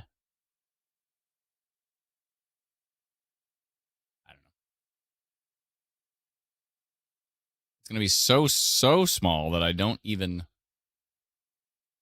send it out. That's how small it's going to be. Now that's the smallest polygon. Smallygon time. That one dumb channel seems to have some pretty good zingers.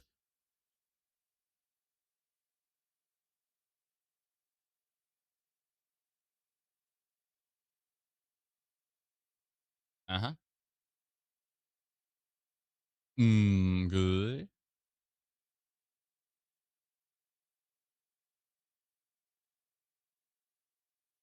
Uh-oh, Shauna had a yawn. It's begun.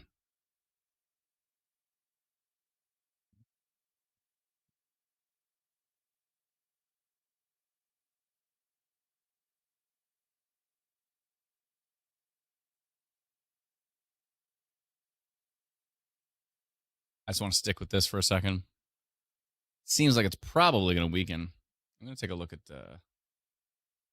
some stuff in the background. See what the models are getting up to here.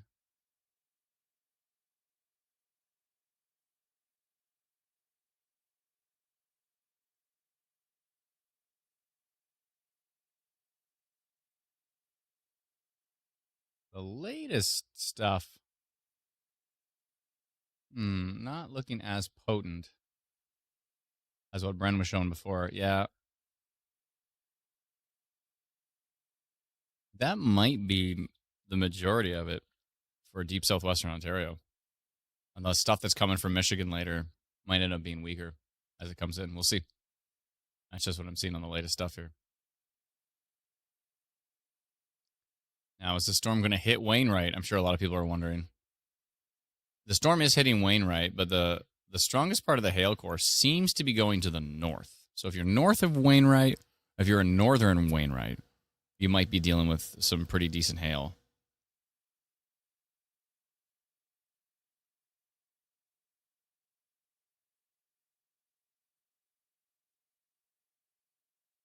Go up here.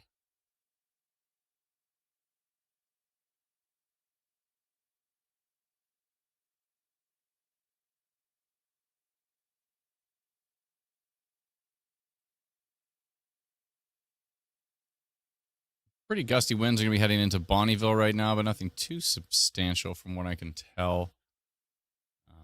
Not seeing any rotation there. Bit of curvature to the storms, but nothing too wild. This one looks interesting. Southeast of Vegreville.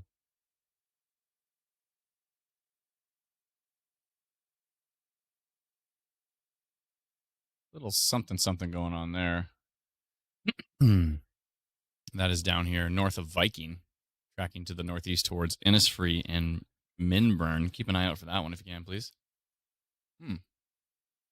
Interesting, Patricia.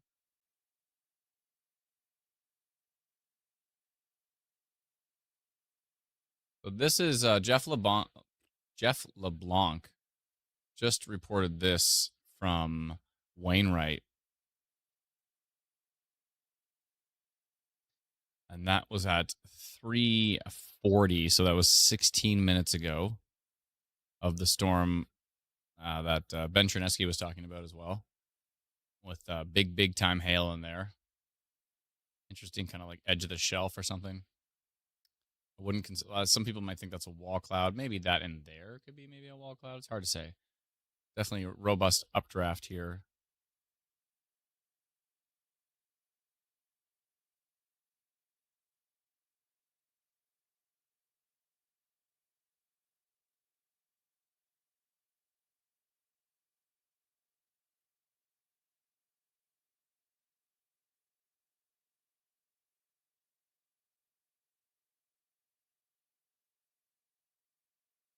Definitely lots of motion we're seeing on reports of the storm.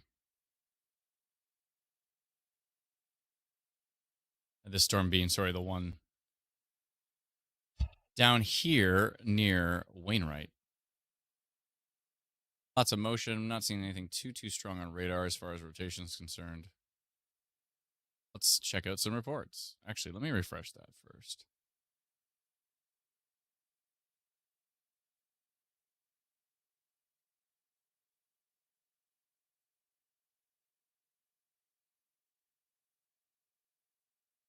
Just loading the reports. 1 second here. Why can't all this rain hit the BC fires? I know, right? Janice came in with a super chat. Thank you so very much. And then Northwestern Ontario fires, too.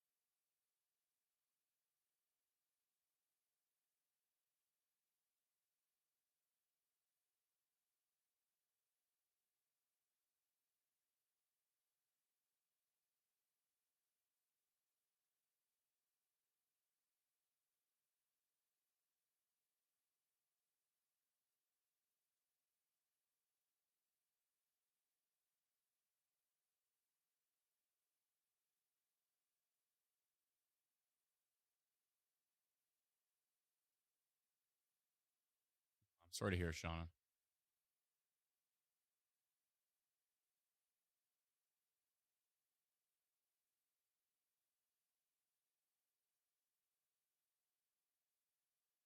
We're getting hammered with hail in Fabian. Is it Fabian? I don't know how to pronounce that. Fabian? Fabian? Thank you so much, Nikki, for the report. I appreciate it. Northeast Ontario here is fairly rude. Wanted to go fishing. Fair enough, Pete. Understandable.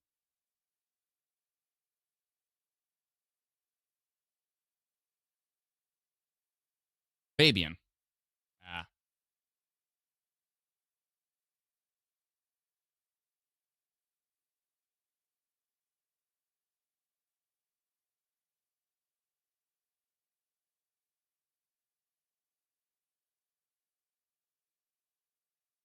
Let's jump into these reports.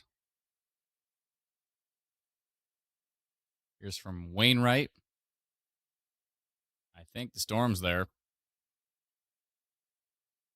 That trampoline is holding on.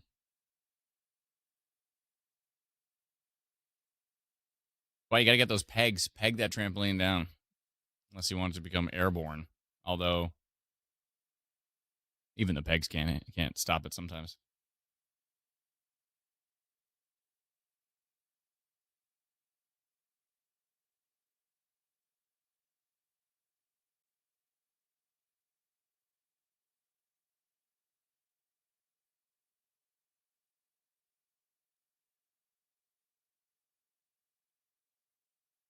Thank you for that report. Appreciate it. This is from Ottawa. Not looking too intense there.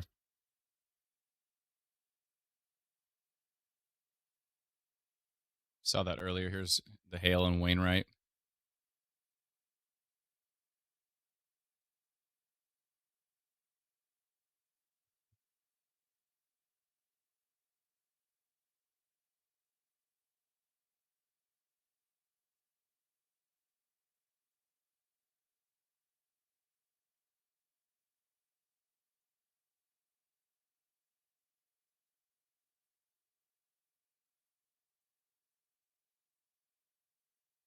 This was West Elgin earlier.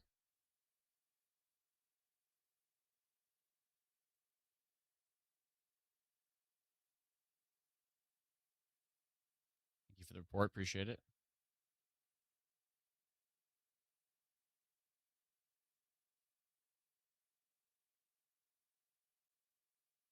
Scud Cloud. Yeah, I don't know. Maybe Scud Cloud. Let's report at Scud Cloud on this. I mean, that might be a developing wall. That's Vermilion. Thank you for that report. Oh, let's see, that was up there. Yeah, probably Scud, but I don't know. Maybe. This is northwest of, or west-northwest of Lloydminster.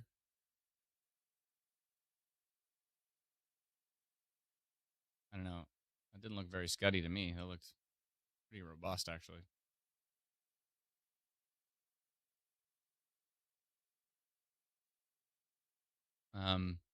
Dennis says, I subscribe, but it's saying sub mode still?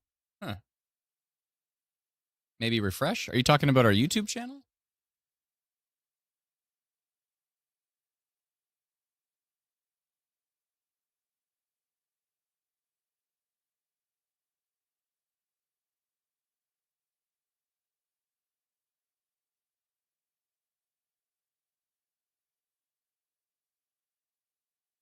Mm-hmm.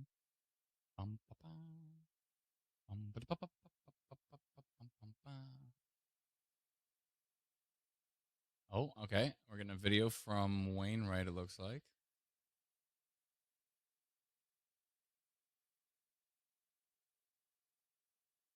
Big long tail on that storm. This is from Alan. Looks like he pulled over safely to send us this video. We appreciate it. Show you it from here. And sent it into Alberta Storm Reports.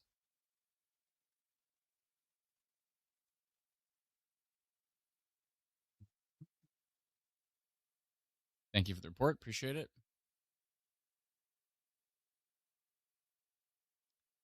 Take a look at what's happening over by Ottawa, Arnprior. Some heavy rain, nothing too much. Storm down into Montreal right now looks pretty mundane. Good. Let's jump back over to the tornado watch in Alberta. Bum, ba, ba. Bum, ba, ba. Thank you, Patricia, for sending in that video. I'm glad I didn't send this polygon out because that just completely fizzled out. And yeah, Cleveland told the story there for sure. All right, deep southwestern Ontario for right now is okay. We'll see how that progresses.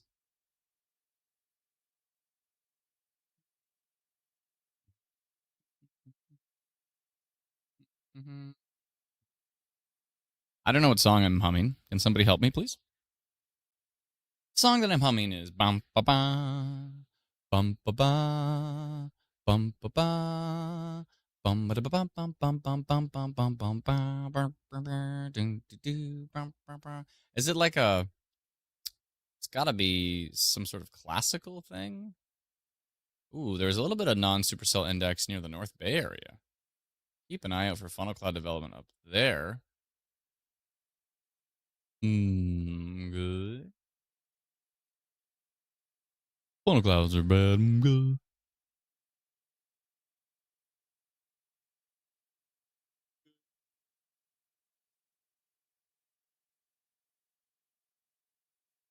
I just have to remember. I have to remind myself that I'm like on people's TVs in their house. You just get some company over and they're just talking and you just hear something from the living room and just like good. What are you watching? You're like, ugh, that's this Adam guy. He pays attention to the storm, so we have to put up with all of his idiosyncrasies. Syncrasies? How do you say that word? Can somebody help me out here? Idiosyncrasy. Ooh, a little bit of minor rotation on that Midland storm. Idiosyncrasy.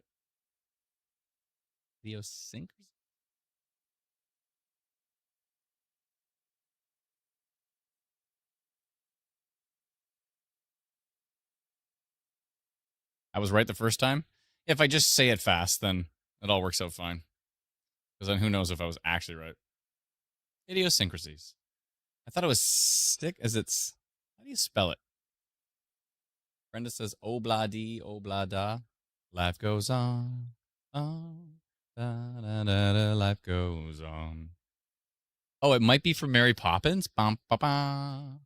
Bum, ba, ba. Sync. Oh, it is sync. Idiosyncrasies.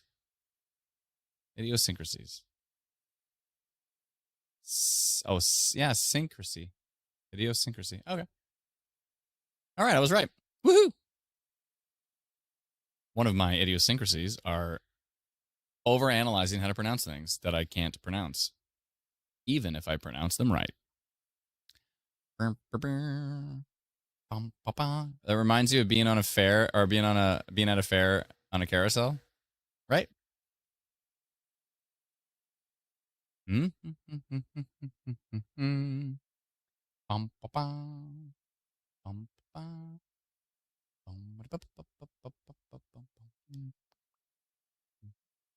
have too much noise canceling on. I can't beatbox. Not gonna work. Wow. Dalton says that the Blatchford Station in Edmonton is at 260.7 millimeters for the month of July. The record for the wettest month is 283. So Edmonton coming pretty close to tying its all-time record for the wettest month. Wow.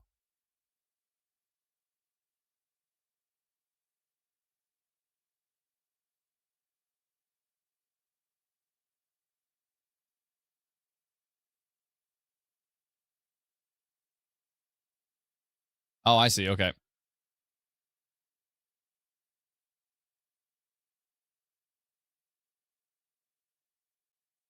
Looks like that may have came from Kyle.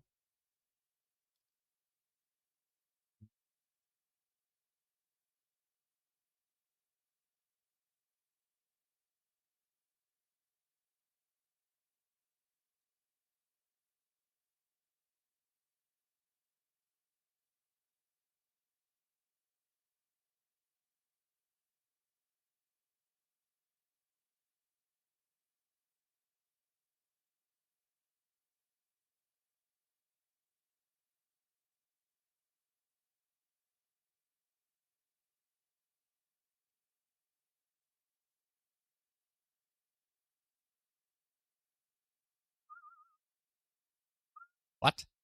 What? Did non-supercell just go to a 6 near North Bay?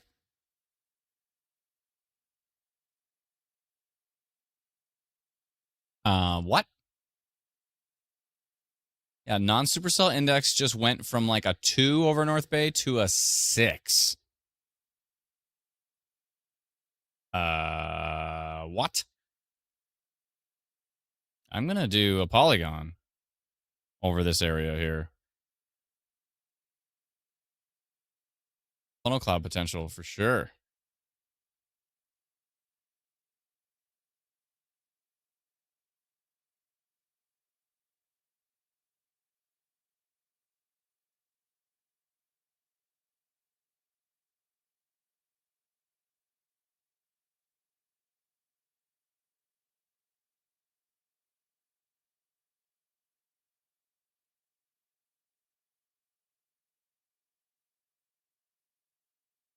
Yeah, for sure.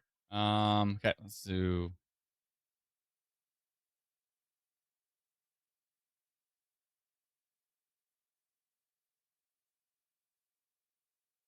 Oh, we don't have that. I'll just have to manually do it. Funnel cloud potential.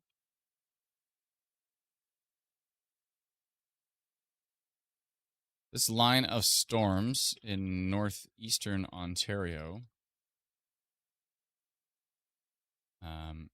is currently located in an enhanced funnel cloud. How did I phrase this properly?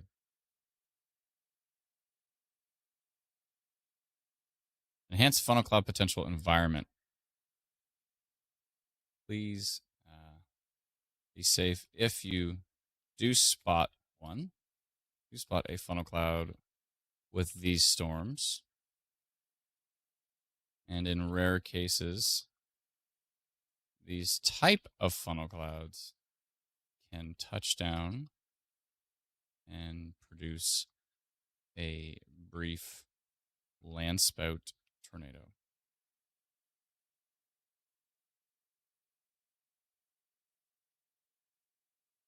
It is tracking east into Quebec.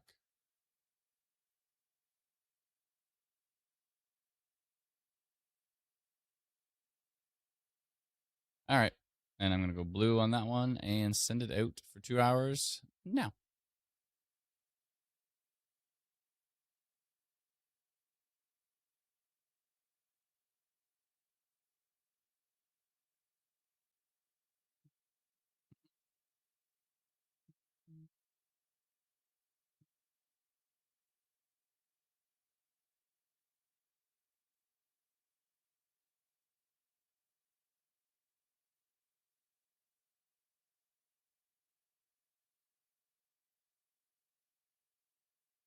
So big time hail in Alberta right now. Some pretty strong storms, slowly but surely tracking up towards the Lloydminster area, southeast of Vegreville at the moment, and east of Vegreville.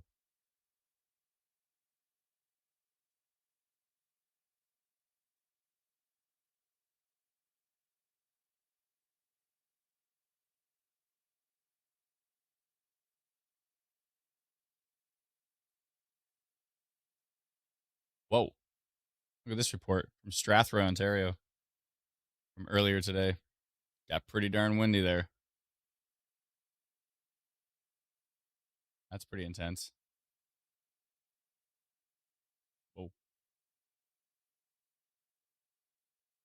Boy.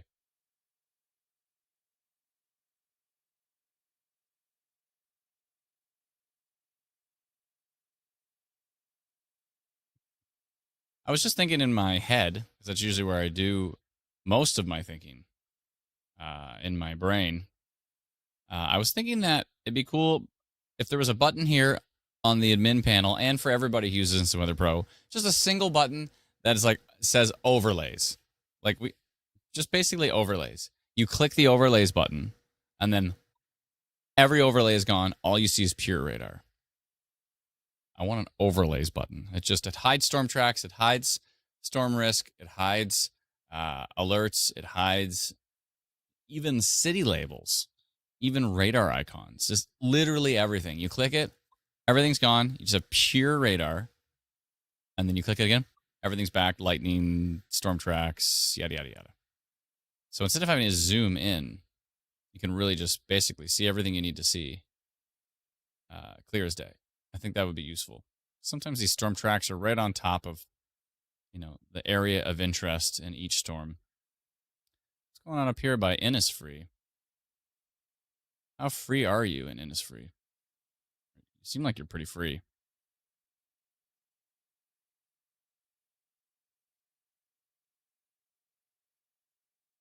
If you're in Innisfree and you want a free app, that's the segue I've got. This is all I have, people. I'm working with what I got here. I've got a town called Innisfree. I made a horrible free joke. We have a free app called Instant Weather. You can download it for free, especially if you live in Innisfree.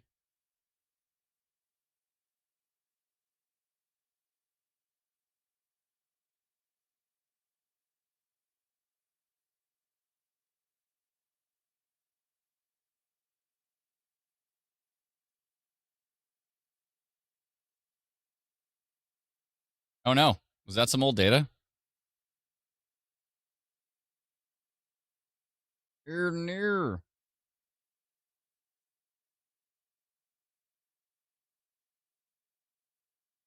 See, that may not have been as strong as a funnel cloud potential region as I thought it was. That might have been some old data that snuck in. Let me see here.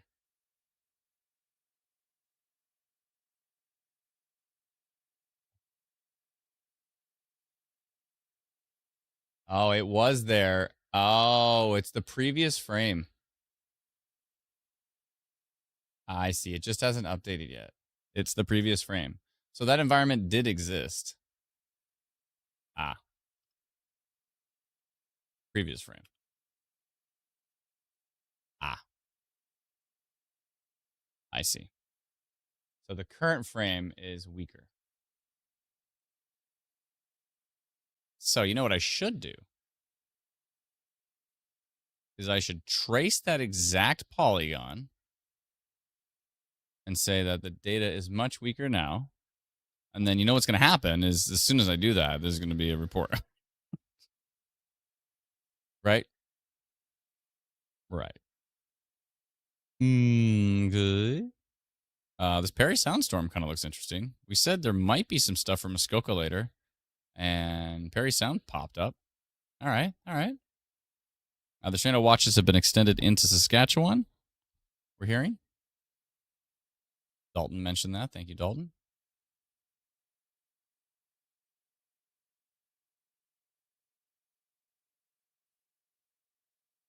This Perry Sound storm had a little hook. Look at this little hook right here. Nothing much on radar as far as velocity is concerned, as far as rotation in the actual wind data. But yeah, that's a little tiny hook. And it's continuing. Interesting. But only 0.1% tornado risk on that one, so.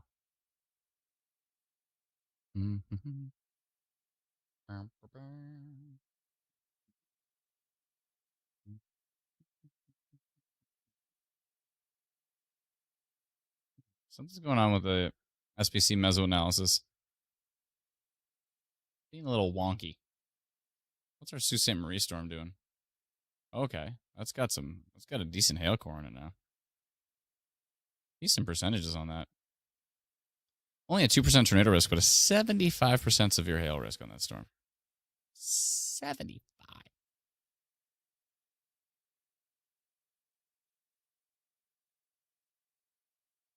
Wow. That's a pretty decent little storm. And here's a good example of why storm-based warnings are going to be nice when they finally come out, hopefully next year from Environment Canada. Because you have a storm right here going that way, and everybody here is getting a severe thunderstorm warning. Even though the storm's only right here, it's only going that way. Mm-hmm.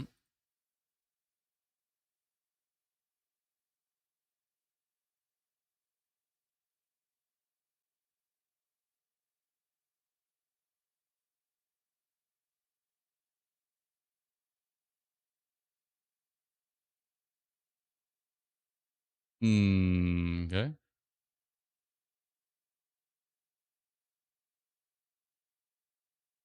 Yeah, I think I'm going to notify our friends in Northeastern Ontario, just let them know that actually that environment that did exist, but it has weakened.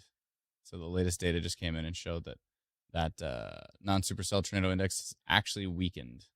So I was just behind on that frame. It looks like it just updated after I sent that notification in, or maybe well before if there's a bug there. Okay. In fact, first, hold on a minute. This is interesting here. Near Temagami North.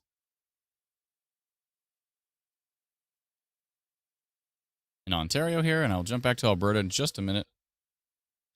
That's interesting up there. But first, it's a removing of a polygon time. I'm going to follow this exact path.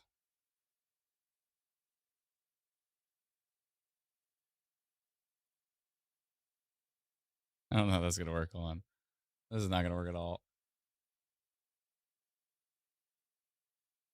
All right, I'm going to have to just do it classic ways.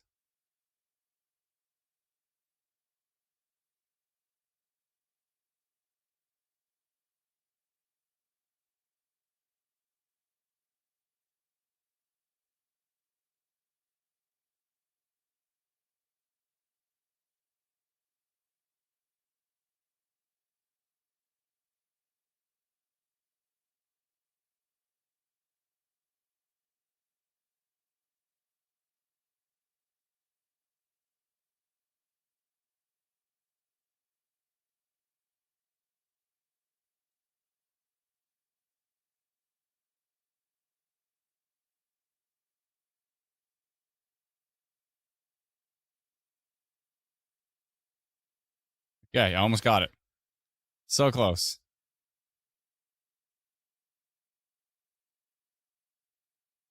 Going polygon reversal here. Okay, I think I pretty much drew it perfectly. Okay.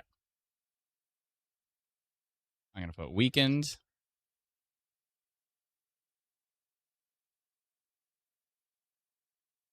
The funnel cloud potential we were mentioning has weakened on the latest data.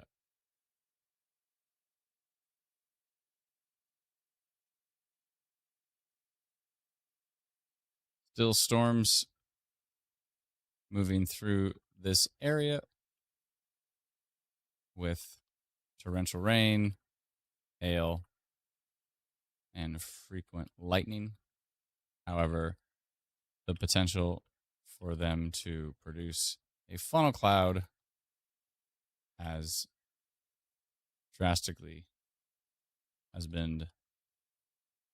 reduced drastically. Okay.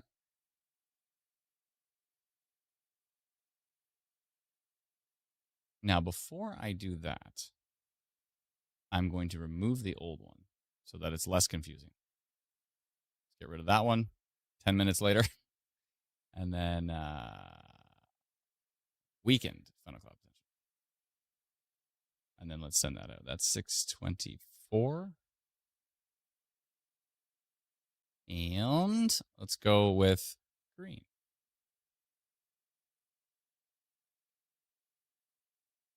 And let's go with 15 minutes. All right. Sending it out. Pretty much the same area. Might miss a couple people, but they'll notice that it's off the app now.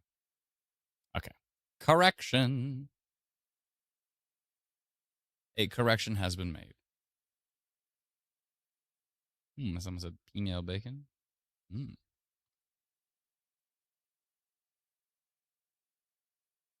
AKA, the rest of the world, I believe, refers to it as Canadian bacon. Right?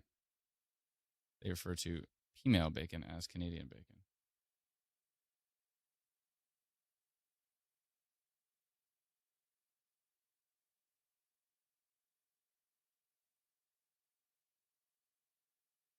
Good. There's that storm near Severn right now. Thank you for the report. I appreciate it. Colin S. Thank you for calling into the show there, Colin. Can't take me anywhere. You literally can't. What did somebody?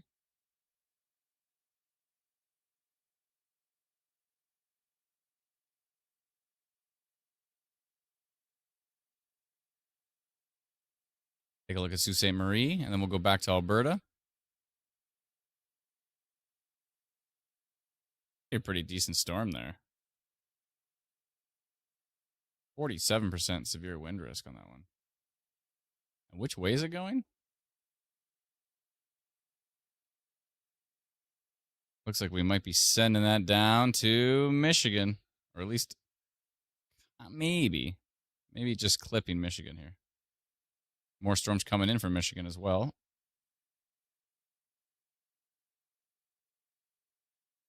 Slowly but surely, working their way in. There's my correction polygon. It's a corrected polygon time. Of course, now that I posted that, there'll be a funnel cloud. That's just how it goes. These are all being forced by the cold front. You can see the cold front right beside them here.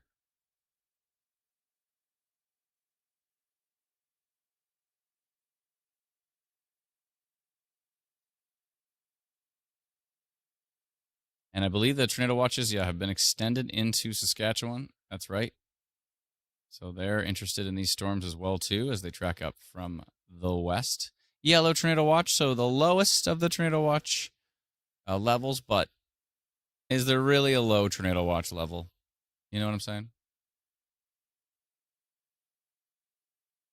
Wind damage in Wainwright, someone posted. Someone reported.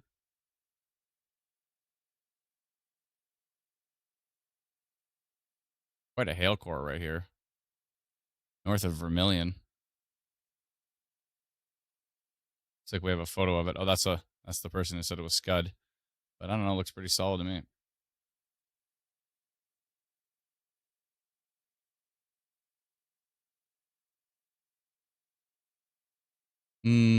Okay.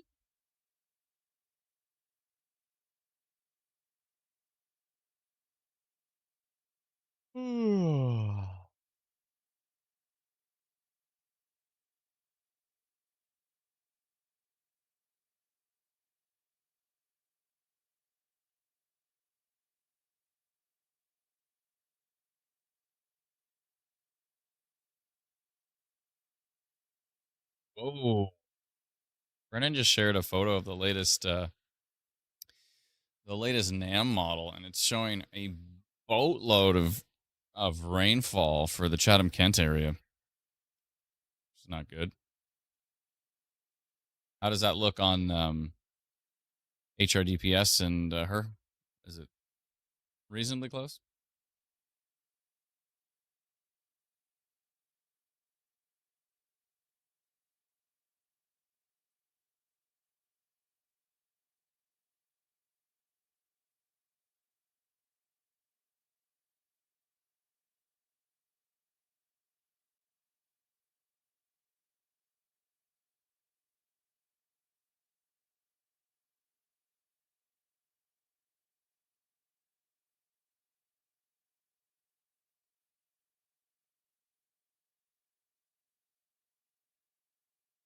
All right. I'm just going to refresh and see if 511 Alberta fixed their post, which I assume they might have.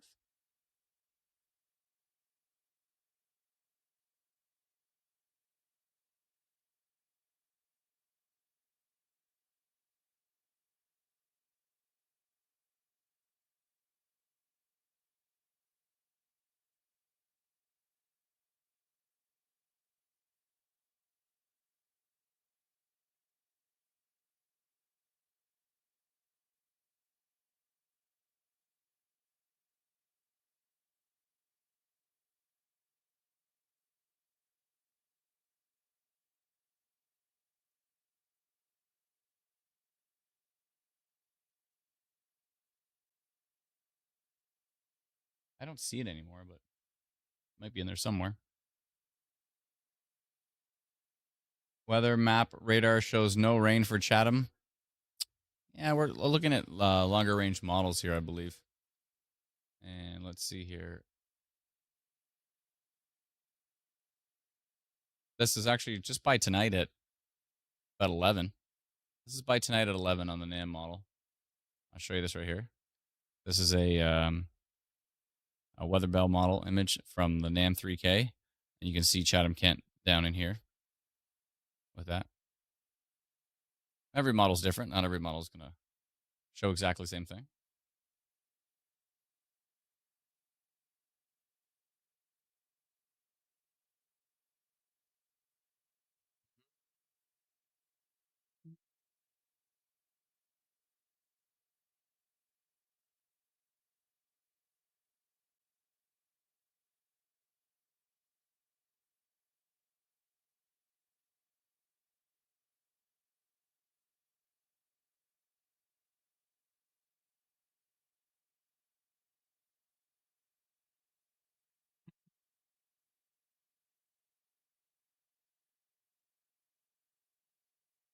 That Temagami storm still looks pretty decently strong.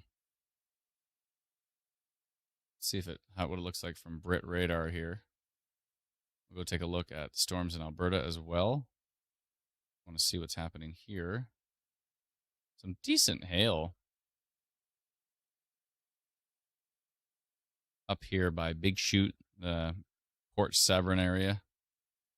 Decent hail in that storm.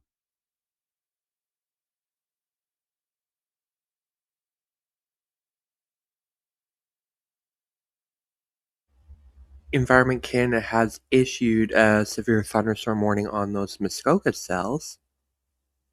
Ah, yeah. Basically that one, we're just watching that Port Severn one. Yep.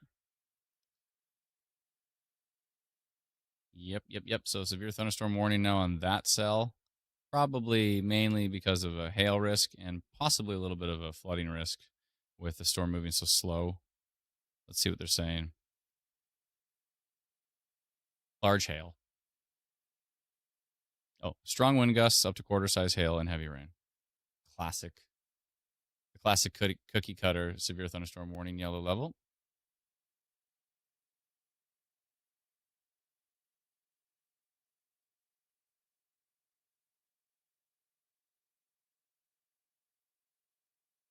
This one's barely moving. Definitely some flooding risk with that storm east of Sault Ste. Marie. It is just stationary, and that makes sense. We have a stationary front. You can see this, the mixture of the warm and cold front. Just a stationary front there. I guess it's not a mixture of a warm and cold front, but it's got the warm and cold front kind of markings, basically. But yeah, that is a stationary front, so it is not going anywhere. Or at least it's moving very slowly. Cold Lake area could see some pretty strong wind gusts up there in Alberta. Up there. A little bit of broad rotation on the Clan Donald storm.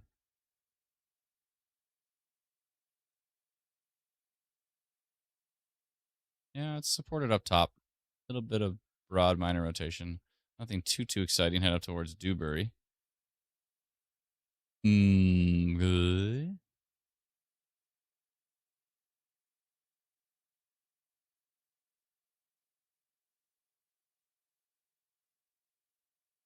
I think we're better off looking at the Jimmy Lake radar now with these storms. Let's go see what's happening over by Prince George. Nothing too much.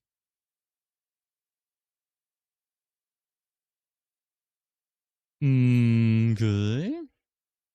Still orange severe thunderstorm warning on this storm down here, the Wainwright one. And there's a new storm tracking into that area as well, too, near Park Farm. Actually heading right towards Park Farm in Buffalo View.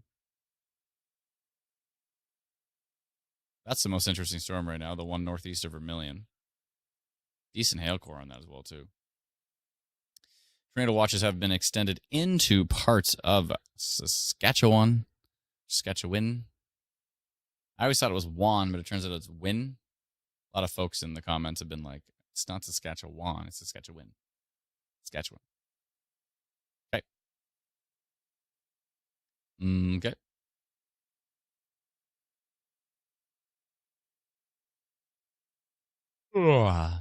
I just had a Saskatchewan.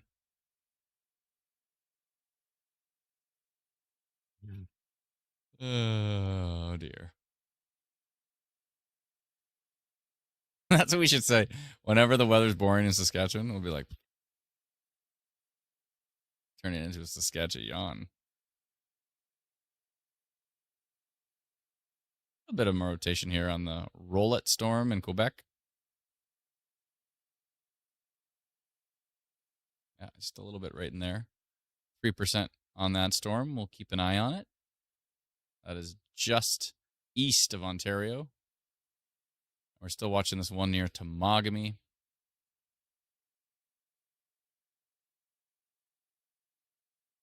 Kind of want to, if I ever get a chance, I'm going to try to toboggan in Temagami.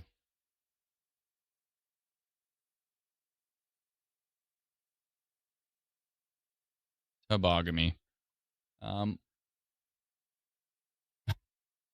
think I had a lobotomy. Is what it sounds like. Let's see here.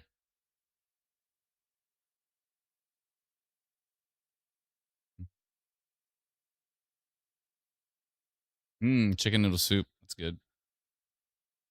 Brenda says it's really not Saskatchewan, Adam. I swear, like so many people in the comments have been like, it's not Saskatchewan, it's Saskatchewan. Saskatchewan. You don't say like the wan. You don't really draw out the wan. You go Saskatchewan. I used to say over here in Saskatchewan, and people are like, Saskatchewan. So it's more of a win. Brendan's saying 100% Saskatchewan. I don't know. I'm telling you. Our Saskatchewan community has always been like, nope, it's Saskatchewan. Welcome to Saskatchewan.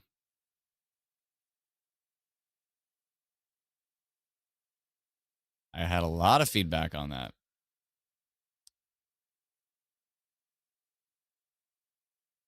You can say it however you want. Turns out I can't. I think I had a lobotomy has to by far be my new favorite Adam quote.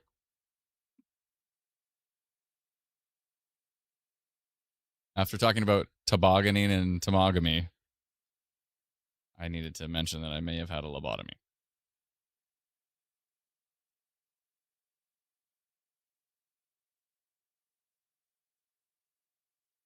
You guys can tell me all you want about Saskatchewan.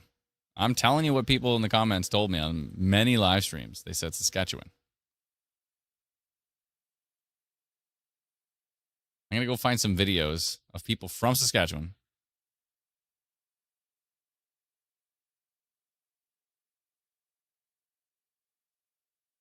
Brenda says if you have to change the one, then it should be one. Saskatchewan. Yeah. Maybe not win, but one. Yeah. Saskatchewan.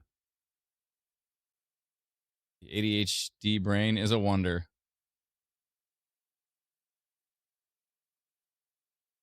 Gloria says edge of something built near Stettler and coasted over us heading northeast. Might get it up there.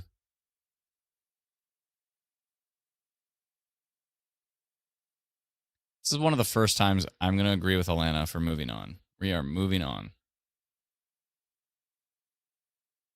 Looks like the severe thunderstorm warning has extended to the east into parts of Saskatchewan, east of Cold Lake, Alberta. They have extended the severe thunderstorm warning into Saskatchewan. Teresa says she grew up in Saskatoon and it's Juan. And Patricia says, why don't we have both? Saskatchewan, Saskatchewan. One, win, wan. Win, win, wan. Okay, here we go. This severe thunderstorm warning has now been extended to the east. They didn't extend the orange severe thunderstorm warning to the east. In Alberta, they extended the yellow severe thunderstorm. Now, I was thinking maybe we could put a fruit in each of the different colors. So if there's like a tornado warning, then the fruit would be apple or maybe some sort of poisonous berry that is red would probably be more appropriate. And then for an orange, that one's pretty straightforward. Orange. And then for yellow, do we go banana or lemon?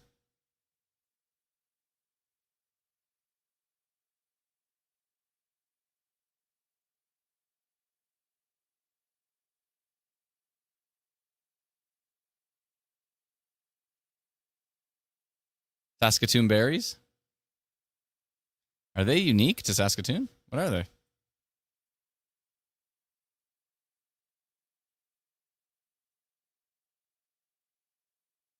Atlanta.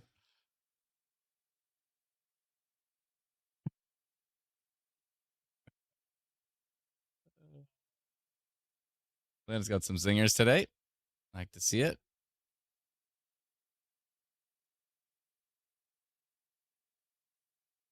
Oh, lemon watches can go sour. Seth Manka, I see you. Watches can go sour. No tornadoes today, says Tia Marie. I don't know. I don't think so. I don't know if we've had any strong tornado reports. We've had some rotation. We've sent out tornado potential. But speaking of rotation, that's rotating right here near Bar River. And that's the one. Hold on a second. Hold on a minute. I think it might go minor rotation on that one. It's a polygon time.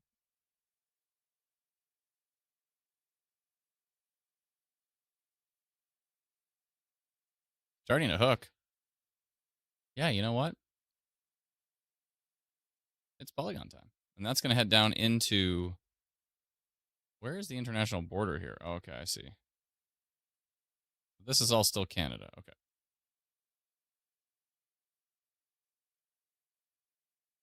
I'm going to go minor rotation on that one as it tracks to the southeast. Maybe a little bit more that way.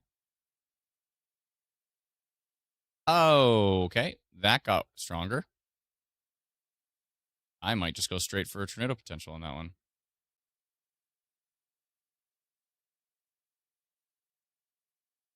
That's got a big hook on it. Yep, I'm going to go tornado potential on that one. Although, pretty solid.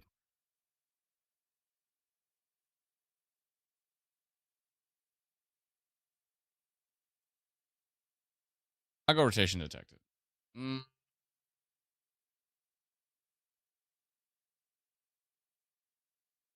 going to go tornado potential. 29 kilometers east of Sault Ste. Marie, traveling southeast at 26 kilometers an hour.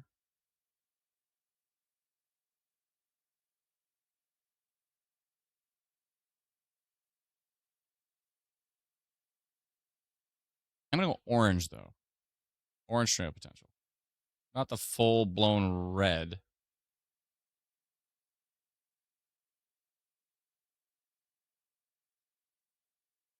Yep. Okay. Sending it. Where is it exactly? By Bar River.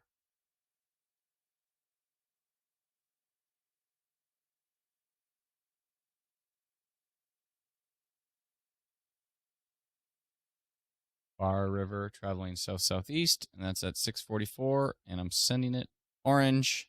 There it goes. Better go tell our friends about that one.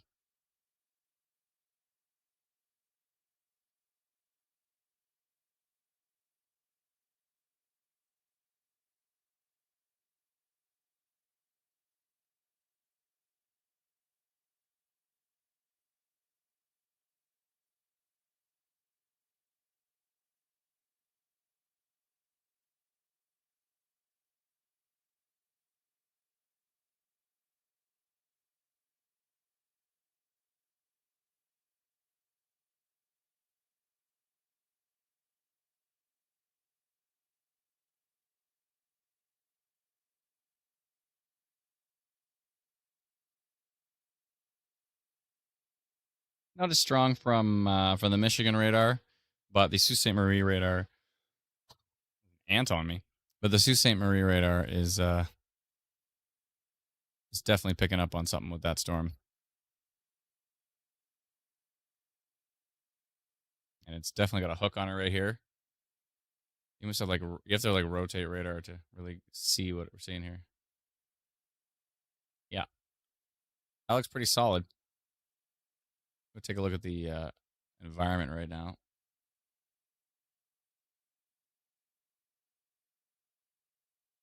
Environment's not too strong, although is that the latest?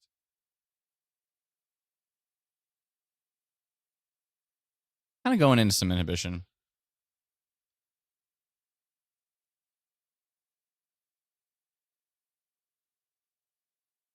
We'll see what it does.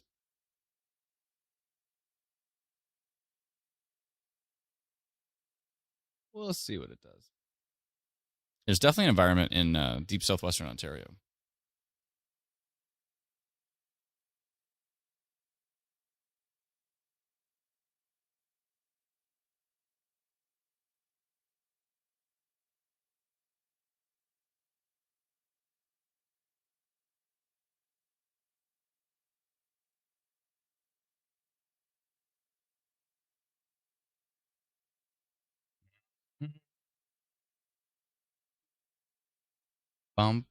Someone said, what about Ontario? We are looking at Ontario.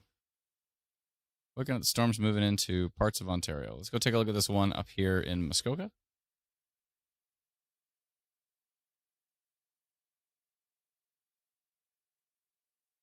That's what it looks like from Bala right now, I believe. A lot of motion. Actually, pretty decent.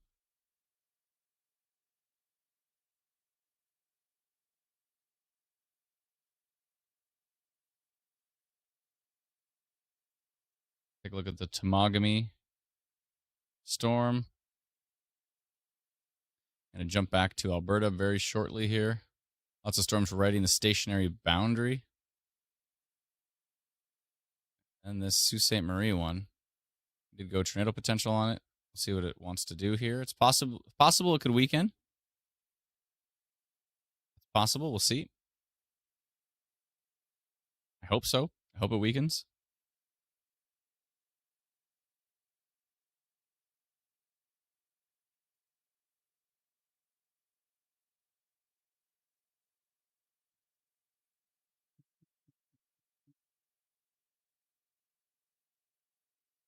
That weak rotation near Innisfree weakened.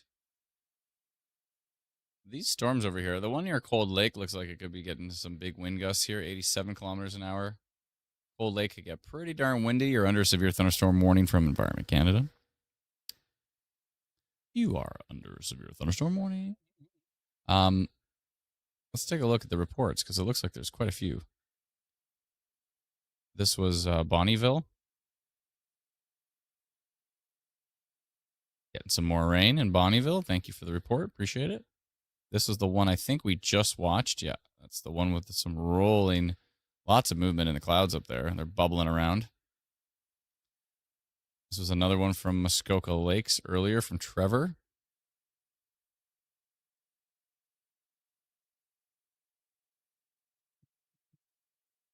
This was from Cold Lake.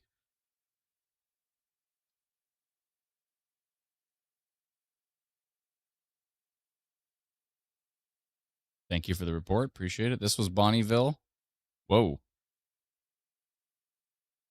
That was a little nastier when the storm hit Bonnyville.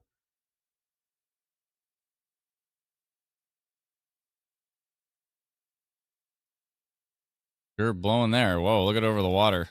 Wow. Those winds are moving. Thank you for that report. Appreciate it. This is from Severn. I think we did take a look at that one. Yeah, that storm moving into that area. All right. So Cold Lake, yeah, getting into some, excuse me, getting into some pretty big time winds up there at the moment. This looks interesting. The Clandonald area. It's kind of on the backside of the storm, though, which is weird.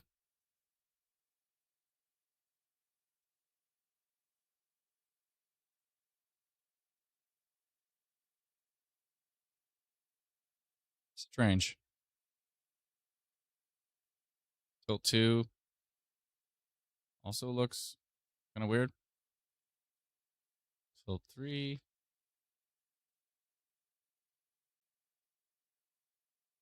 Interesting.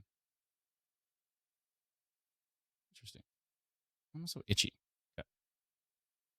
Probably because there's an ant crawling on me now. I'm wondering if there's more.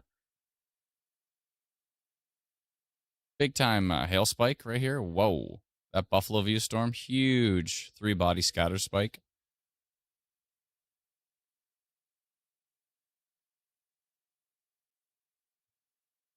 Not so much Smith. It's not really popping out and looking exciting to me in that northeastern Ontario storm. Speaking of northern Ontario, let's go take a look at our eastern Ontario is looking okay. I want to go take a look at this thing.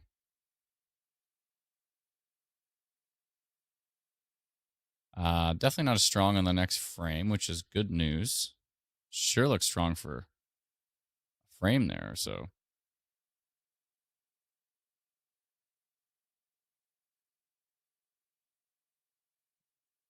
It's still actually pretty decent. Especially if you use storm relative velocity here.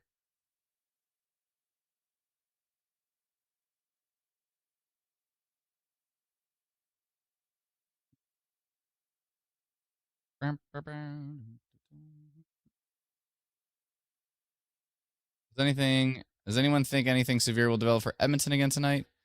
I doubt it, but I've said that before, and storms can pop up. So I never say never, except for in that particular sentence where I said it twice.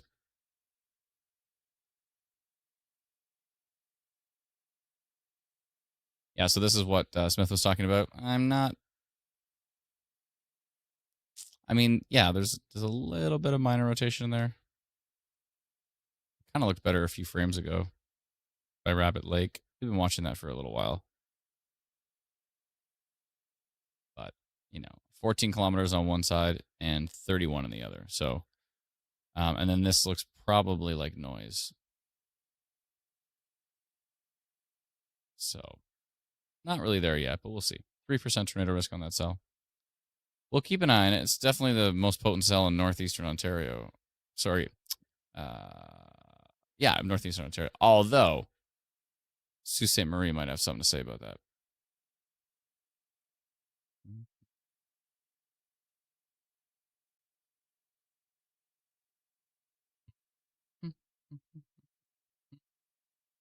That Buffalo View storm, though, is probably dropping monster hail right there. Big scatter spike on that.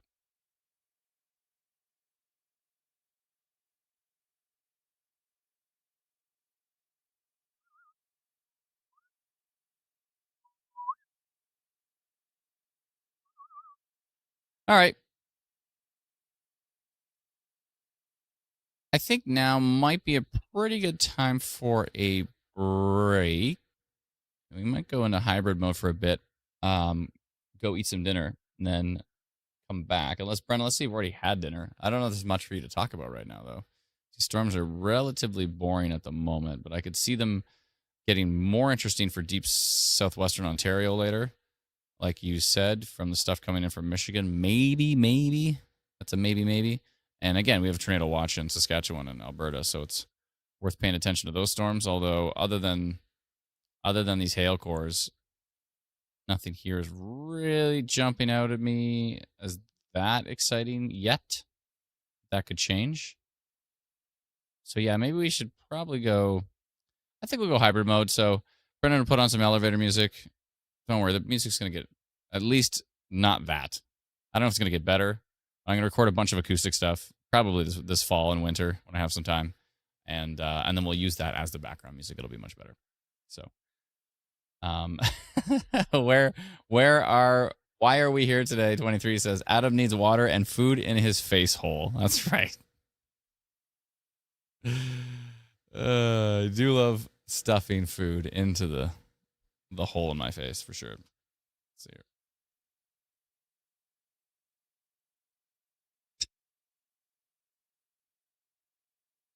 Yeah, I think that's probably a good idea. Brennan may or may not be around. I don't know if he's around. He's probably around.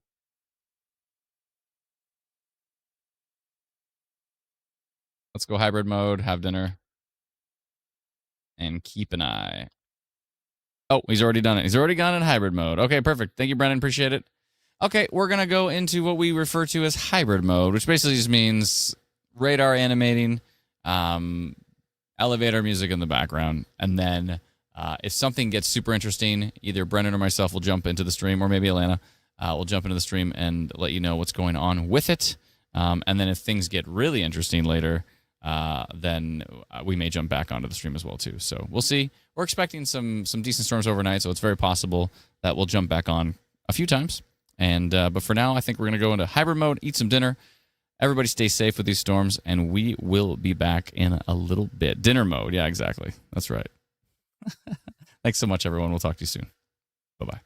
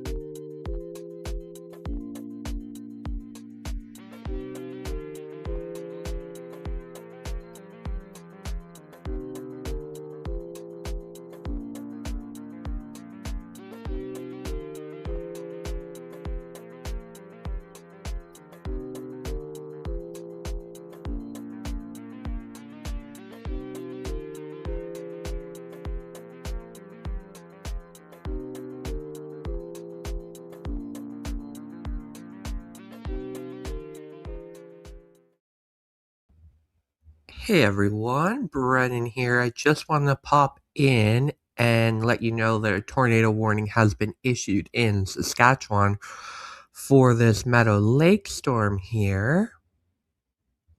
It's actually multiple storms. Let's refresh here so we can get the latest data. I am also here. So the storm in particular that they're warning is that southernmost storm. That's So the the one that's one, got the these rotation ones? on it. Yes.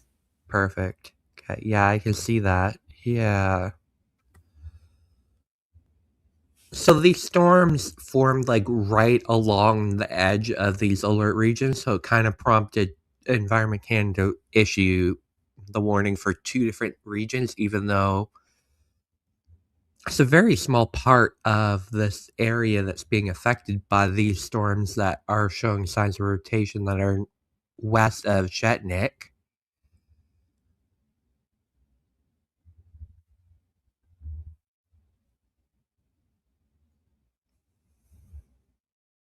And these are heading up into the Me Too's area.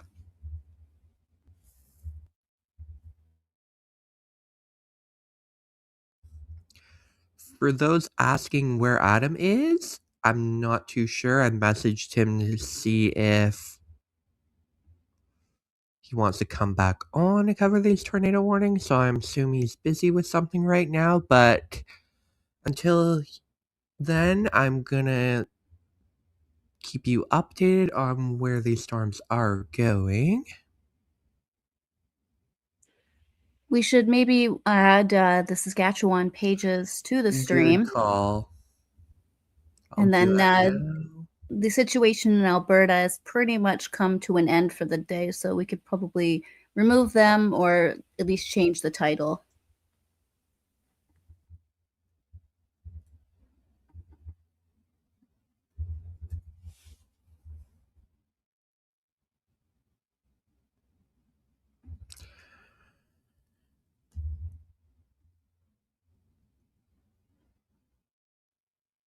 And there we go. So we're going live on Saskatchewan, Stormwatch, and Instant Weather Saskatchewan. My name is Brennan. I'm filling in for Adam. He should be here soon. He said he might be coming to cover the tornado warning, so hopefully he'll be here soon. But until then, we have a tornado warning that was issued for the Meadow Lake area as well as the rural municipality of Spiritwood. The storm in question is to the west of Chetnik here.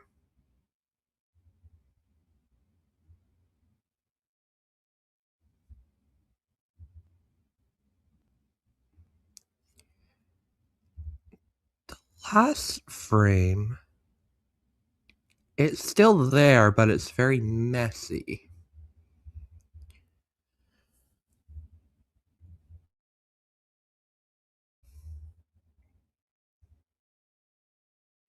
And that storm is tracking into the Me Too's area. So if you got the tornado warning in the Meadow Lake area, the storm of concerns are to your southeast here. So we're mostly concerned about these Me Too storms, although these storms could also be an issue as I believe, no, this area is just north of the tornado watch. So the actual tornado warnings, I don't believe, are in the tornado watch that still remains in effect on the Saskatchewan side of the border. But these storms continue to look quite strong.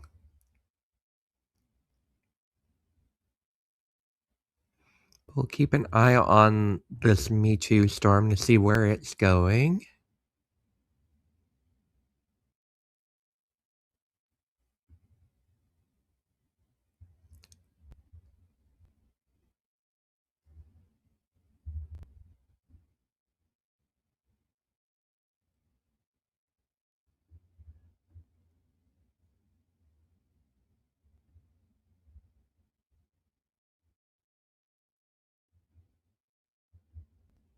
They're not really moving that fast.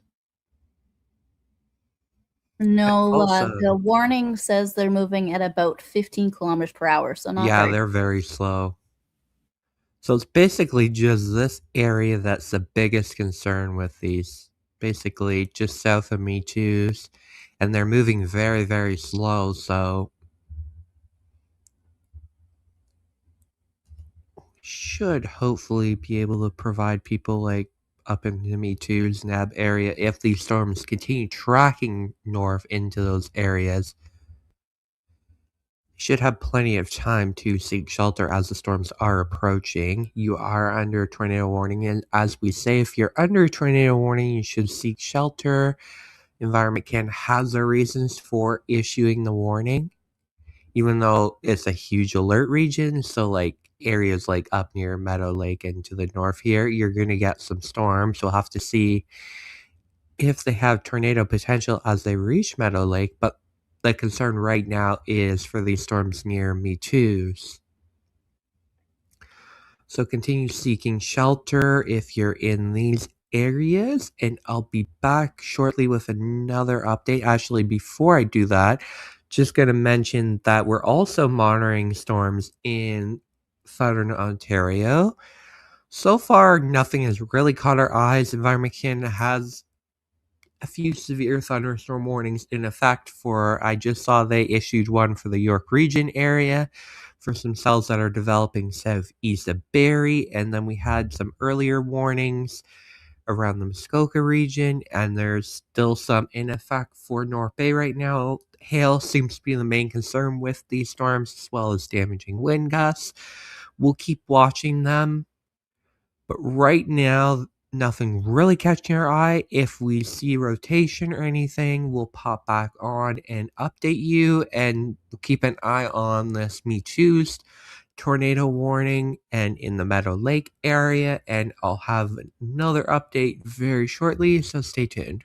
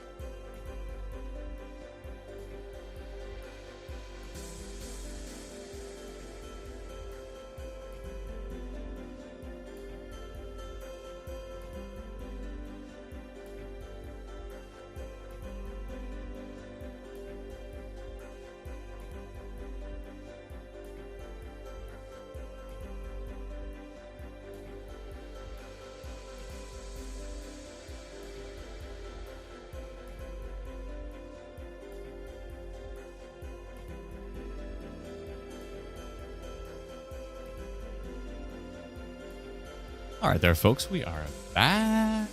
Got a tornado warning in Saskatchewan right now. And that's not great. We're also watching some storms near Lake Simcoe at the moment, which are looking pretty interesting. Environment Canada alerted us back when the storm was about here-ish. It's tracking to the northeast.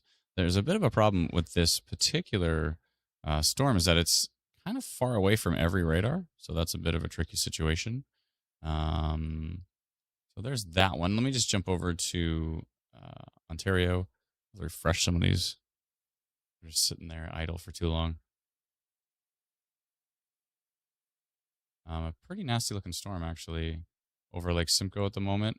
It's actually got a hook on it, which we're not too happy about. 8% tornado risk on it too. Let's see what's going on with the environment here. I just want to turn on mesoanalysis, violent tornado parameter, see if there's any in the area, which there isn't. But also we were having issues with that earlier, weren't we? Let me just double check.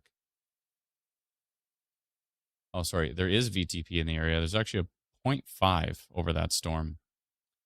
And there is supercell? Maybe not. There's definitely VTP. Okay, so there is a little bit of environment here. This storm over Lake Simcoe is starting to be a bit of a concern. It's slowly tracking to the south. This could actually have a water spout potentially over Lake Simcoe at the moment.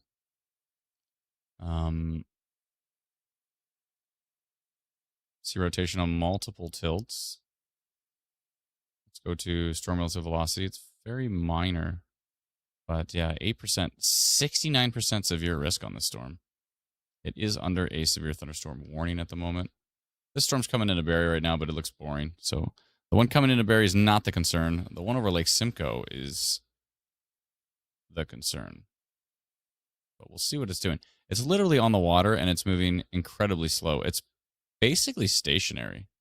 So we'll see what it does. But if you are in potentially Georgina, Sutton area, this could be a problem if it continues to track to the south. We have to watch that one very closely. See what it is up to here. A supercell's a 2, VTP's a 0.5, so the environment's not super duper strong, but it's definitely strong enough that this one's catching our eye for sure.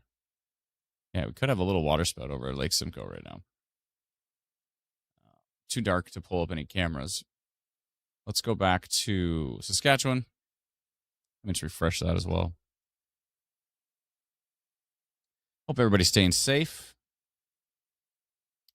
It's been quite a day. It looks like they continue to have the severe thunderstorm watch in parts of Alberta. It looks like they have dropped the tornado watch for Alberta, but it looks like that may be continuing for, let's see here. I'm actually catching up on things here. Hold on a second, folks. So, severe thunderstorm watch, sorry, for Saskatchewan. Now, did they drop? Oh, no, they still have the tornado watch down here on this storm. Now, this storm doesn't actually have an alert on it right now, just a severe thunderstorm watch. There's no warnings on this particular one. We did post about rotation on this one, and definitely some embedded rotation, some strong embedded shear in there. Let's take a look at that. That's that storm right there. Pretty bubbly. Beautiful farm, by the way. This is lovely. But yeah, you can see lots of churn in there. So that's got some, it's got some mustard on that one. So we'll keep an eye on that. Yeah, so they notified this tornado warning back when the storm was about here. And you saw that pocket of rotation. We had these two strong hail producing isolated cells. They've kind of merged into a bit of a cluster here. Let's go back and see if we have another frame on this one. Seeing as this is pretty much stationary over the water, actually won't get another frame on that for a couple minutes. So let's keep taking a look around here in Saskatchewan. See what's going on. Hopefully everybody's doing well. Oh, looks like they have extended the tornado warning to the east. I'm guessing, assuming that that storm is going to roll to the east. It's weird. These ones are rolling north. These ones are going north here. And this whole pocket is going east. So I think they think this is actually going to move to the east. Now, we also did rotation detected on that particular cell. Now, which radar were we using for that? Oh, sorry, that was hail and flood risk. Okay. And then this one was rotation detected. Okay. Okay, that makes sense.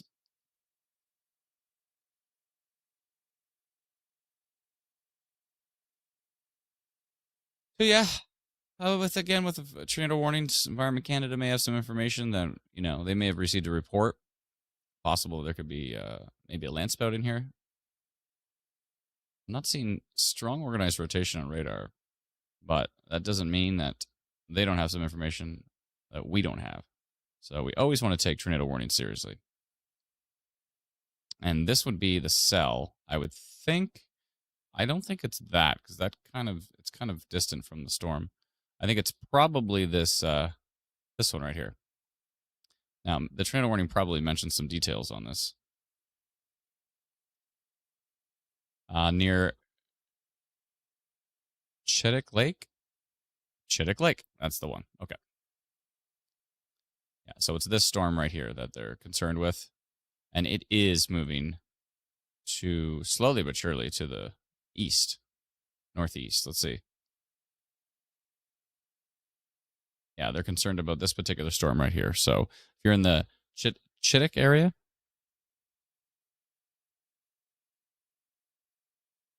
Adams and Barrie. That's right. I live in Barrie. Let's see if we get a refresh on that one. Still stationary. Now, the weak rotation we did see on that has weakened. The total severe risk has gone up to 70. Or did it go down? I'm trying to remember. Yeah, that was definitely rotating over Lake Simcoe. You really saw that rotation right there. And on the next frame, kind of nothing. So this is what Barrie's getting right now. Big time storm here for Barrie, but no concerns, folks. I'm not seeing anything too exciting on it. There is no severe thunderstorm warning from Environment Canada on that storm, nor a watch. There's a whole lot of nothing, but it's got a boatload of precipitation with it. So maybe it could be a little bit isolated flooding with that, especially if it's moving slowly. Let's hit play here and see which way. Yeah, so that's all moving to the southeast. So going to be a boatload of precipitation there for sure. And again, we have this storm over Lake Simcoe at the moment, which has been interesting. 1 second here.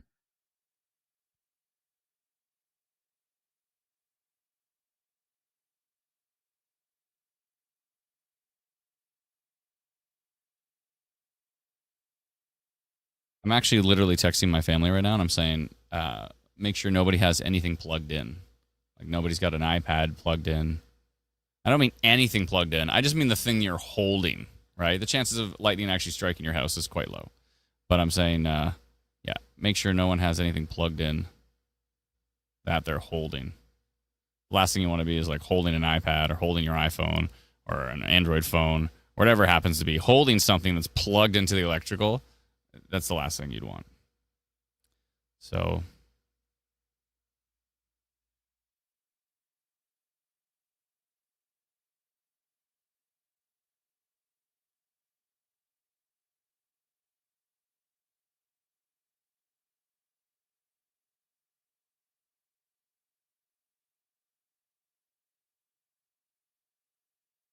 yeah, everybody unplug.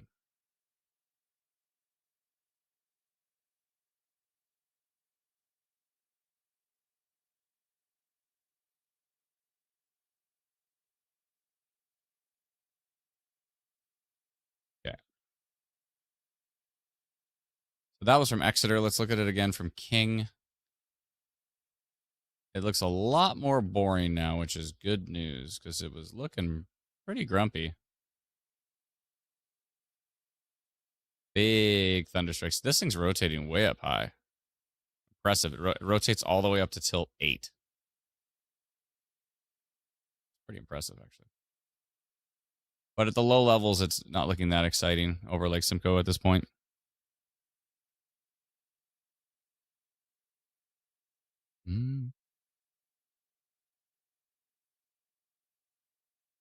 The other thing you don't want to be doing is unplugging stuff while the thunder is striking, right? If you're holding it, like if you have an iPad and it's plugged in, unplug the iPad. But you don't want to go running around unplugging every single appliance. Like, that's also not good because, you know, as it strikes, you're holding on to something, unplugging something. You unplug your devices in your hands, but yeah, definitely don't go running around. Almost golf ball sized hail over Georgina Island. Crazy. No wind like most storms, and it's just hanging overhead, 20 minutes not moving. Yeah, so mainly a flooding risk with this Georgina Island. Golf ball sized hail? Really? I'm not seeing that reflected on... I'm not really seeing that reflected on radar. I could see... There is some hail in Barrie right now. I don't know about golf ball. It's kind of like that fish I caught that got away was 20 feet long. I mean, I don't know about golf ball, but hey, stranger things have happened. Let's see here. It looks like I was about to say their trampoline's turning into a pool, but then I realized it was a pool. That's Barrie from 1 minute ago. Whoa. Well, that's what's happening outside right now. Outside my window.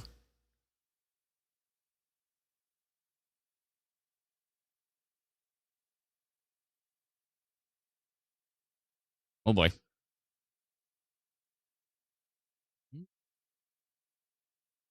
Thank you, Mike. Appreciate the report.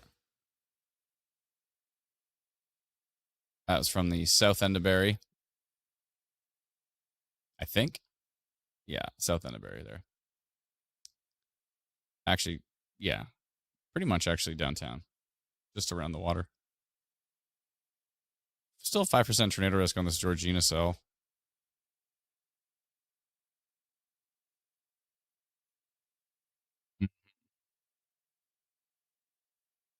Let's go take a peek around at the different storms, and I want to take a look at the tornado warning as well.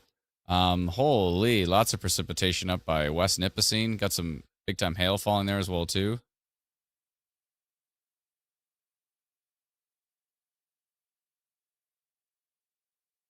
Interesting storms. Going to be a noisy night for quite a few folks here, it looks like. Eastern Ontario looks pretty boring. Let's jump back to Saskatchewan. And again, this is the storm that Environment Canada is concerned with here. And yeah, you can see a little bit of rotation in that one. That's the Chittick one near Pelican Lake. And now there is a storm coming in from the west as well, too. So we have 2 storms inside of this tornado warning.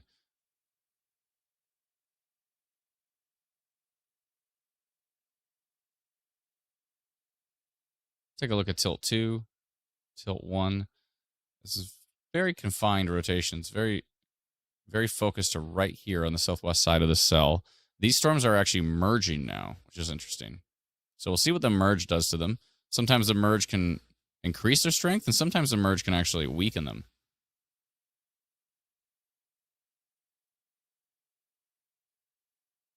It's almost kind of like, you know, it's like if it's already strongly rotating and it merges, that can sometimes disrupt, you know, that perfect flow of rotation.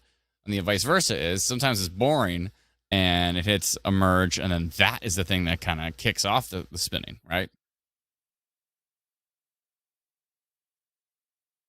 How's everybody doing, though?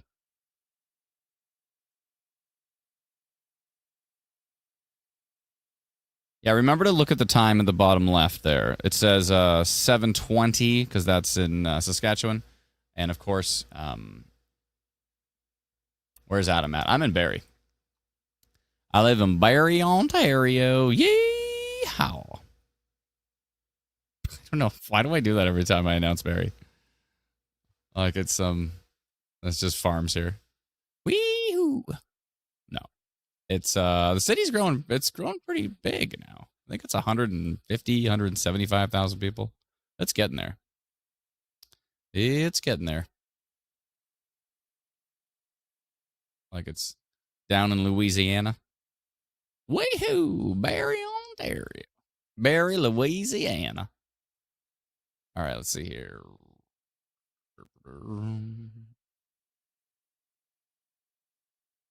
Yeah, so it's pretty confined here in Saskatchewan. It's mainly just the Meadow Lake area, Metoo's, Chittick area.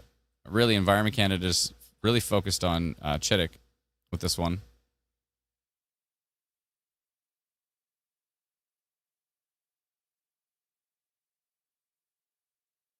Near Chittick Lake. Yeah, moving northeast at 20 kilometers an hour. So they're talking about tornadoes, hazards, tornadoes, damaging winds of 90 to 110 kilometers an hour, loony to ping pong ball size hail, and heavy rain 15 to 50 millimeters for Metoo's, Neeb, Cabana. I'm probably pronouncing all these areas wrong. Now, Meadow Lake, not really the concern with this particular situation.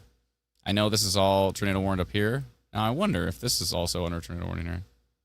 No, that still says Chittick Lake for that particular one, which is interesting. Bing, bing, bing, bing. Let me just double check something in the background here.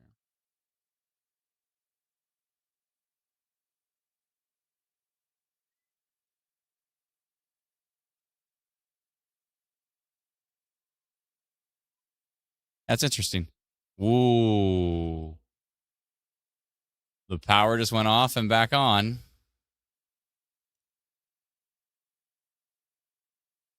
Oh boy.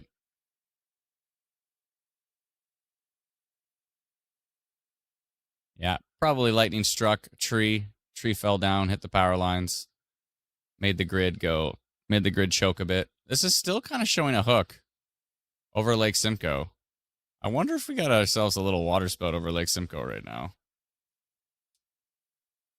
Maybe.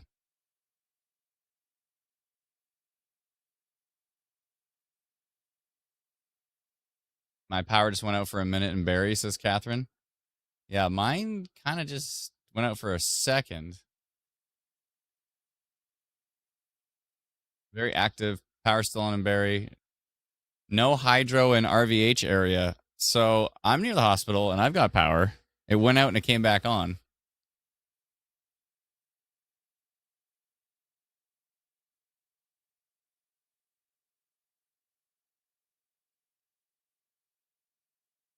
Tech Kitty says, great performance on Saturday. Were you there? What? You didn't come and say hi? Oh, power just went out again. Came back on.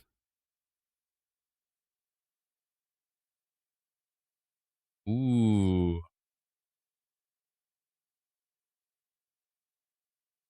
Now Barry's fine. The only problem right now is gonna be the lightning.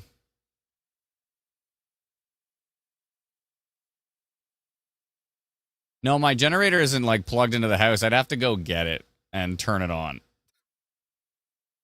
I do have battery backup though. I don't know if it would keep all my lights on though. Gotta think here. Is all my lights into that? I think it is, yeah. Power flickers in the east end. Yeah, you got that right. Am I scared? No, I'm good. I'm fine. I have radar and I'm looking at it and it's fine. So it's all good. The only risk is lightning.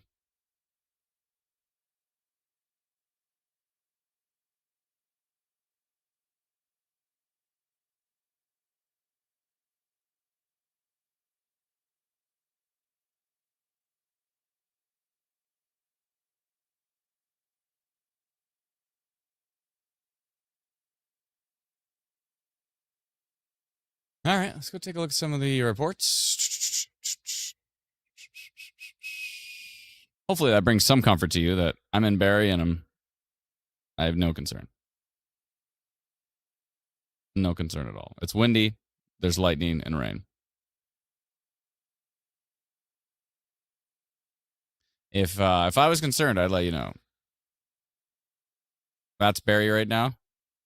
Pretty windy, but it's okay.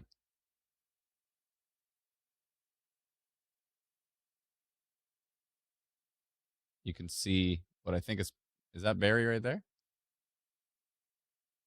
Yeah, Barry as of now up there. Yeah, gusty winds. I mean, you could see maybe a branch or two come down. It's looks like gusty winds, but nothing is mind-blowingly strong here.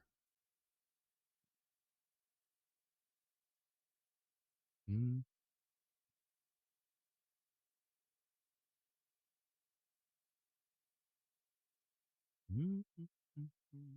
Now, this thing over Lake Simcoe, though, it still has my attention. But also not really. I mean, it's got like a little bit of a hook on it, but rotation is very weak on it at the moment. Again, I wouldn't be entirely surprised if there was like a little water spout, but maybe nothing. It's very stationary. The worst thing of this is that Georgina Island's probably going to be flooded because this thing hasn't moved forever. Georgina Island has had rain for how many frames? Okay, so since 8:30, Georgina has been dealing with hail and a boatload. Oh yeah, remember they said golf ball size hail? Hold on a second. A few frames ago, there was actually some decent hail there, so maybe I don't know if it was golf ball, but maybe had some quarters. And so Georgina Island has had torrential rain for over an hour, so that's not great.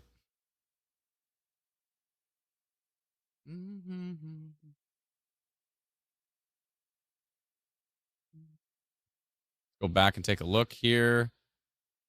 There's a decent storm up there north of Meadow Lake. Oh, we just got a new radar frame, so we should go check that out for our friends in Saskatchewan here. Big time hail core up there. Tracking to the north. Let's see what these storms are doing.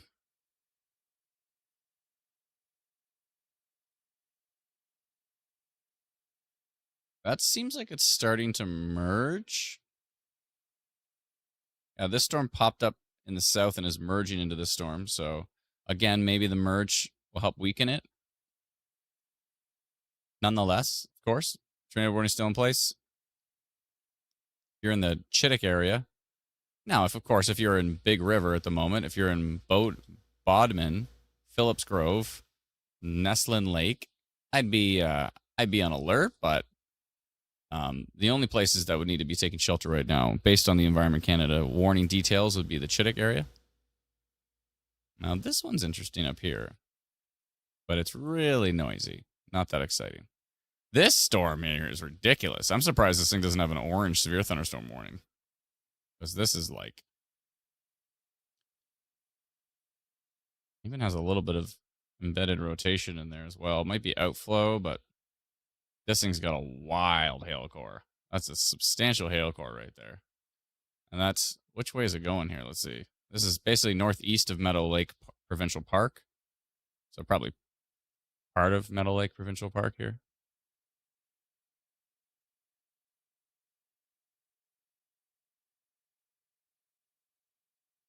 What the heck?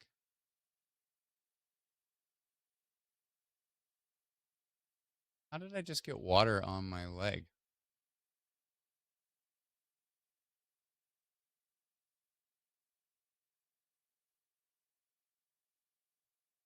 Oh no. We've got a little bit of water leaking. Here, near, running down the wall. Ah! I see. I'm like, how did it hit my leg? Doesn't make any sense. Only seems to be a little, but yeah, that's not great. I have to find where that leak's coming in from. I better go get a towel. Brennan, can you take over for a minute? I'm gonna go get a towel. I'll be right back. Give me just a sec, folks. I'll be right back.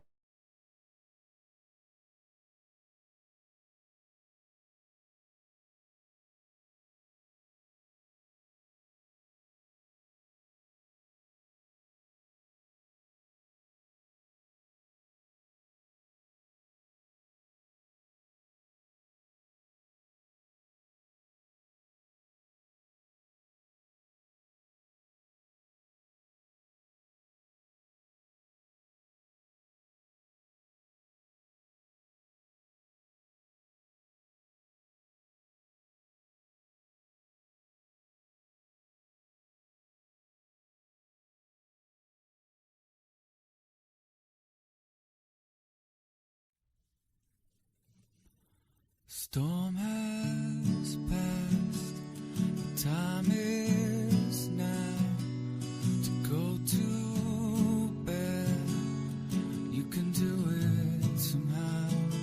The storm is gone, and maybe it's not too long until you rest your head, get some sleep, try to dream of something sweet.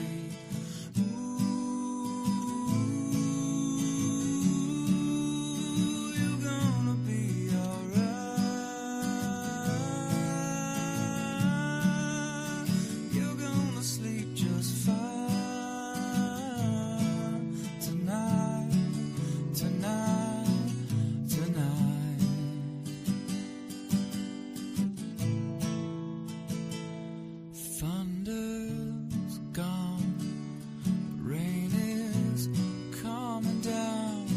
If you look up to the sky, you see things are clearing now. Everything is gonna be okay, even when it's not. All storms pass eventually. Know you have a lot. You got me, you got mom, got all the things that you've become. Me, you got mom, got a loving home where you're from. You got me, you got mom. So love your family, you only get one. Only get one. Storm has passed, the time is now to go to bed. You can do it somehow. Storm is gone, maybe it's not too long until you rest your head and get some sleep. Try to dream of something sweet.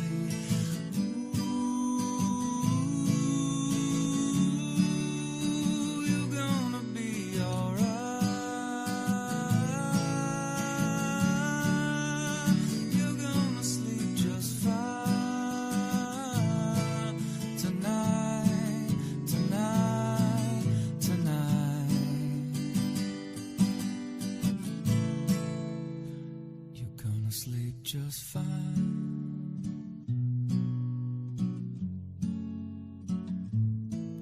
Tonight,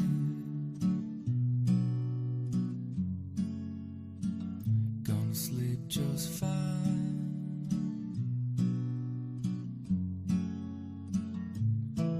Tonight,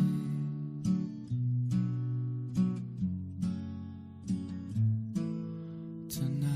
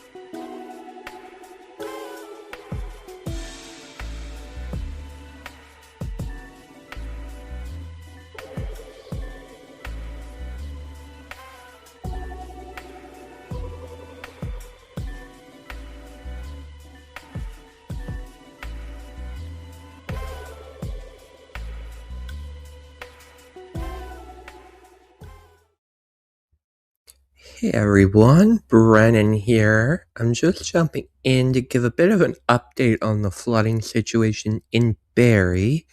We also had some flooding that was reported in North Bay. If you were with us earlier, you may have seen that Adam had to leave the stream because he had a leak in his basement. He's gotten that under control. I'll handle everything's good there, but he has to go check on a family member's house that's away just to make sure everything's good with that house.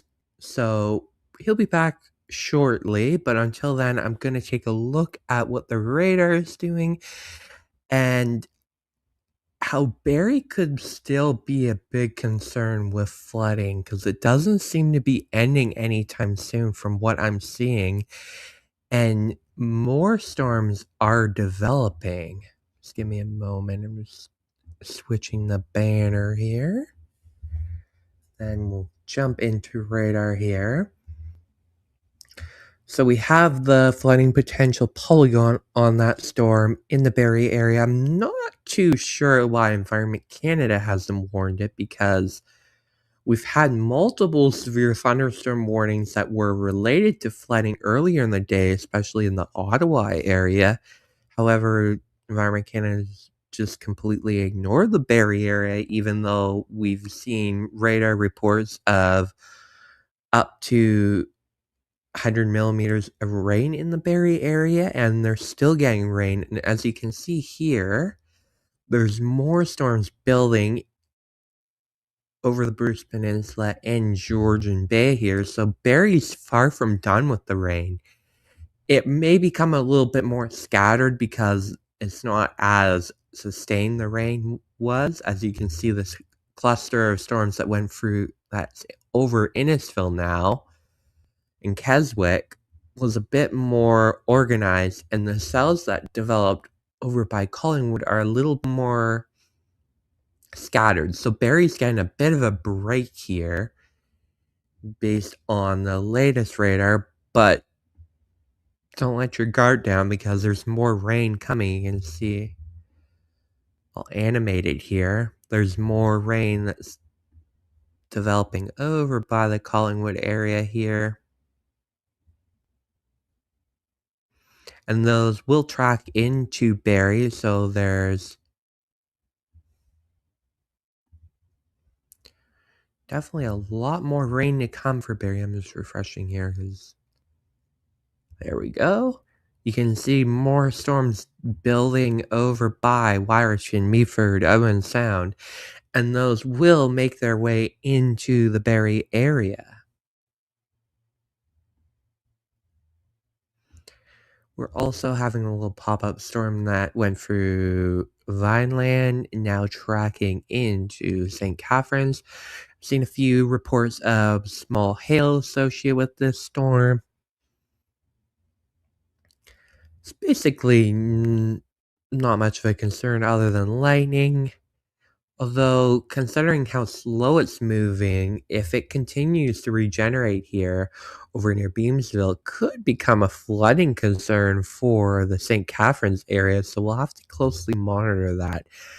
That seems to be the story of the night at the moment with these storms, is that since they're moving so slow and they're just constantly regenerating over the same area, which is what we call training storms, it could continue to be a concern with flooding potential, especially up into Barrie. We did get some reports of flooding in North Bay. The good news is the heaviest rain has moved out of North Bay. North Bay is about, just drag it down here. You can see North Bay is just on the edge here, and they're almost out of the rain, and I'm not seeing any more storms developing in behind it. So North Bay, whatever you're dealing with right now, it shouldn't get any more worse because the rain is tapering off there. We continue to watch this complex of storms as it tracks through South River and Algonquin Park. And it looks like Environment Canada just issued a rainfall warning for Barrie. I guess better late than never, but maybe they heard me.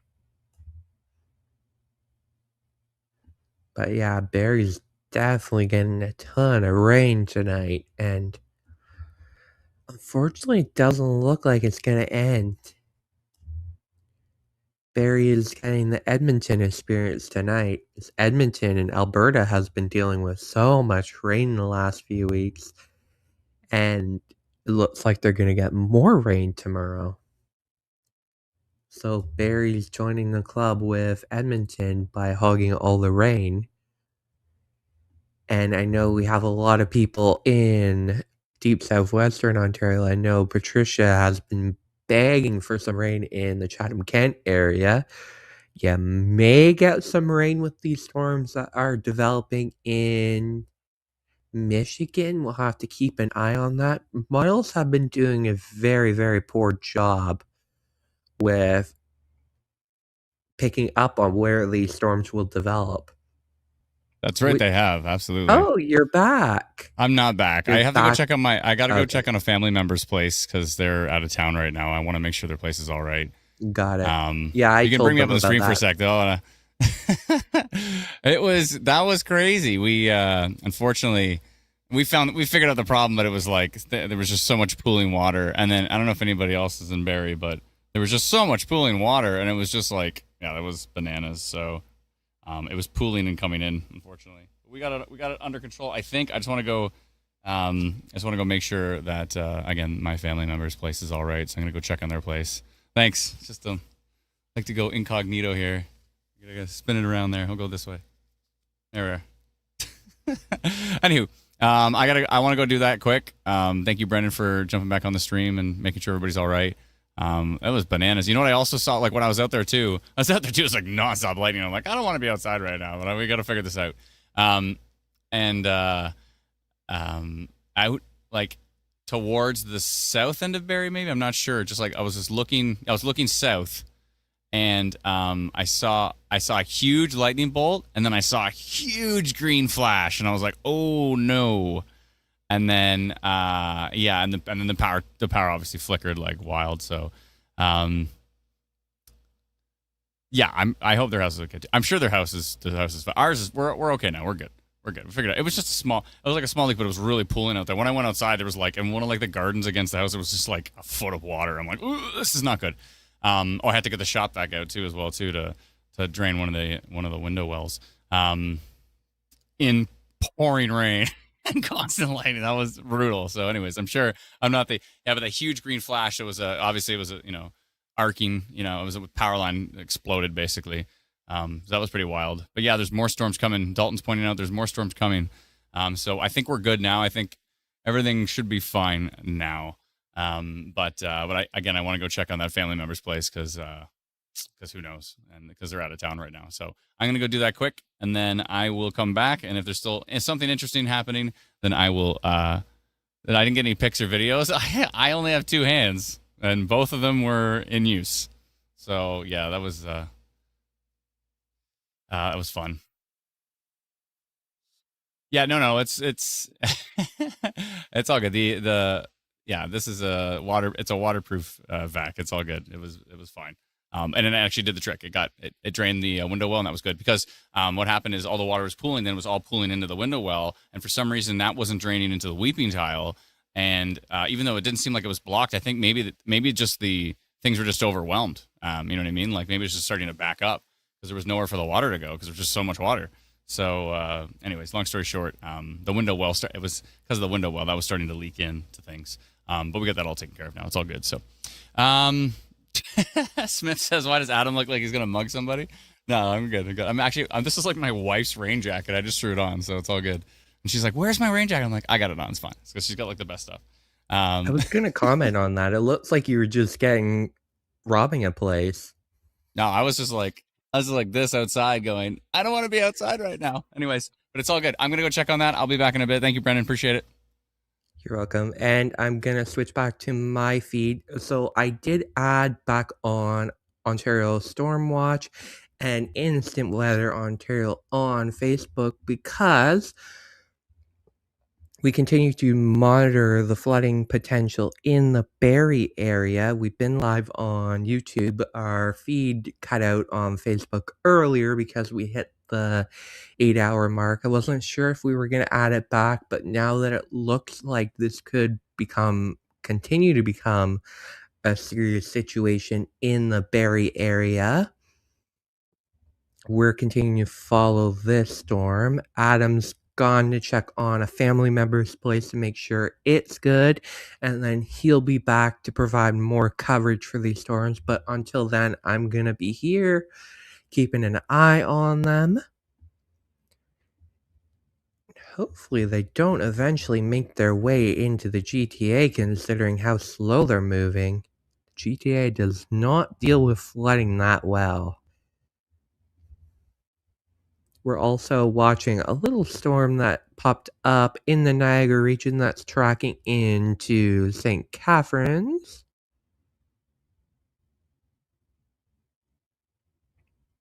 And Niagara Falls. It could also be, and it looks like our Alberta stream died because it hit the 8-hour mark, which sort of doesn't really matter because Alberta has been out of it for a while, so we'll say goodnight to them. And actually, I think I'm going to say I'll leave Saskatchewan on there because we still have a few severe thunderstorm warnings in Saskatchewan, but they're not really looking that interesting at the moment.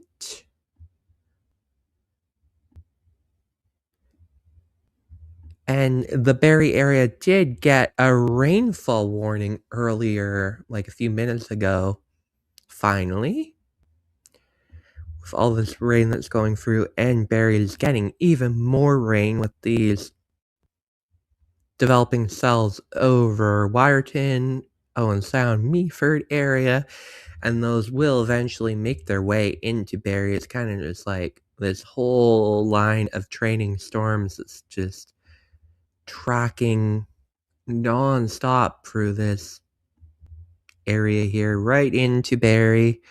So the flooding potential is far from done in Barrie and could even get worse as these storms continue. Radar has been estimating over 100 millimeters of rain has fallen in the Barrie area, and that was earlier, like 30 minutes ago. So we could be getting up to 125, maybe 150 shortly.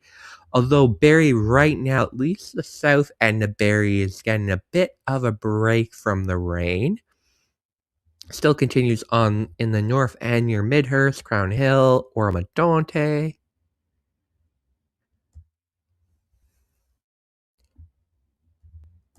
But the rain is gonna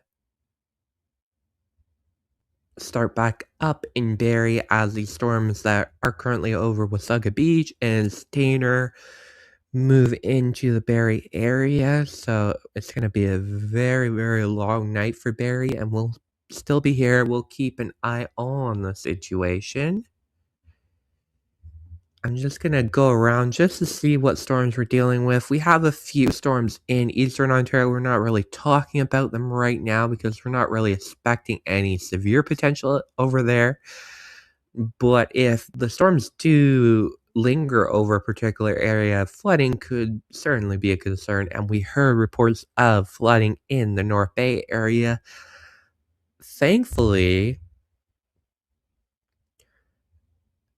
North Bay is starting to get out of the rain. Still a bit of rain in the North Bay area, but the intensity is a lot weaker than it was earlier today.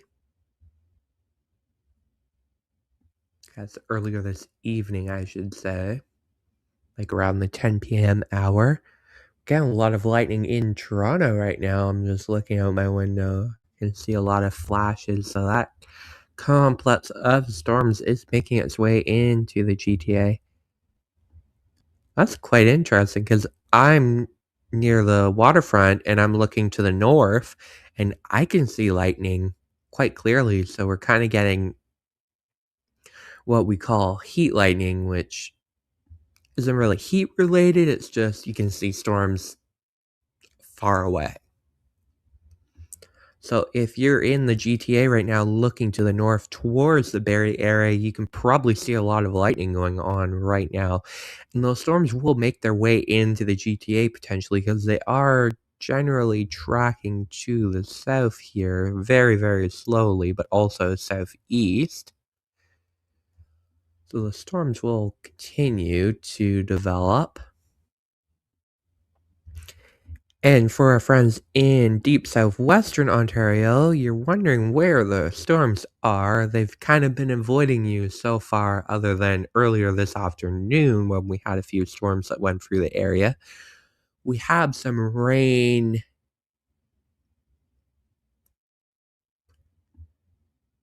developing in Michigan. We'll have to see if those make their way into deep southwestern Ontario.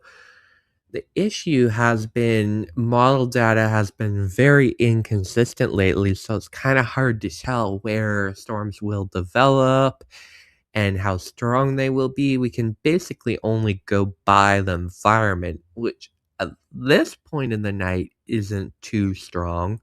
We're reaching the end point of where we were expecting the severe potential outside of flooding to be a concern. There could still be an isolated risk later tonight as these storms from Michigan track into southwestern Ontario.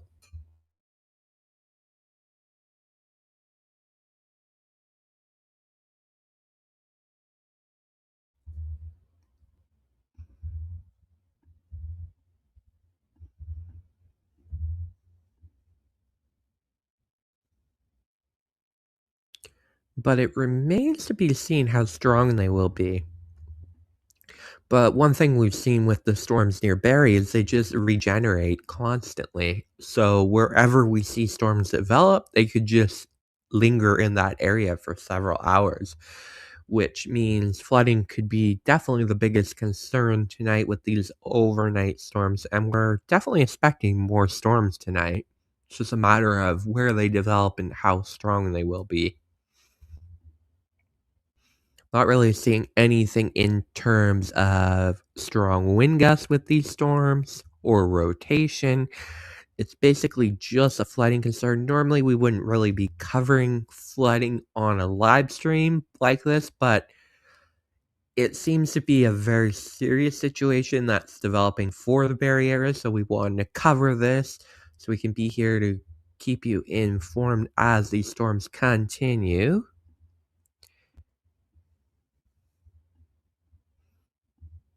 And it's been non-stop rain in the Barrie area. At least since at least like 9 o'clock they've been going. And now it's like 11, so we're like over 2 hours of rain. And it's not like light rain either, it's like very heavy rain. These thunderstorms that can produce like 50 to 75 millimeters per hour. So if you do the math on that, that's 2 hours. We're looking at 100 to 150 millimeters of rain. And there's even more to come. So I wouldn't be surprised if we end up getting close to maybe a 200 millimeters in the Barrie area once this is all said and done.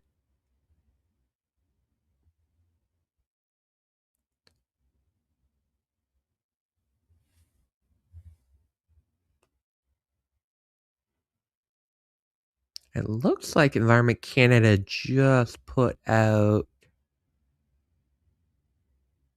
a special weather statement. I'm just going to read that. And it looks like Environment Canada ended the severe thunderstorm watch. Yes, they did. So they ended the severe thunderstorm watch in southwestern Ontario, which makes sense because those Michigan storms aren't really looking that intense at the moment, and it looks like the severe potential is diminishing other than the flooding potential. And Environment Canada just put out a special weather statement warning of total rainfall amounts of 50 to 100 millimeters locally in eastern Ontario. That includes Peterborough, Petawawa, Bancroft, and all through the Ottawa Valley into Kingston, Cornwall, and Brockville.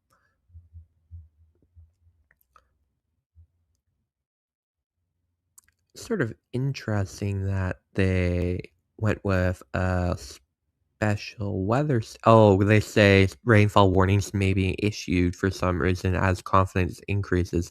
Because usually 50 to 100 millimeters would prompt a rainfall warning, but maybe they're thinking they're going to issue them as storms develop.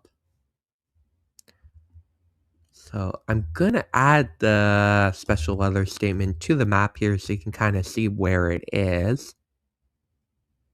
I think it's under here, I want to say.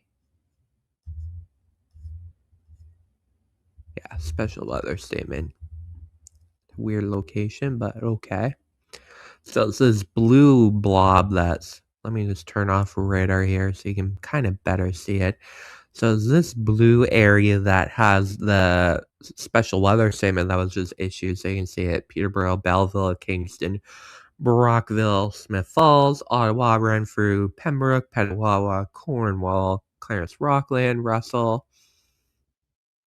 You could be seeing 50 to 100 millimeters of rain tonight, although Environment Canada notes in the statement, just gonna refresh so I can read it. They say a low pressure system is forecast to develop tonight and then stall over the area by Tuesday. Multiple rounds of showers and thunderstorms are expected for some areas, leading to rainfall amounts that exceed 52 millimeters of rain and may approach 100 millimeters of rain in a few locales. Note that rainfall amounts will vary widely across the area due to the convective nature of this precipitation. Rainfall warnings may be issued for some regions as confidence increases. So that's for tonight into Tuesday and ending, I believe they said Wednesday morning. So that's from tonight to Wednesday. So hopefully the rain is a little more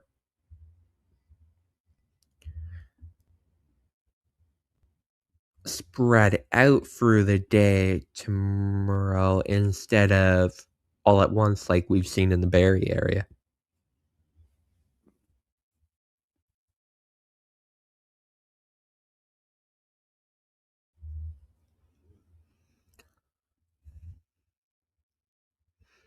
But I know a lot of people in southwestern Ontario wants the rain that didn't get the rain earlier today.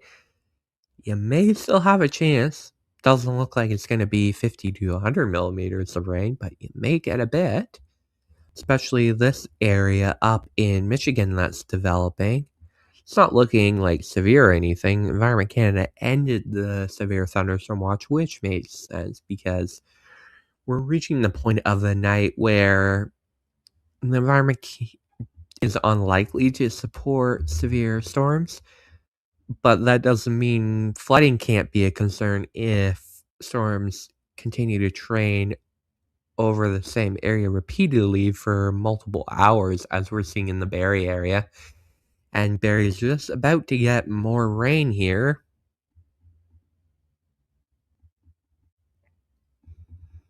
So you may have gotten a bit of a break, especially in the south and the Barrie here.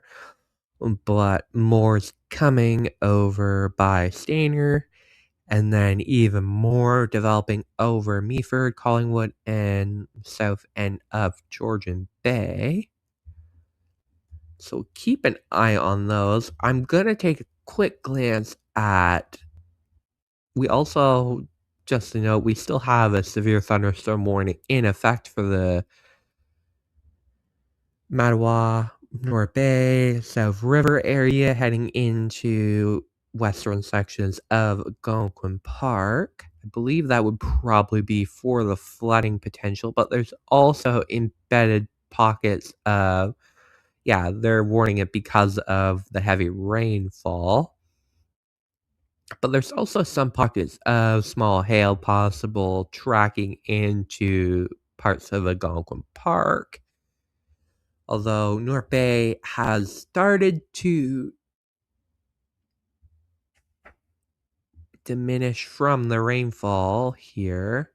You can see there's a little bit of rain still going, but the intensity has died down a bit.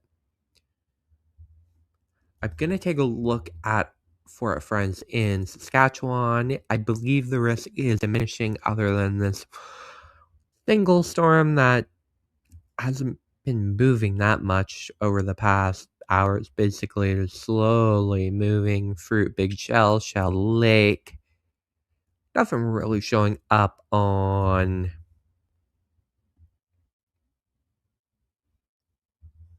velocity. They're warning damaging wind gusts, up to quarter-size hail, and heavy rainfall, and that will eventually track into the Prince Albert area, but it's very, very slow moving. It probably won't be for at least the next hour or so. So we'll keep an eye on that, but outside of that, things are dying down out west. Alberta is completely done for now. Although tomorrow could be an interesting day in Alberta. I'll bring up I'm going to come back to Ontario, so don't leave us if you're watching in Ontario. I'm just going to quickly go over what we are dealing with tomorrow in Alberta with a high risk that was issued by Environment Canada that includes, it cuts right through Edmonton here. The part of Edmonton is in the high risk. The other part is in the moderate risk. So I know Edmonton is just overjoyed by the idea of more rain coming, but unfortunately that is the case. I was reading the frats they've identified, so they're saying there is a tornado risk, 90 to 100 kilometer an hour winds, hail 4 to 6 centimeters, so about Timbit to tennis ball size hail, and heavy rain, and that will be what we're dealing with in Alberta tomorrow, and that extends into portions of Saskatchewan. So while we've covered Saskatchewan a bit, we'll keep an eye on that single storm that's heading into the Prince Albert area. I'm not really expecting it to do much, but we're continuing to watch this area in Ontario for flooding potential in the Barrie area.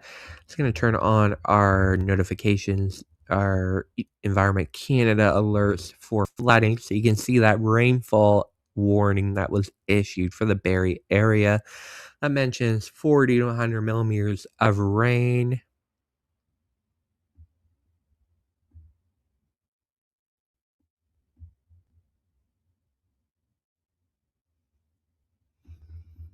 And based on what radar is estimating, it looks like Barrie may have already been approaching the 100 millimeter mark about 30 minutes ago, so they could be exceeding that by now, and they're just going to get more and more rain, at least for the next hour, maybe longer, until this storm finally drops south of Barrie, but doesn't really show that happening yet, and more cells are developing over Georgian Bay.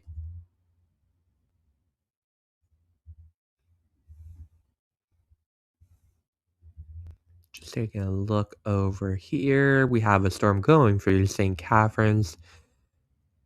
It does seem to be at least moving and not building to the west as we saw with the Barrie area.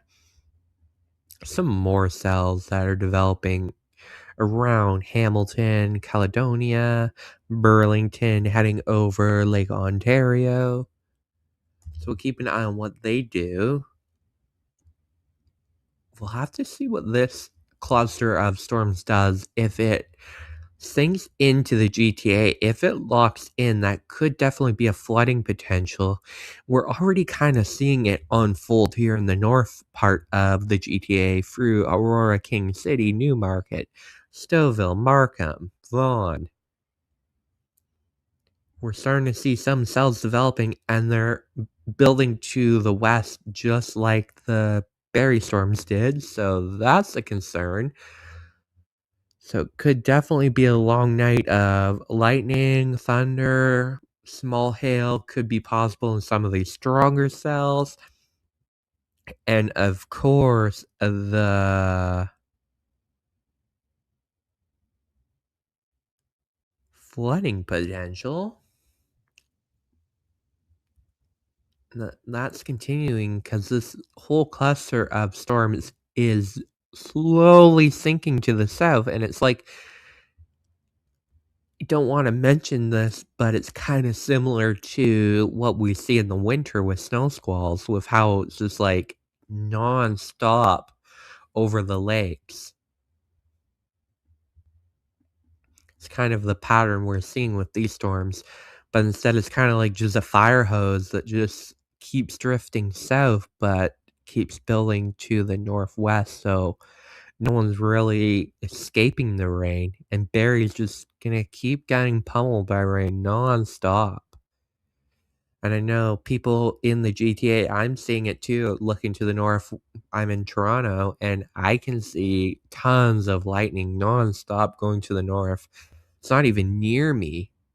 I'm probably seeing the lightning coming from the Vaughan cell right now, but it's still far to the north. It's just non-stop lightning. It's wild.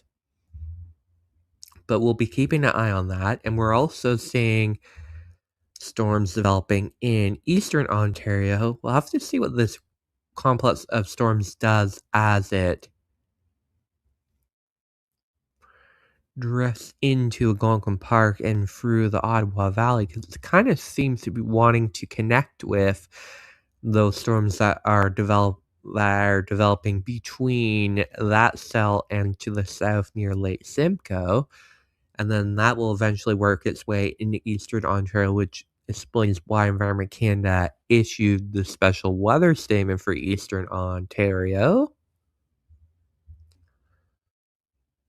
So keep an eye on that. I'm going to jump back into the background for a few moments. I'll be back with another update shortly.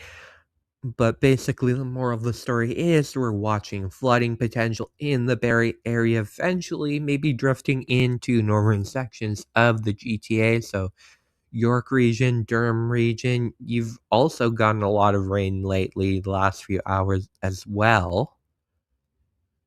So that could be a concern, and it doesn't really be seeming to be stopping anytime soon. So stay tuned. I'll be back with another update, and stay safe.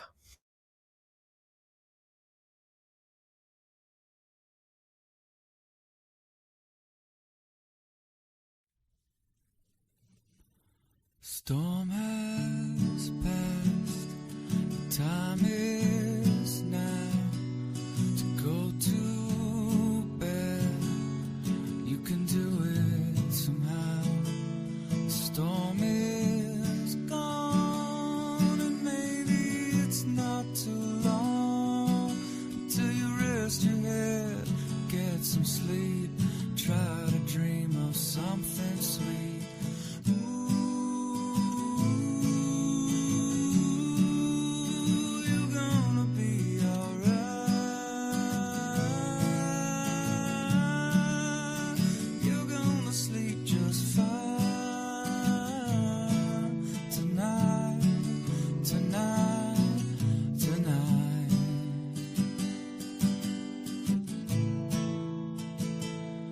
Thunder's gone, rain is coming down.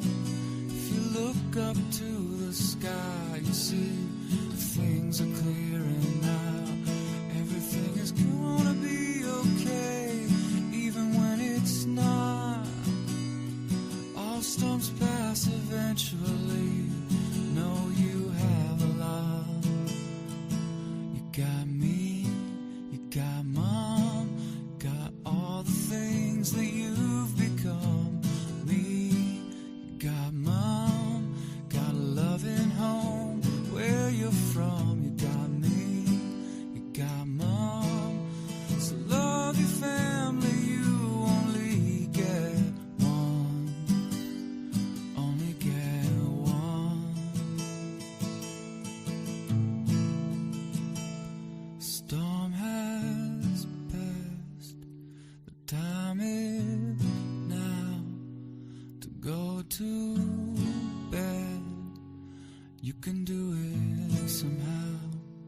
Storm is gone. Maybe it's not too long until you rest your head and get some sleep. Try to dream of something sweet. Ooh, you're gonna be alright. You're gonna sleep just fine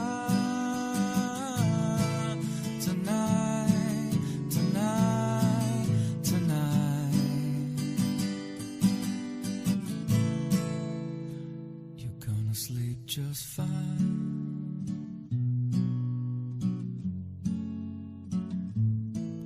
Tonight,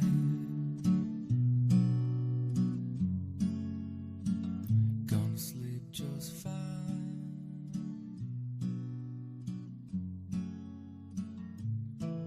Tonight,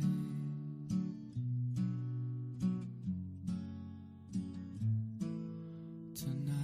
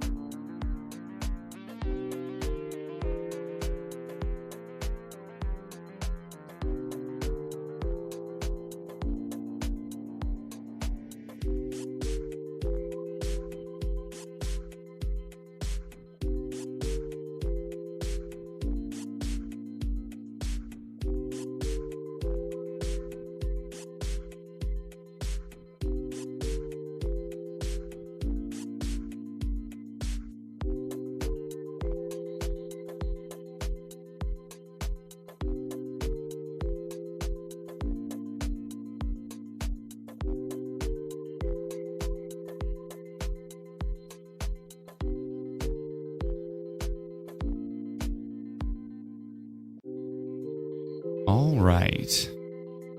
Now, I don't know if Brennan's around.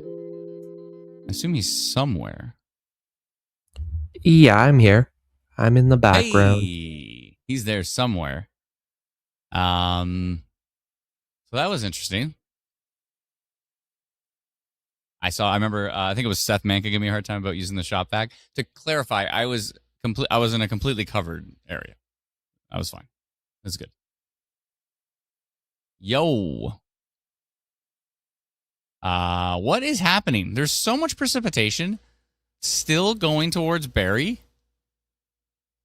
I did see some parts of trees down, actually. Not huge parts, but some decent sized branches down. Dan says, "Can we send polygons? They seem to be helpful." Can like anybody send them if they're using some other pro? We basically just have it for our team to be able to send them. Which yeah, I mean, to have anybody like notify like the entire community might not be the greatest idea, but we've got several on our team who are very, very awesome at sending out polygons. Obviously, rainfall warning makes sense. What is their highest? This is almost like a snow squall coming off of Georgian Bay. 50 to 100 millimeters. It looks like, what is, hold on. Yeah, there's already been more, I think more than 100 millimeters. If based on radar's at almost 5 inches. So it's, yeah, probably more than 100 millimeters in Barrie. And there's way more coming, which is not great. Yeah, so when I went down, I went and checked on my family member's place, and yeah, there's no flooding right there. But Brendan was saying that further downtown in Barrie, it's quite flooded. I think he said down by, was it Bradford Street, by the waterfront? Someone said something about the river overflowing. There's a little river that runs downtown through parts of Barrie. And yeah, I guess if that's overflowing, that's not a good thing. So yeah, so there's that. How's everybody doing? I was a little bit busy for a bit there. That was something.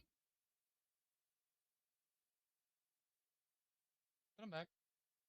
I think we're good now, though. I think we figured out the issue. No hydro and Owen Sound. Thank you, Corey.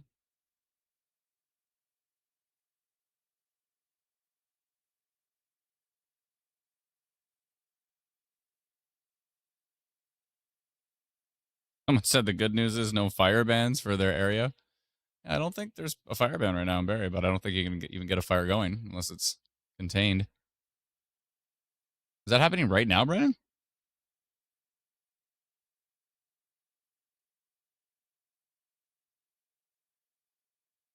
Oh, yeah. Decent storm going through parts of Toronto as well.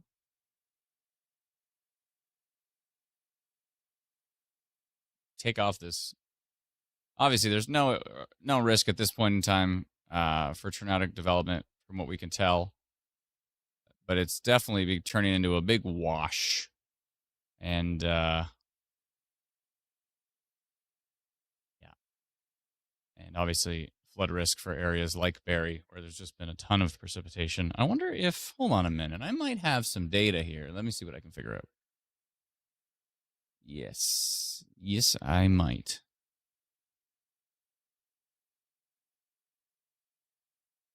Let me see if I can pull this up.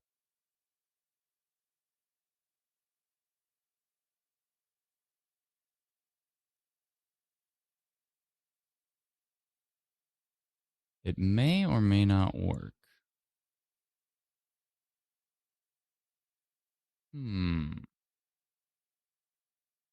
Actually, I should just be able to read it. One sec here. I've got an idea.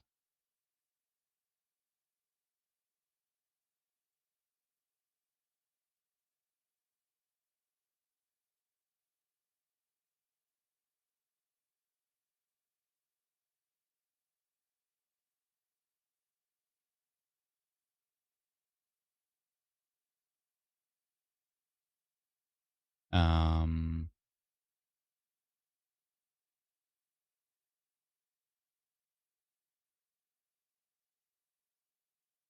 all right. Is this going to work? I'm not sure.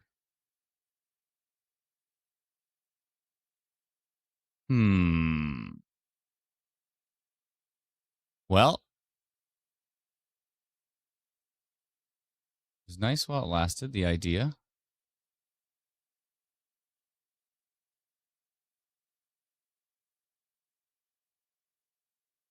Yeah, quite a lot of precipitation, even in just the last hour.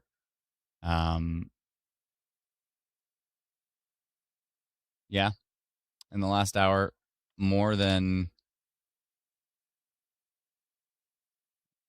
definitely more than 50 and potentially 100 based on radar.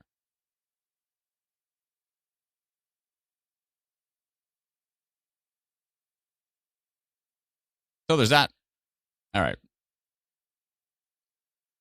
There is that. Looks like the Alberta stream cut off. Again, if you're ever watching on Facebook or anything and that stream cuts off, you can always just come over to YouTube or come over to Twitch.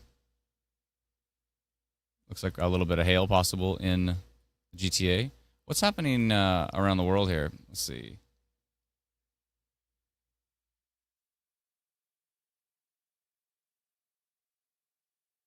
So it looks like Alberta is all done. Saskatchewan continues with a severe thunderstorm warning west of Prince Albert. Mainly just a wind risk from what I'm seeing. Not too exciting. Whoa, that's exciting. Look at that shelf cloud. Whoa. I didn't think I was going to see something that cool. That is wild.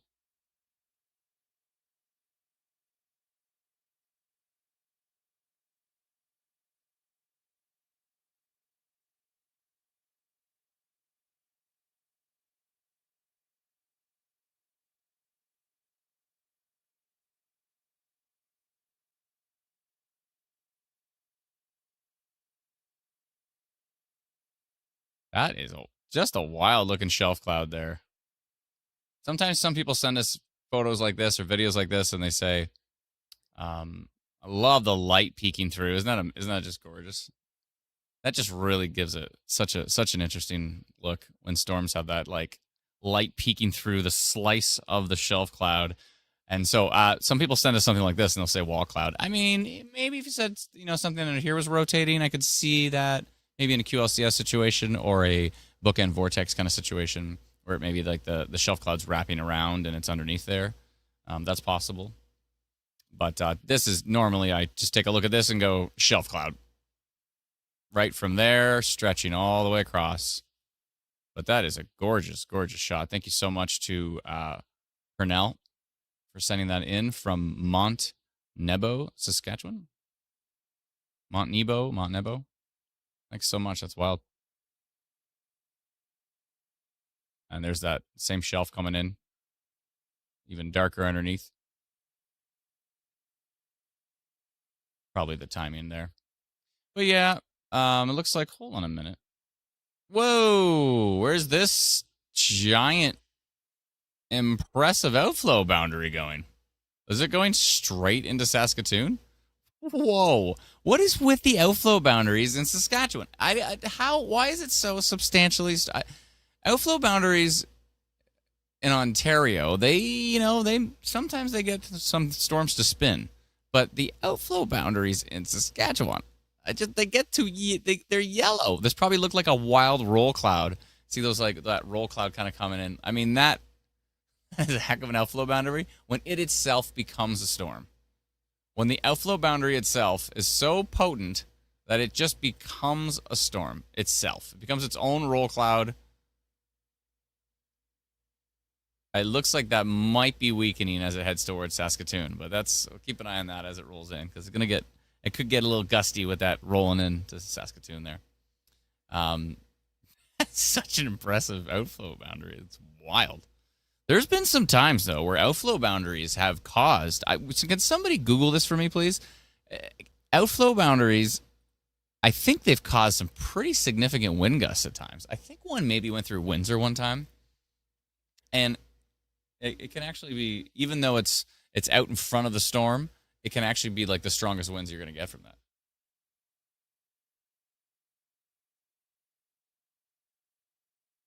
The thunder here is loud.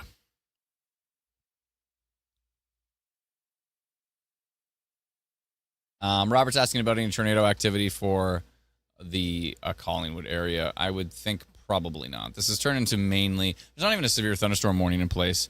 This has turned into mainly a flood event.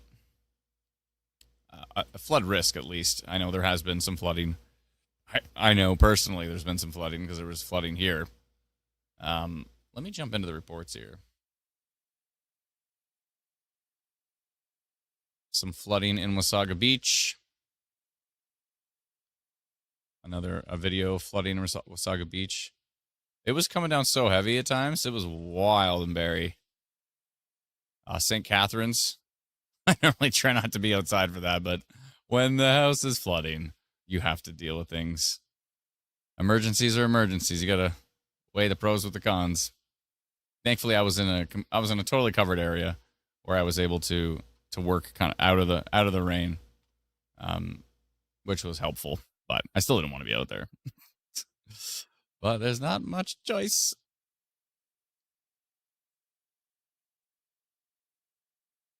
I think we're able to mitigate the issue.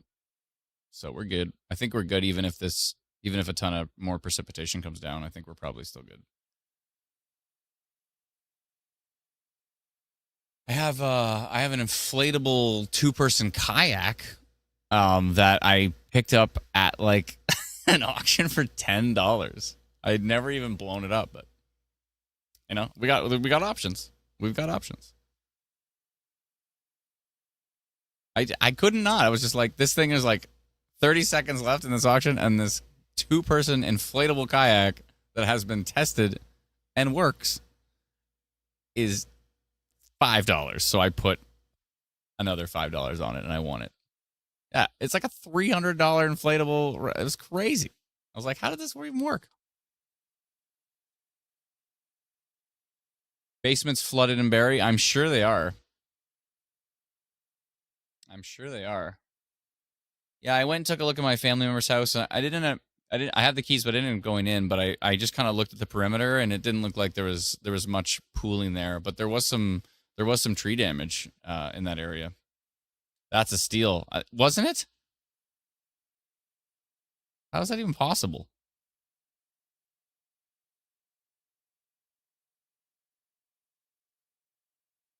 Are there more storms coming towards St. Catharines?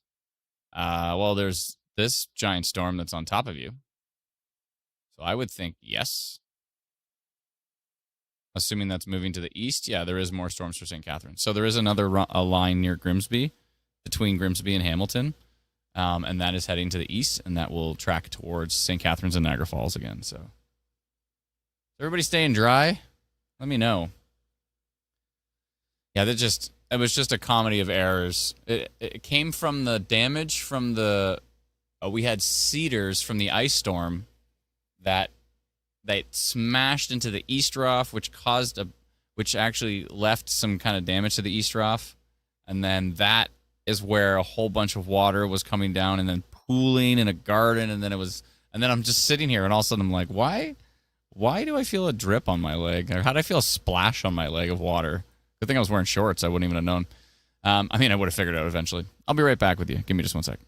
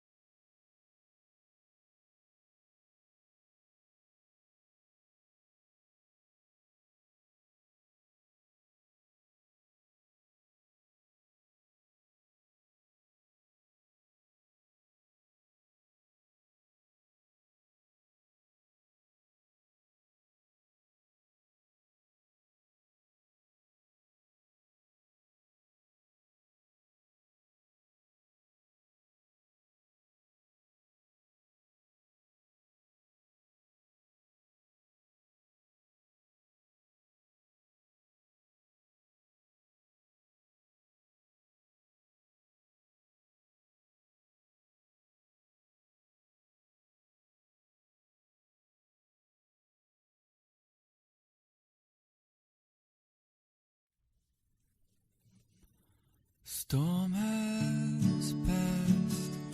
The time is now to go to bed. You can do it somehow. The storm is gone, and maybe it's not too long until you rest your head, get some sleep, try to dream of something sweet.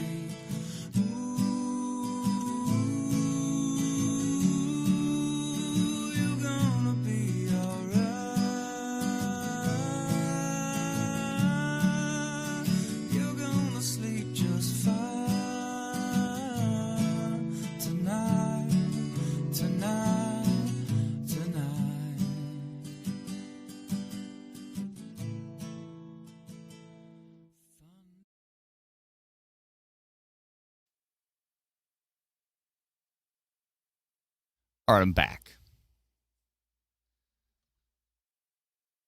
That was wild with the lights flickering. It's kind of it was kind of interesting because somebody in the comments, I think it may have been the first time we've been live streaming since 2015. Live streaming storm coverage since 2015. So I think today was the first time ever that someone was like, Adam, that's probably not true. I'm sure this happened before, but I swear it has been so long since someone was like, and I saw in the comments of someone saying, Adam, are you worried? And I'm like, no, I'm not worried. I'm like, we just got a storm in Barrie, there's some lightning, there's some gusty winds, there's some torrential rain, so I'm not worried. And like literally within, I think, a few seconds of saying that, or maybe it was a couple minutes, I can't remember exactly, but that's when the drip of water splashed and hit my leg. And so I was like, don't speak too soon. Right?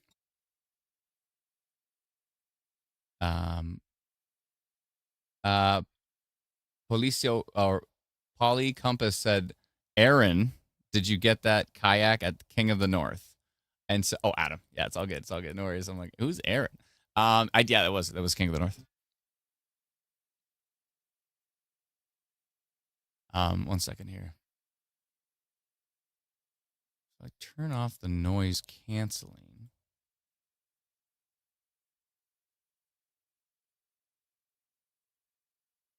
Oh, it was off. Check. All right. It was off. I didn't realize.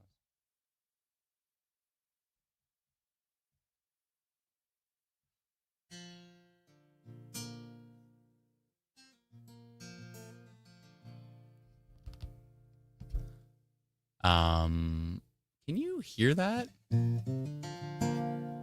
Let me know if you can hear that.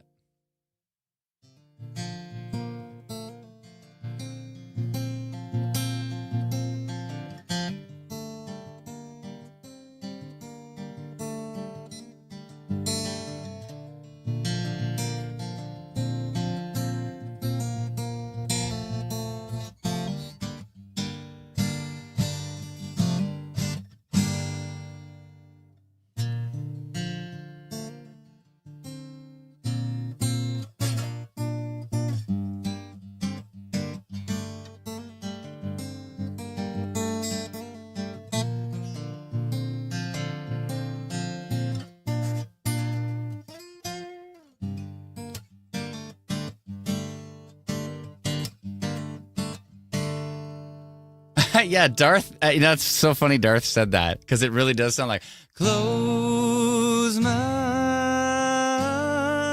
eyes, right? I was thinking that. It kind of had that vibe, but I was like, I don't know, I should write a song about the flood.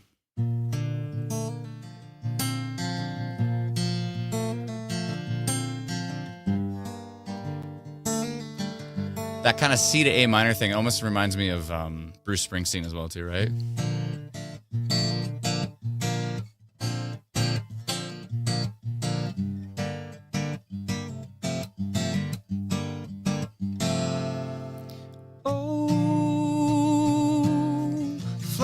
Coming now, better run.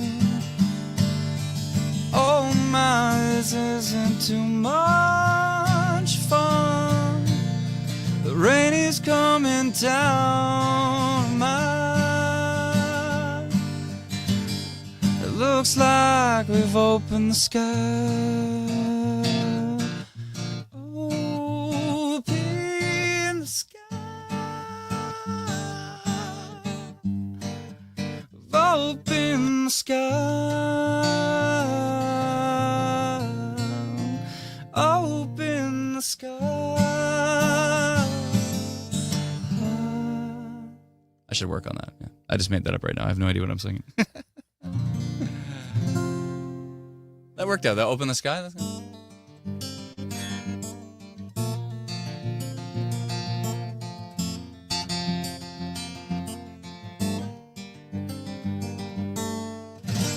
Hope everybody's doing all right. Should keep the guitar handy more often. And I'll look at it just like this is just pouring down in the GTA now. And is it moving? It's moving pretty slow, isn't it? Yeah, it actually is moving quite slow. The concrete jungle doesn't like precipitation like that. So I bet you there's going to be a little bit of, at least a little bit of isolated flooding in parts of the GTA there. It's good. I hope I recorded that because I literally just made that up right now. I've never played that in my life. So, but it kind of, there's a vibe there. There's some sort of flooding vibe. Could be cool.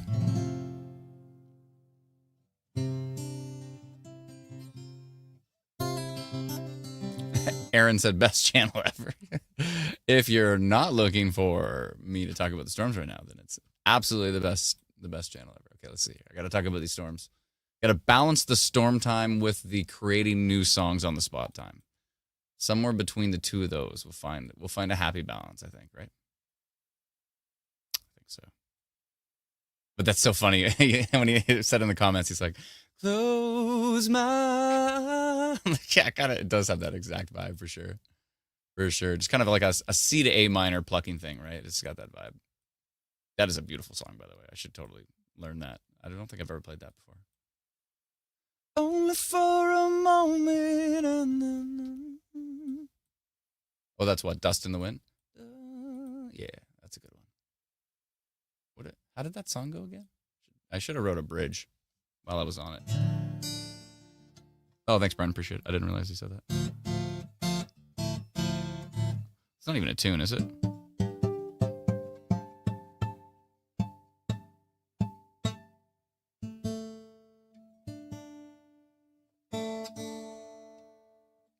The B feels sharp, you know? I think it's good.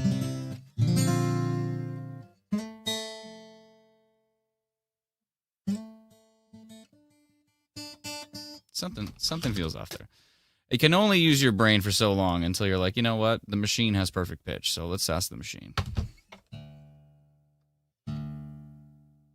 But yeah, a song about a flood would be cool. What do you think? I did a random falsetto there that was like, what just happened? That was strange, but it kind of fit. Welcome to the late night instant weather stream. That's right. We've turned into me playing guitar and watching Barrie flood is basically what's happening at the moment. So from Barrie, of all places, and surrounding communities as well too, likely dealing with a lot of precipitation. Now, is this somewhat new? The rainfall warning down here. I'm trying to think, when was that issued? Probably should put the timing on those things. That would be a good idea. A lot of precipitation going through Niagara as well too, and going through the eastern parts of the GTA at the moment, through the Newmarket area. A lot of places have had a lot of rain today. Let's go check out Eastern Ontario, and we've got more precipitation heading out that way.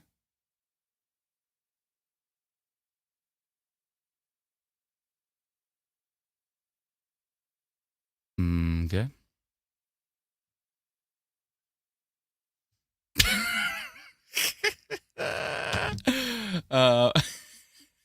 Why are we here today? Said, is that my new band name? Scud Daddy and the Weather Nuts?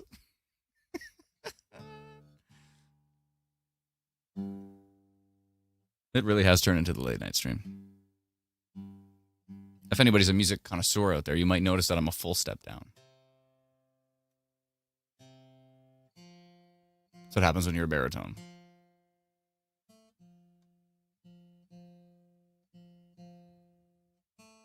Thunder's still rolling out there. Okay, that's good. The B was sharp. I knew it. The B sharp. Speaking of which, I should. What's that? Baby on board. What was that Simpsons song? Remember? Baby on board. How I'm adored. You remember that? Baby on board. Was that the Simpsons? They're called the B sharps, and then they found out that Barney of all people had like the most angelic voice. You remember that? That's right. We're going to talk about Simpsons trivia. Simpsons trivia. The B sounds weird. The B did sound weird.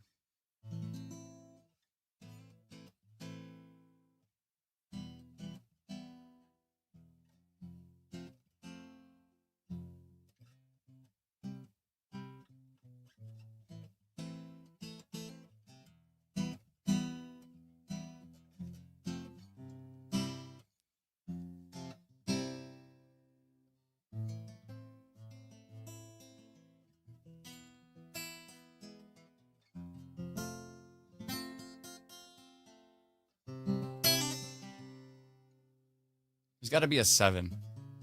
No, not B. What could it be? Karen says lots of flooding in Barrie. Yeah, it's pretty rough. Pretty rough. I had to do some flood cleanup there.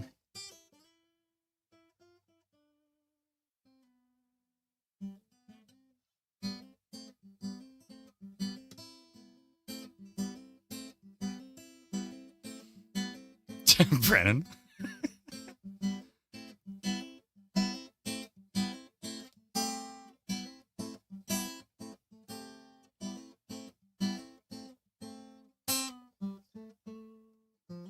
All right, man.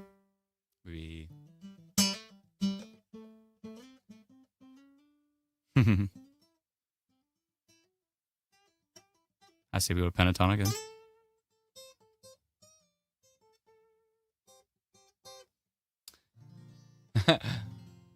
As manager, yeah.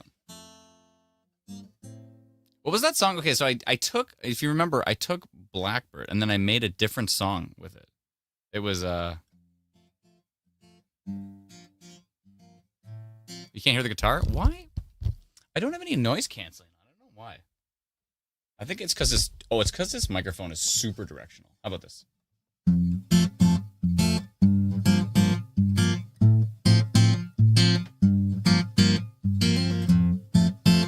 Can you hear that better?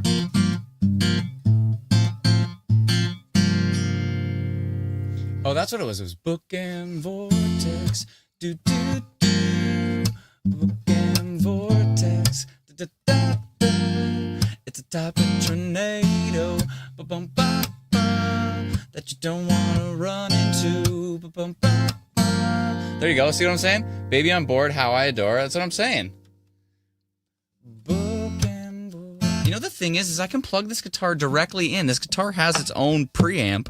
So I could plug it right into channel 2, and then I have to make some adjustments. It's a bit tricky to get it right with no phase.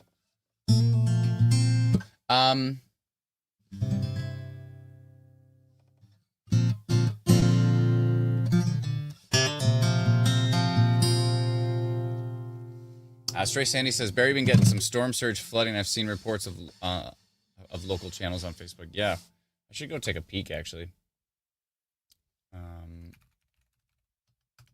I think I'm a group expert in someone made me a group expert in one of the channels. I think it was, what was it? It was Barrie Concerned Citizens or something.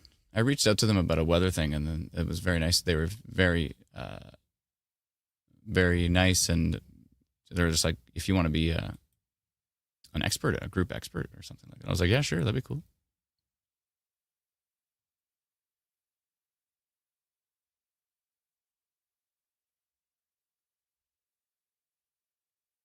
But yeah, I hope everybody's all right.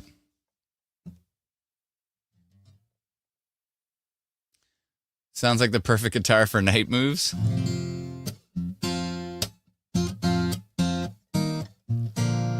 Yeah, it would be for sure.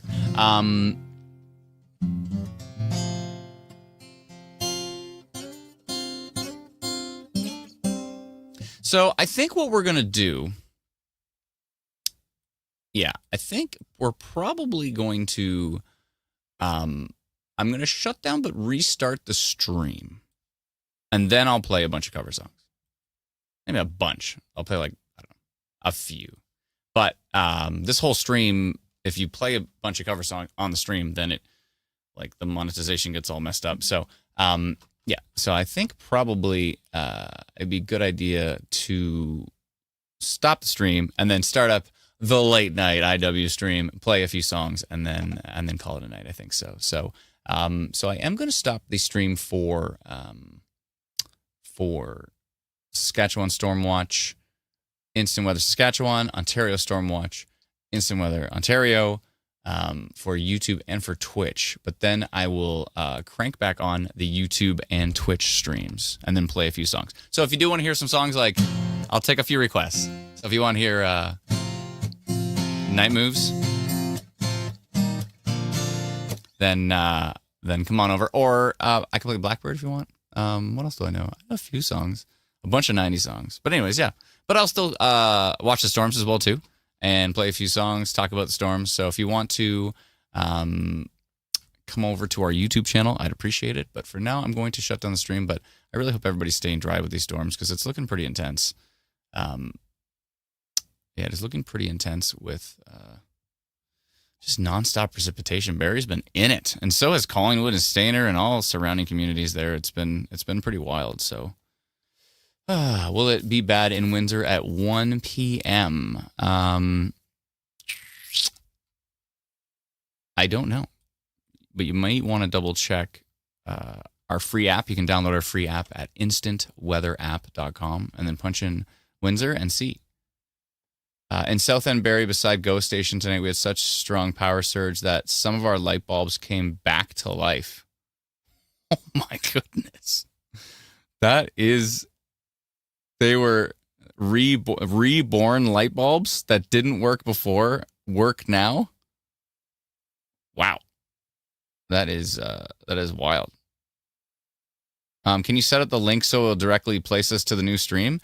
I don't know how to do that exactly. I think we just have to shut down the stream and then restart it. So it looks like you're already on YouTube. So it should just show that we're live again, and then you can just click on it. It's really easy. So come on over to our YouTube channel. If you want to hear a few songs before I go, I'll play a few.